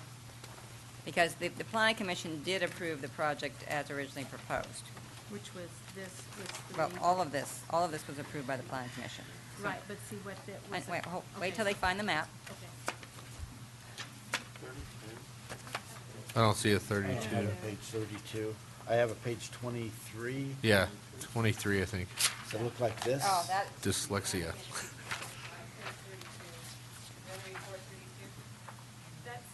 That's on the Planning Commission, not on the. It's just, 23. yeah. It's just a conceptual map. It's 22. So map on page 23, yes, same one, map. And so, first of all, the triangle at the top, that parcel is 28. That's the one she referred to ending on 28. And the one below it is 14. Okay. Okay, so on parcel 14 then, what I'm hearing Ms. Jasmer say is where it says convert it to 2 birthing suites, that's all you're going to do. You're not going to add the Possibly third one. There could be a third one. So, okay, so you are going to have potentially 3 on that Yeah, one. 3, not 6. Oh, okay, well, wait a minute. But this parcel, you're going to have potential of 3 and possibly adding that second home. Yeah, I mean, eventually. Okay, no, I just want to clarify. Yeah. So on 14, that's not changing then. So then on 28, if you explain to the board what you're changing on parcel 28? So what was approved was that there, you can see on that triangle, it says Phase 3 conversion into 3 birthing suites and education center. That, because of the different codes, I cannot turn this into a 3-suite birth suite. So this will not be, even though it was approved and that I could do that, if I wanted to tear the place down and rebuild, yes, I could do that, but I am not going to do that. Okay. So what will it be? Okay, so. So do we want to remove that from the project? You said some rental. A rental? This here, Yeah. you mean the birth home rental? Yes. So in the existing house on 28, the rectangle, the 2-acre parcel, the house part of the building cannot be, it does not meet codes for commercial use. So the home part of the building, which someone could have a baby in, but it can't be the birth center. And so the 2 rooms are going to be built out of the garage. And so the 3 units, even though one is a home, and there's going to be 2 birth rooms. And this is because of the different codes and the licensing for the Oshpod. So, on this one, then, this would be struck. You're not going to do that at all. I'm not going to do that. Okay. So on 28, again, the triangle at the top, then she's saying that she would eliminate converting that structure into 3 birthing suites in the education center. So you're not going to use that building for your business, No, not for the birth center. for the birth center, okay. It's just going to be a residence then? Yes, it's a residence. It's an existing residence, it's just going to remain, and, Exactly. okay. And I have a home business that I run out of that. Well, but that's fine. totally different. Okay. See, the other rectangle in the bottom of the 2-acre pulse. Of the triangle piece? 14, no, No. now she's Oh, the looking rectangular? at 14, which On is the 14. rectangle at the bottom. The bottom one, the construct a says- residence for yes. property owners? And it says Phase 3 construction for residents or property, for property owners. I think the neighbors are thinking that that is going to be a commercial birthing center. And that is their concern. And that is not what was passed, and that is not what is desired. Okay. But you would like to construct a residence there? That's the plan? Eventually, when I die, my kids might. And I don't even think I need to have a use permit to build a second residence. Yeah, that doesn't even matter. Right, it doesn't matter. So my clarification is that this building square on this map is not going to be a medical facility, a health bottom one. facility. The bottom one, Right. yeah. The upper one, you're doing 2 suites, and on here, it has the potential for a 3rd suite as another phase, is what's being Right. proposed. So, and then on the upper triangle, it also shows a midwife's quarters, which is phase 2. Is that remaining, or is that? I reserve the right to, if I ever wanted to build a small mother-in-law quarters, it's not going to be a health facility, and by code or by, I could build. What's the zoning again? She is allowed to have a second home. She's already allowed that. On both of those Yeah. parts. So that doesn't matter either. No, it doesn't matter. It's not going to be And a if you're medical not facility. proposing the other birthing suites, then basically all we're dealing with is the one building dealing with the 2 suites with the 3rd Correct. as another phase. Correct. Okay. So, okay, that makes all kinds of sense now. Clear as mud. Okay, is there any other questions? So just to be clear before we go to Sir rebuttal, 2 of the facilities that may be constructed at some point in the future could be constructed without a use permit and function as they are designed into this plan. The only thing that needs a use permit is to convert the one building on the top side of number 14 into 2 birthing suites and possibly a 3rd one. Right. That is correct. Okay, thank you. Okay. Randy? Thank you. Okay, I got a lot of calls, so I'm going to ask a couple of questions. Yes. These numbers about traffic appear a little inflated to me, but how much off-road parking do you actually have? On my current, I don't have the map in front of me, because that, I mean, we're not talking about your residence on parcel 28. We're only talking about parcel 14 where the existing building is you're going to convert. correct. I'm going to have a slab that's in front of the garage, which is going to be the birth centers. That's going to be for handicapped. And then there's 1, 2, 3, 4, 5 other slots that are around the side of the property. It's all on the property. It's all off-street. And so there's at least 6 there. For possibly 3 birthing suites? For possibly 3 birthing streets. Okay, but no on-road parking? No all on-road off-road parking. This is all off-road. And there's no access from Atencio Court? No access to Atencio Court. Okay.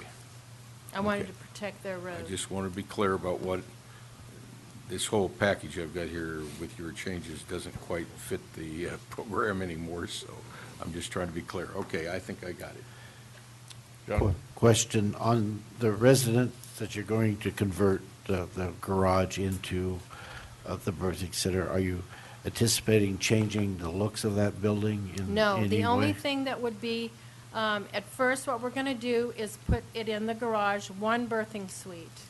And then when we're ready, if financiers are available, then it would be just a 10-foot extension from the back, on the back of the garage.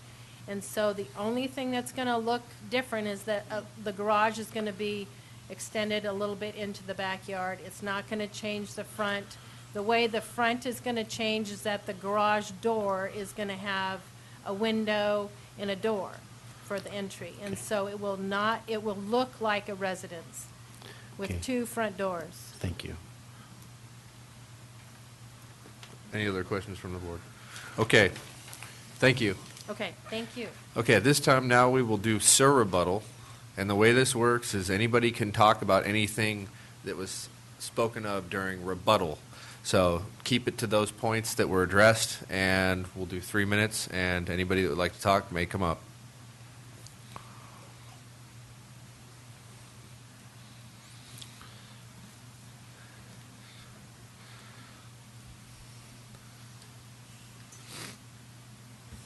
Good afternoon. I'm Heather Mafucci. I disagree. I don't think that this belongs in a residential neighborhood. This is an outright medical facility. Some of the statements made in favor last time for this facility, they talked about bringing people all the way from Calaveras and Greeley Hill. I submit to you, why on earth would you pass downtown Sonora, drive another 8 to 10 miles up the road, and again, one of the other people had mentioned, you know, snow conditions, bad weather, things like that. That's going to cause a delay in birth. Or you're having your baby in the car or on the side of the road. Okay, this is not convenience for her clientele at all. This makes no sense to me. Why would you drive through Sonora past a medical Can you facility? keep it to whatever was on the rebuttal section? I think that's Sure. a separate issue. As far as the smoking goes, I disagree. How is she going to control all her clientele who are wandering around waiting for baby to be born? She can tell them all she wants, and it was real specific. She is not going to allow it at her facility. So what does that mean? They walk off the facility, they walk up my driveway, they're throwing their cigarette butts out, they're drinking their beer, whatever it is, and it's winding up in our yards. Okay? She specifically said her facility. Yeah, she said she'll ask them not to walk up the road. But you know what? I've been in law enforcement for 34 years. Ask all you want, and it's not going to happen unless you have some pretty strict enforcement going on. As far as her plans have just changed dramatically. This is all news to me. Now we're limited to just this one house, and I'm still probably as confused as maybe you are. I'm still trying to track this. But from what I'm hearing now, she's not going to have the birthing suite at her old house. And then she is going to continue with building a residence right off 30 feet off my other neighbor's property line so that, you know, they can look in each other's windows. Well, that'll be subject to setbacks, right? Well, I'm not familiar with what your setbacks are, but that might be helpful for these folks that are going to be looking right in their window. But again, I'm telling you, I'm begging you. I can't tell you how much stress this has caused all of us that live on Atencio Court and the approximate area, that the traffic increase, the people wandering around, and the smoking and the fire issues and all the other things that are going to happen. I'm asking you, would you have this in your yard? Probably not. You'd ask no. And I sent you emails, and I would ask that you please read those because you got another agenda item that small businesses are going to be popping up in residential neighborhoods with regards to marijuana collectives. Thank you. Thank you.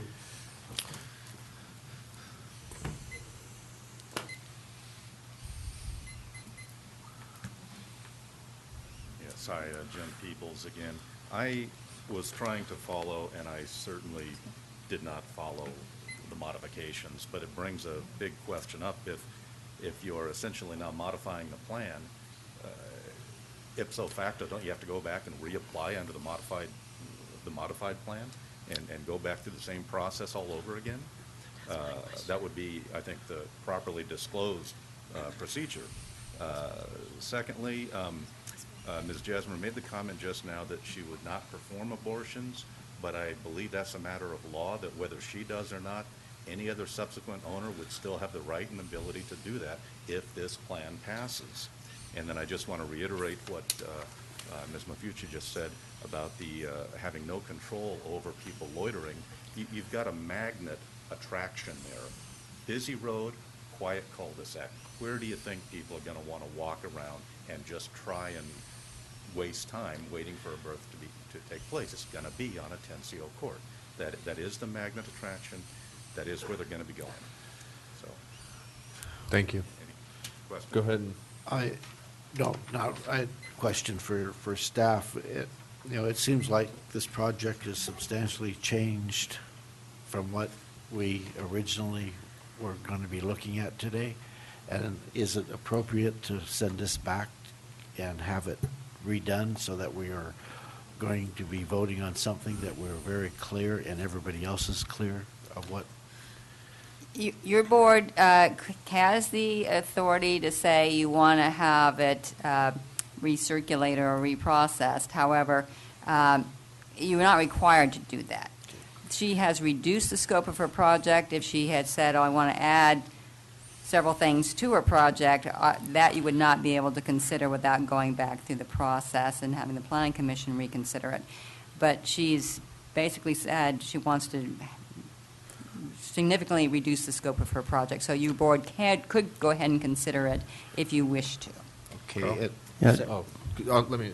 Go ahead, John. Second question, and just to perspective, to get a better perspective, and maybe give other people the perspective on what type of uses could be there without the conditional use permit. We could have a daycare center. Yes, you can. And we could have a 6-unit Bed and breakfast. Bed and breakfast. We could have things that would provide a lot more impact than what we're looking at, just to put things in perspective. Mm-hmm. So, and the other thing is clear, if this project is, these other houses aren't going to be built now, and if there's nothing we could do about them in the future if they did want to build them, because they are permitted. They are permitted. Okay. One just quick thing, a bed and breakfast is a conditional use, though, in both of these districts. A daycare would be a permitted use. A bed and Daycare is breakfast- permitted, residential care is permitted for up to 8 Right, but a people. bed and breakfast would be a conditional use permit. Just for clarification. Okay. Just for That's fine. clarification. Thank you. And I'd like to make a clarification. I'm not sure that we're really dealing with a reduction in the scope of the project. I mean, what we're really dealing with is a little bit of new information that the buildings are not code compliant for some of the activities that she might have originally been anticipating. So the project essentially, the project itself has not changed as much as she's become aware that the codes won't allow her to do something in that one building that she was possibly contemplating doing at some point in the future. What I understood Ms. Jasmine to say, and she can certainly, you can certainly ask her for clarification, is that she is no longer intending to have the 6 birthing units on site. They would be strictly limited to 3, and if your board wishes to approve the project, the use permit would only be for the 3 that she has proposed today. Yeah. Okay. I just got a question for council, and that is, this, Before we go any further, we still have an open Yeah. public hearing, and I see somebody coming forward. So let's reserve any more board comments. Let's get the public hearing finished. And is there anybody else who would like to speak to rebuttal? If you can, please line up here. And then after anybody that's lined up, we're going to limit it to that and close the public hearing because we've got a lot of business today still remaining. So I appreciate your help in getting this to move along. Go ahead. Thank you. Okay, thank you. My name is Carol Slater. I do live in Rancho Paquitos. I just have 2 points.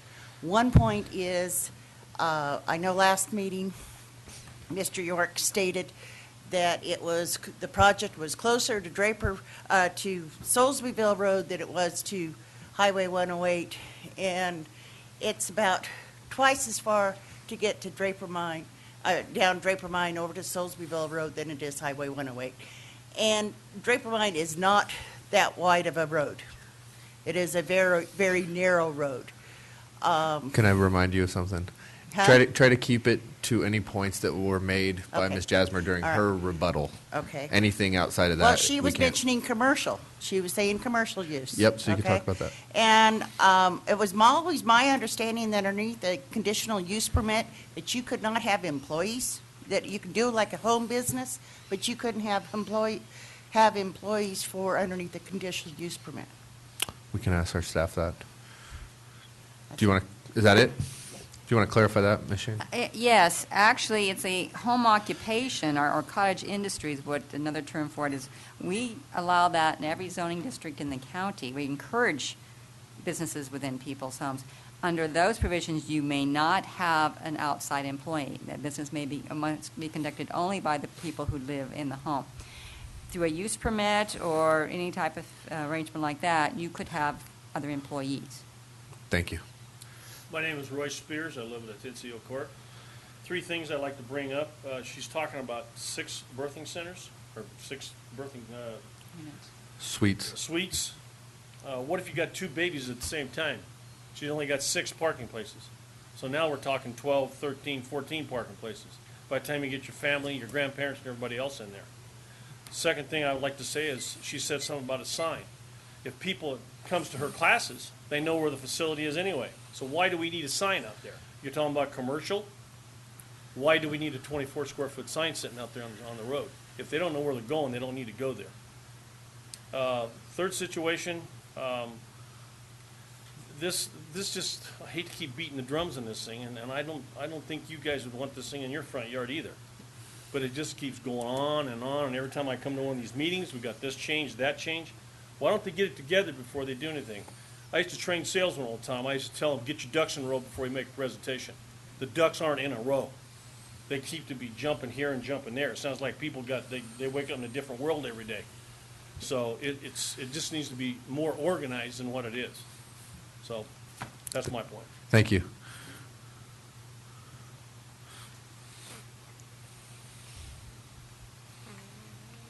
Good afternoon.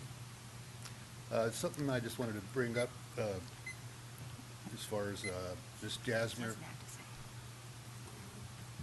Dr. Borquist was refused to deliver babies at his facility by the OB/GYN because of the fact that it took too long to go from the SRT down to the hospital. That's what their belief was then. It was just too long for something to happen. A mother could bleed out at that time.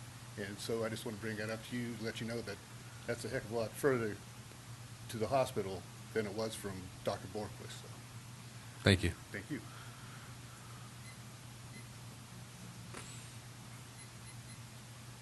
Hi there, Lisa Parada, and I'm kind of a messenger here. The question is, if the plan is being changed and reduced, then why not submit it so all are aware of the changes? Otherwise, wouldn't a subsequent owner still have the right to build out? Thank you. And I think that's been addressed. The plan, the part of the plan is just not being, do you want to, actually, go ahead. Thank you, Mr. Chairman. I'm gonna stutter on that. Ms. Jasmer has advised the board today that her intent now is not to build a birthing suite facility, but to limit it to only 3, which would be in the existing house to be converted, that she would not be constructing anything else on the site except single-family homes, which are already permitted to be built. So the project now is just 3 birthing suites in the existing home.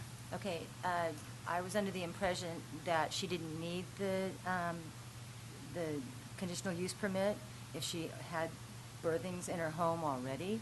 Is that limited to just 1, or is that 2, or?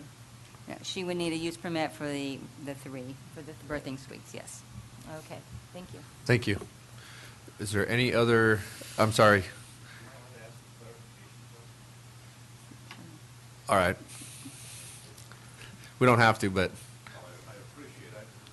I'm just a little confused on many things, but if the permit that was passed by the Planning Commission, and if the question before the board is the appeal or not of that permit, we can amend it.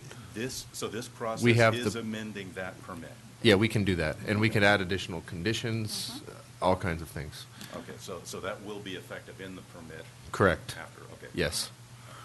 Thank you. Okay, so at this time, I see no further rebuttal. I'm going to close the public hearing and bring it back to the board for questions or deliberation.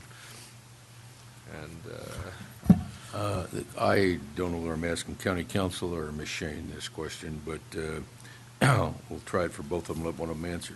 I'm a little uncomfortable with the adjustments that are made today and that I don't have clear documentation of what the plan is, and I would really like that. So there is some documentation of what it is we're voting on, yay or nay. Although there were a couple of comments I'd like to make to some of the concerns. I think we could put a condition on here that basically says Atencio Court cannot be used for access, at least. I'm not sure you can, if it's a public road, you can forbid anybody to walk on any road. They walk on my road all the time because it's a nice, convenient, safe place to walk, and that's fine. As for the concern about fire, drive by this all the time. I'm going to have to take a closer look at it for fire safety, but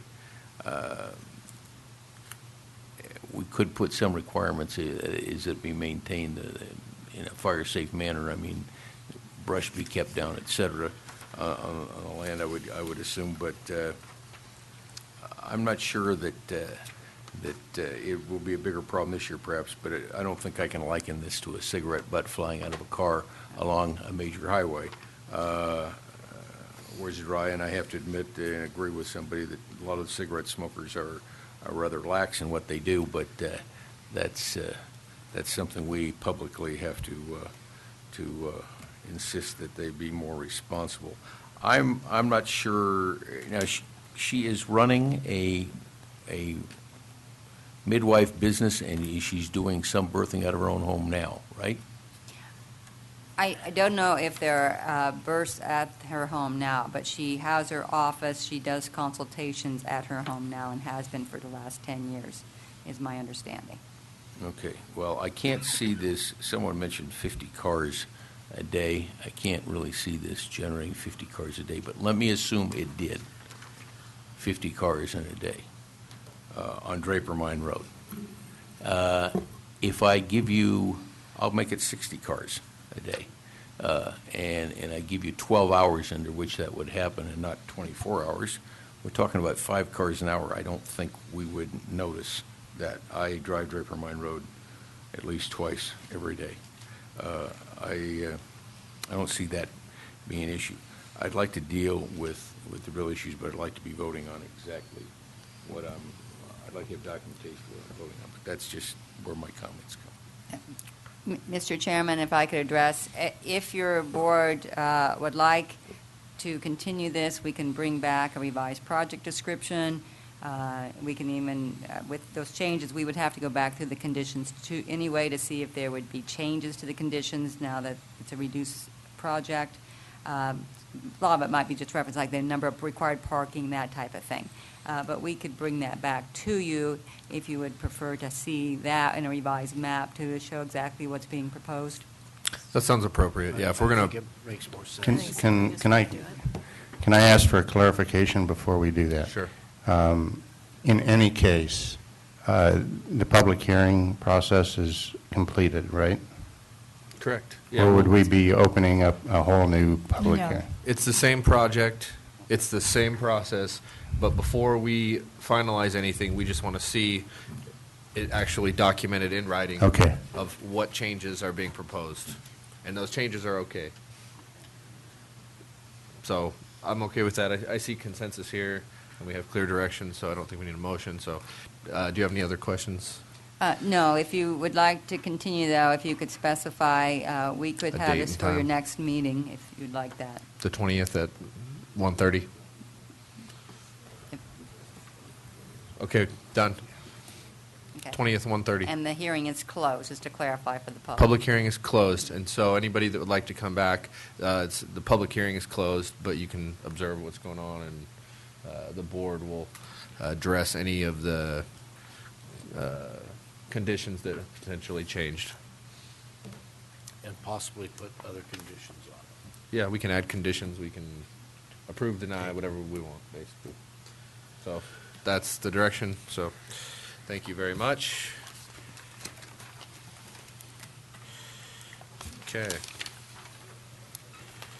So we are finished with our appointments, and we've got a lot on the agenda still. Mr. Chairman, would you like to just put item 15 off to next Yes, meeting? I was going to ask All to right. do that. Because so- that deserves time, and you don't have it today. And I don't think anybody's going to complain about that. Item 15, board status report, goals report. We're going to wait. So let's go to item 16. Consideration of approving correspondence in support of Assembly Bill 1867 to allow residents to cut down and sell timber within 300 feet of their homes without a timber harvest plan. Staff report. Looking for Daniel coming through, he's not. Oh, there they are, okay. I can do it, but they're better. You need lighter track shoes, Daniel. I had a roadblock. Daniel Richardson, Deputy County Administrator. This is the timber harvest plans, I assume? Okay. All right, thank you. There's a bill, AB 1867, that would allow residences to create additional defensible space within 300 feet of their homes. Currently, they can cut timber down within 150 feet of their home without a timber harvest plan. This would allow them to go all the way to 300 feet. So residents will be able to recoup some of the costs to comply with the expanded clearance requirements. This is a letter in support of this legislation. Whose bill is that? This is Assemblyman Jim Patterson, who represents parts of Fresno. Wonderful. I think it's a great bill. Yeah, Questions? I support any effort to create defensible space, and I'd be prepared to move on a motion. I support this, too. I mean, I personally live in a forest, and I've been doing this kind of work for fire-safe reasons, and I believe that our restrictive policies, the way we are promoting the propagation of wildfire, and we learned a pretty heavy lesson last year. I support this fully. I think the other side of it is that you have a value that you're cutting up into firewood that could be used by selling to offset the cost of the clearing that you're doing. So, you know, I think it is a good idea. Well, considering my co-board members, anything that the other four are for, I got to be for as well. So, Okay, so The only thing that I might add is, I'm assuming that this is an assembly bill, that there's a companion piece on the Senate side, and so that we might CC our state senator also, so that he knows that we are supporting the assembly bill. We have RCRC on here, and that's Yeah. a good one, too. Okay. Any public comment? Bring it back for Ms. Brennan to make her. So I'd move on staff recommendation with adding a CC to Senator Barry Hill. Do I have a second? Okay, got a motion and a second. Handvelt. And I will call for the question. All in favor? Aye. Aye. 5-0. Thank you, Daniel. Okay, 17 has been pulled. We'll be hearing that at a later date, I believe our next meeting. So could the clerk please read 18? Consideration of approving correspondence in support of AB 2205 to give the Board of Supervisors the ability to decide whether or not hound dogs can be used to hunt bears. Mr. Richardson. Daniel Richardson, Deputy County Administrator. Here we have a bill, AB 2205, which allows county boards of supervisors to make a decision, each county separately, whether or not they allow the option to use hound dogs on a yearly basis if conditions warrant. There would be a study that would be conducted by the Department of Fish and Wildlife that would give you a report on recent, human-bear conflicts, how the habitat is going, and then the board would receive that data, and then they can make a decision on whether or not to allow the hunt to occur. A report would be done every few years, not every year. So once a decision is made, that decision would stay put for a period of time until another study is To done. manage the population and decide whether, yeah. Yes. Yeah, we heard about this during public comment at our last meeting. Is there any other questions from the board? Public comment, bring it back for motion. Oh, we do have public comment. I was trying to rush you out. Jim Phelan, has been involved with some of these conversations previously. I think we should, I wish it was still statewide, even though I don't hunt with dogs for bears, but at least giving a county an option to reintroduce dogs into the hunting scheme of things in this county is better than nothing. Thank you. Jim Maddox. And I agree with Jim.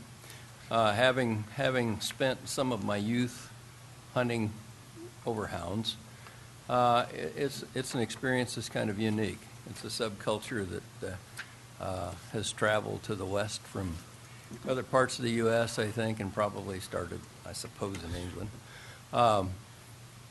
But more to the point, these hounds, when they're running bear with hounds, a lot of times the houndsmen don't even take the bear. They'll put it up a tree. Harassment is one management tool for controlling conflicts between bear and people. I think we also need to do a better job of educating people on how they can avoid having conflicts with bears. But bear conflicts in buildings, I have in the past viewed some cabins that were ravaged by bears, and I can tell you they seldom go out the same wall they come in. So they can be a really serious problem, and we need to consider that. Thank you. Thank you. Any other public comment? Who'd have thought? Heather Mafucci, I used to work for the Forest Service 23 years. I know Mr. Maddox. I've seen bear hunters in action, and I don't like the use of dogs. Too many times I've had to pick the poor dogs up in emaciated conditions and nurse them back to health or take them down to the animal control. I agree with Mr. Maddox to chase them off, to tree them, to get them out of populated areas. That's probably a good thing. But to use them to hunt, to tree a bear and shoot the doggone bear or bobcat out of a tree using dogs, I'm sorry, I have a real problem with it. There's an unfair advantage there for the hunter and not the bear. Again, if you want to use them to scare them off from populated areas using dogs to perhaps trap the bear and move the bear or something like that, but certainly not for a hunting. Thank you. Thank you. Any other public comment? If not, I will bring it back to the board. Daniel? I just have a slight word change I would propose. You could take it or not. Sure. On your third paragraph of the letter, it says AB 225 appears to contain sufficient safeguards to prevent. I would propose amending that AB 225 contains sufficient safeguards to prevent the unnecessary use of hound dogs to hunt bears, if you so choose. Make it a little stronger that the Board of Supervisors has the ability. This bill would allow the board to make the decision, and this does have safeguards in place. Randy? Yeah, first of all, I think that the state shouldn't be dictating this so much. I do think local government is a better place to be doing that, simply because we'll know if we have a problem or not. And I did talk to Fish and Wildlife about this subject, and the comment was that the take was down roughly 50%. And his comment was not that it undoubtedly will lead to an increase in bear population, but it undoubtedly has already led. There is a bear population increase. His comment was sooner or later, it's a matter of when, not whether, there will be an increase in human-bear interactions, and those will not be pleasant. I lived in Bear Valley for a while, and I think Mr. Maddox mentioned about bears entering houses. They had a rash of that a year or so ago up there, and the bears enter the house, and it's a pretty big mess. And he's right, they usually don't exit the same place they enter. And once they find out how to do this, they keep doing it. And sooner or later, the bear dies anyway. I hate to put it that way, but that's truth. The worst of all possible worlds is have the bear enter the house when someone's home. That will be a tragedy because I don't think people win that game.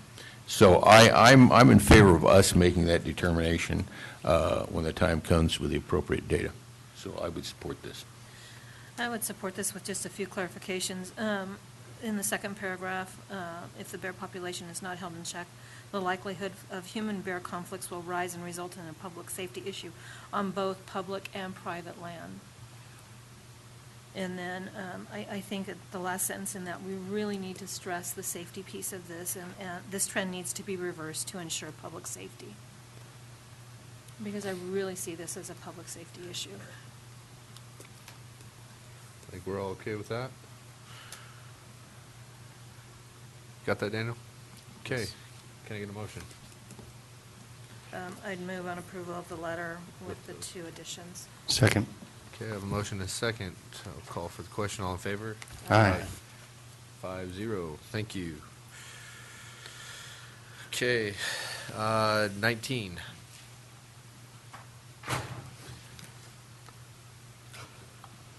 Consideration of petitioning the Board of State Community Corrections to reduce the Motherlode Regional Juvenile Detention Facility project budget match. Ms. Frank. Thank you. Good afternoon, Board. Maureen Frank, Deputy County Administrator. I'm here with an opportunity today in regards to the Motherlode Regional Juvenile Detention Facility.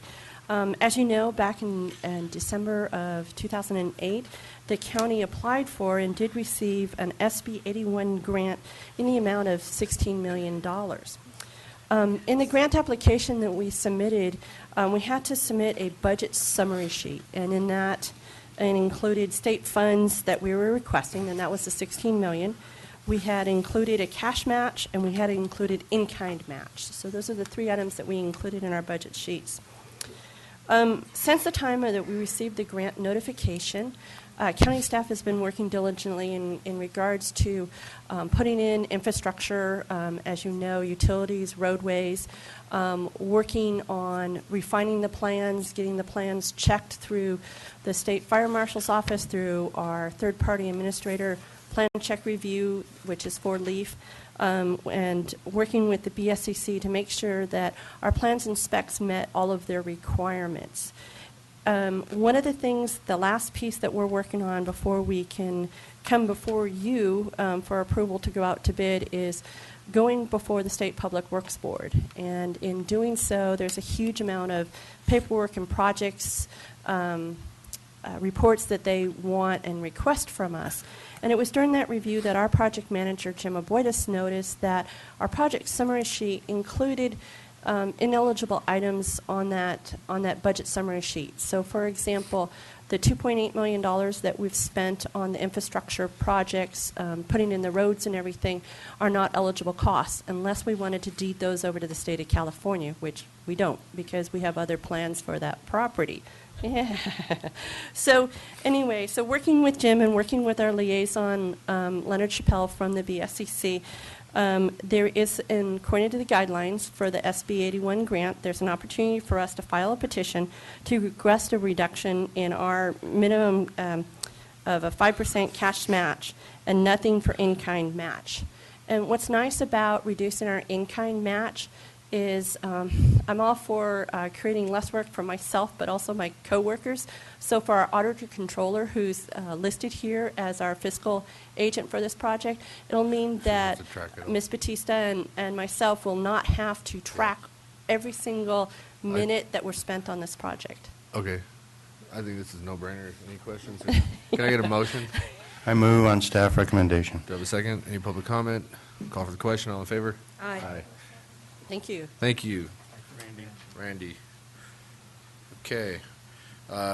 22. And we still have a few items here and some pretty heavy closed sessions, so thank you. Consideration of adopting a resolution supporting the reclassification of the State Route 49 as a principal arterial to the inclusion of the State Route 49 in the National Highway System. Another no-brainer. Good afternoon, Mr. Chairman, members of the board. I'm Bev Shane, Director of Transportation. Just to make this short, the National Highway System consists of 160,000 miles throughout the United States that provides access to very important commercial centers and our major cities. It's an important system for our economy, defense, and mobility. The Move Ahead for Progress in the 21st Century Act, which is known as MAP 21, the current federal transportation bill, provides for enhancement of the system, including adding all in-principle arterials within the system. Caltrans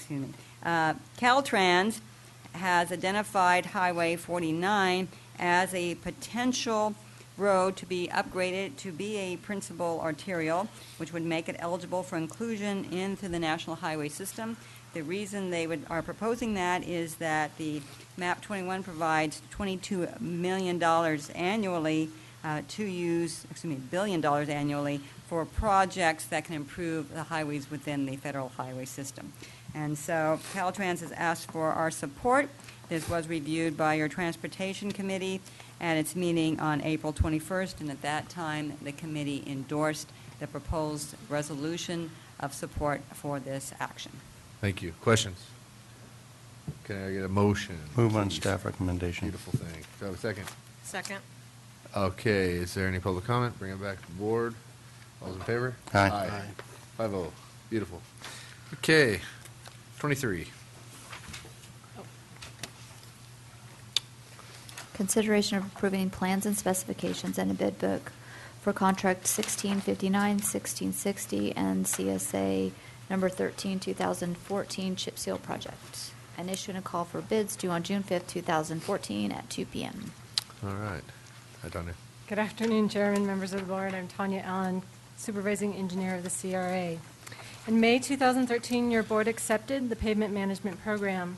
Your board's goal is to address the deferred maintenance by repairing, rehabilitating, or reconstructing roads when funds become available.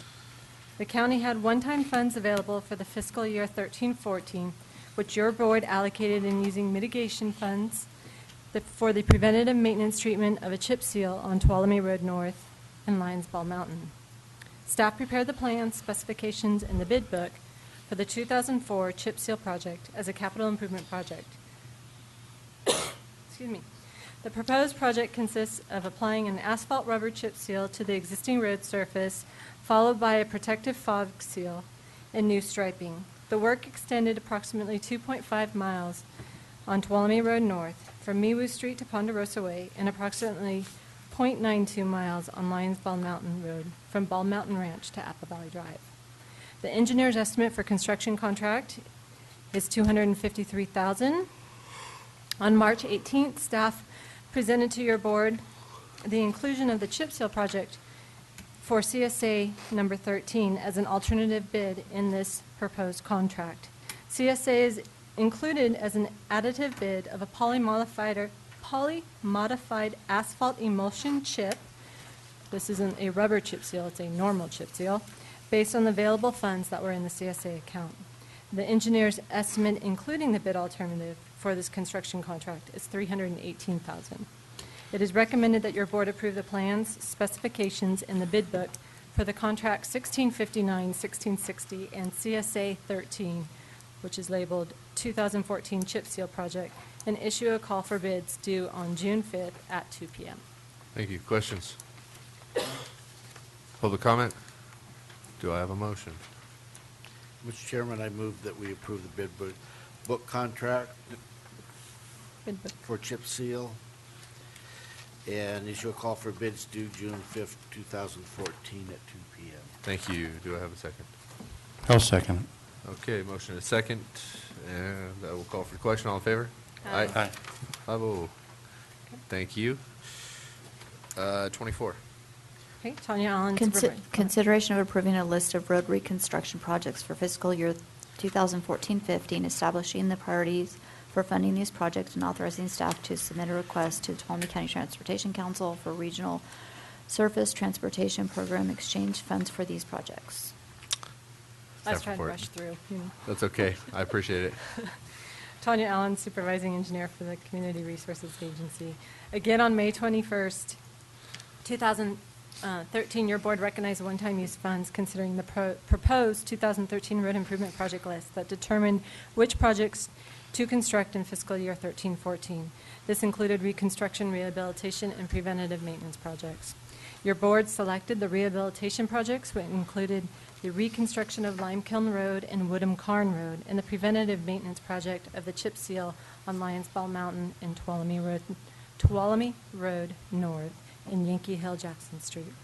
The Lime Kiln Road project was completed in 2013, and a call for bids for Woodham Carn will be scheduled in consideration this May.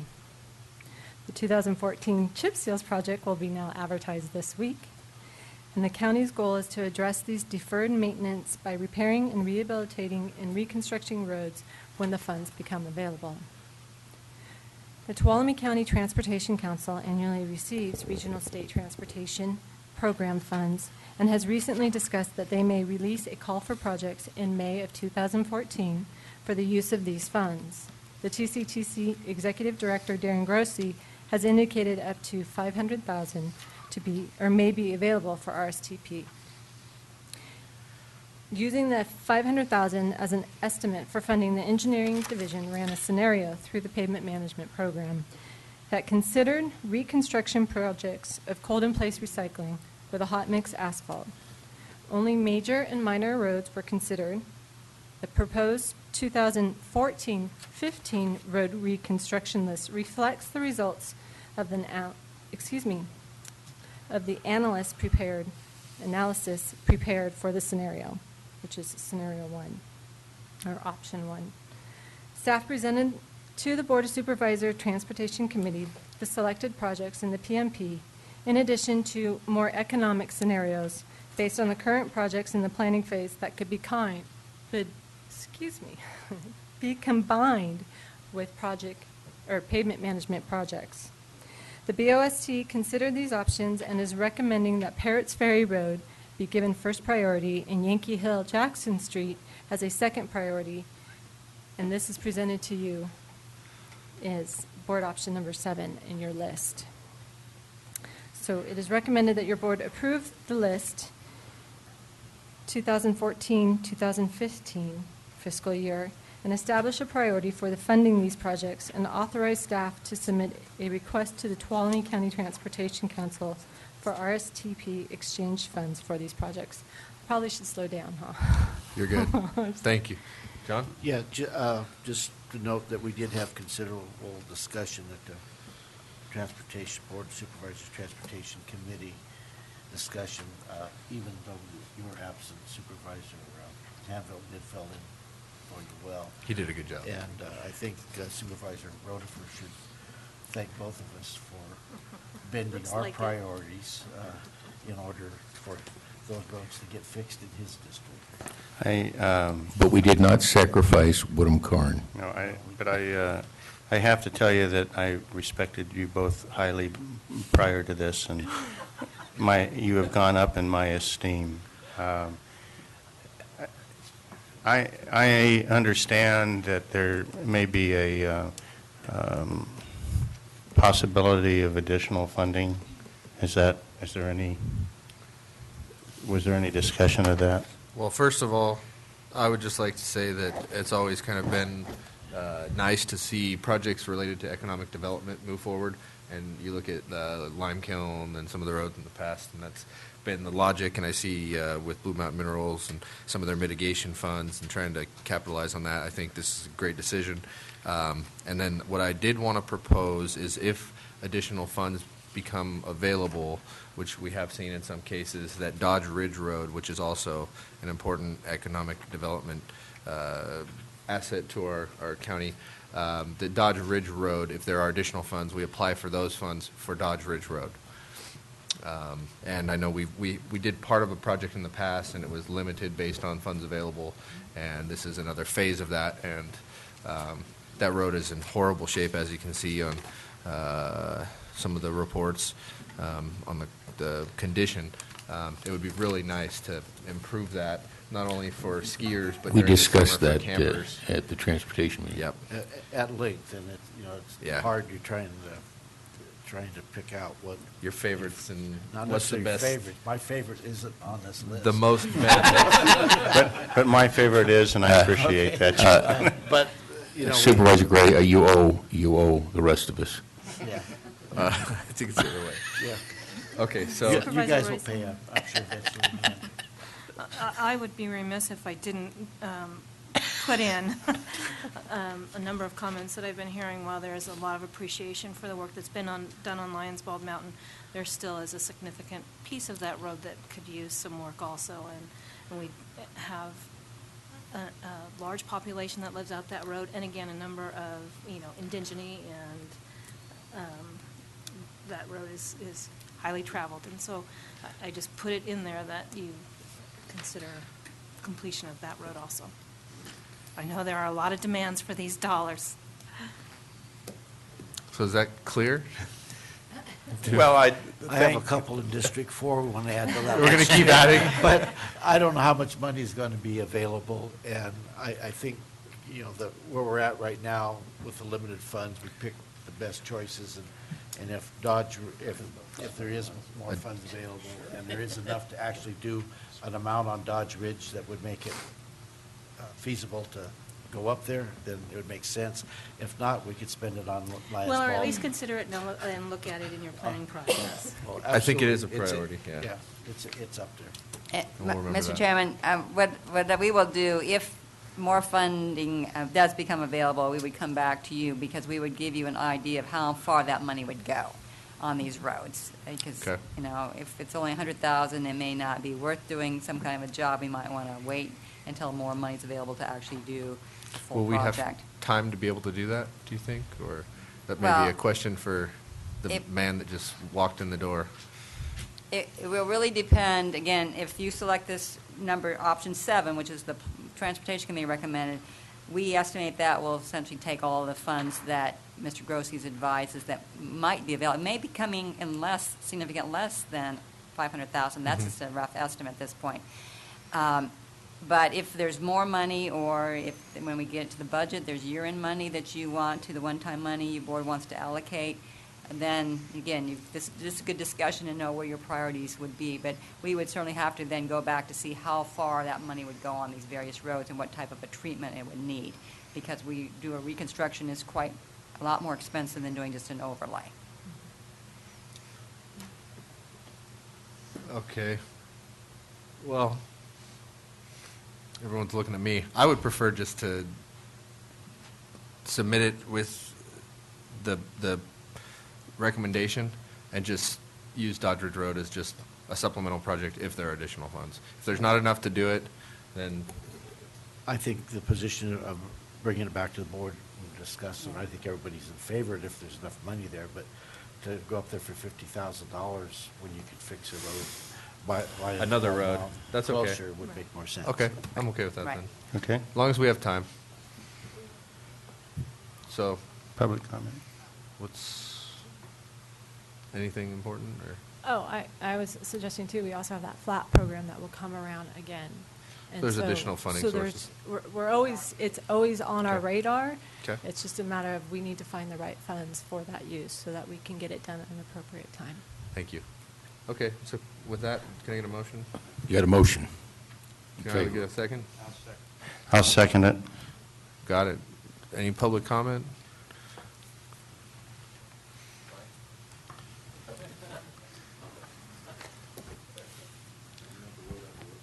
Now that Sherry mentioned Lion Ball Mountain Road, which is near and dear to my heart, this is Jim Phelan speaking. Lions Ball Mountain Road is just one of the many roads in our county that is one long cul-de-sac. It is very apparent to me living at the bottom of the first big steep hill, or the last steep hill before you get over the top, in the wintertime, Because summertime, oh, we can open the fire gates and let people out, but in the wintertime, somebody's going to get killed on one of our roads because there's only one way in and one way out. And people do stupid things, putting on and taking off tire chains. Yep, that's true. I've seen that spot. So anyways, we got a motion in a second. I'll bring it back and call for the question. All in favor? Aye. Carries 5-0. Thank you. Okay. 24A, yeah. Consideration of approving correspondence to the Federal Highway Administration in support of reprogramming the construction of Buchanan Road project to fiscal year 2017. Mr. Chairman, members of the board, Bev Shane, Director of Transportation. As I mentioned this morning, as you are all aware, Federal Highway Administration has been working with the county in a partnership on a reconstruction project of Buchanan Road, and including replacing the bridge. This project was actually scheduled to start construction this fiscal year. Because of the rim fire and the significant recovery efforts that are going on, as Susan Skalski mentioned this morning, there is a huge conflict between having FHWA constructing the Buchanan Road project and the number of logging trucks that are going to be using that road. The forest estimates that there will be approximately one logging truck every 3 minutes on that road over a 10-hour period each day. Cool. From now until the logging salvage operation is completed. Again, having FHEWA in there with traffic control, holding up those logging trucks would not benefit anyone and would in fact severely hamper the recovery efforts. In a meeting on March 10th with Supervisor Hanveld, members of our staff, Tanya and Duke were there, Susan Skalski from the Forest Service was there, as well as the forest engineer, and representatives from FHWA. There was considerable discussion of how we could address this situation. There were all kinds of options discussed, such as breaking the project into 2 phases, the bridge first, the road later, limiting the hours of construction to the evening and nighttime, or only doing work in the wintertime, or what FHWA wanted to do is use alternative logging routes. Basically, the bottom line is there are no other reasonable alternative haul roads for those trucks. As such, the Forest has been working with FHWA, as have we, and we have requested that this project be delayed. FHWA is going to be holding a meeting on May 12th. We received a request yesterday from them asking for a letter of support to delay the construction of this road to fiscal year 2017, that's the federal fiscal year, and also to reprogram the funding for the project. That's a critical issue here because this project is actually funded in the federal transportation bill that predates MAP 21. So that's why it's a very critical issue about how they are going to be able to reprogram these dollars. So they want a letter. We do recognize that by delaying the project, there are going to be additional construction costs for the project. FHWA has estimated a $3 million additional cost to a project that's already into the $15 million range, I believe, something like that. Tuolumne County does have a local share of that cost, and I want to make sure you're aware of this. The federal government pays 88.53%. The local match is 11.67%. At this time, our match has been covered by California toll credits, which means we're basically paying nothing towards the construction of the road. Our partnership has been to purchase right-of-way, and we are well into that process and have almost completed it. We are still working with FHWA to see if we can indeed get toll credits for this additional, our share of the additional cost. So before you send a letter supporting this, I want to make sure that you're aware we could incur some additional cost from this project through the delay. Sure. Yes. Randy? Yeah, we met with the Forest Service and DOT, and this matching thing and this $3 million estimate seems absolutely outrageous because it didn't seem like we were putting off that far, and that's like a 20% increase. But I will give them credit for being conservative. The problem, the catch-22 here is if we were to close Buchanan Road, we just eliminate the opportunity for the Forest Service to do the salvage level that they have anticipated. There is already enough challenges to that that make it somewhat problematic already. We've got to help them do any way we can. Leaving all that material out there on the fire footprint is the worst of all possible worlds, in my opinion. We got to do this. I don't like the idea of increased costs, but we perhaps can put some political pressure on Washington to help us with that in the interest of doing the right thing on the forest. Additionally, this seemed like a strange one to me. In that this, while we certainly have an active interest in this, it seemed to me like the big conflict was interagency policy in Washington between DOT and Department of Agriculture.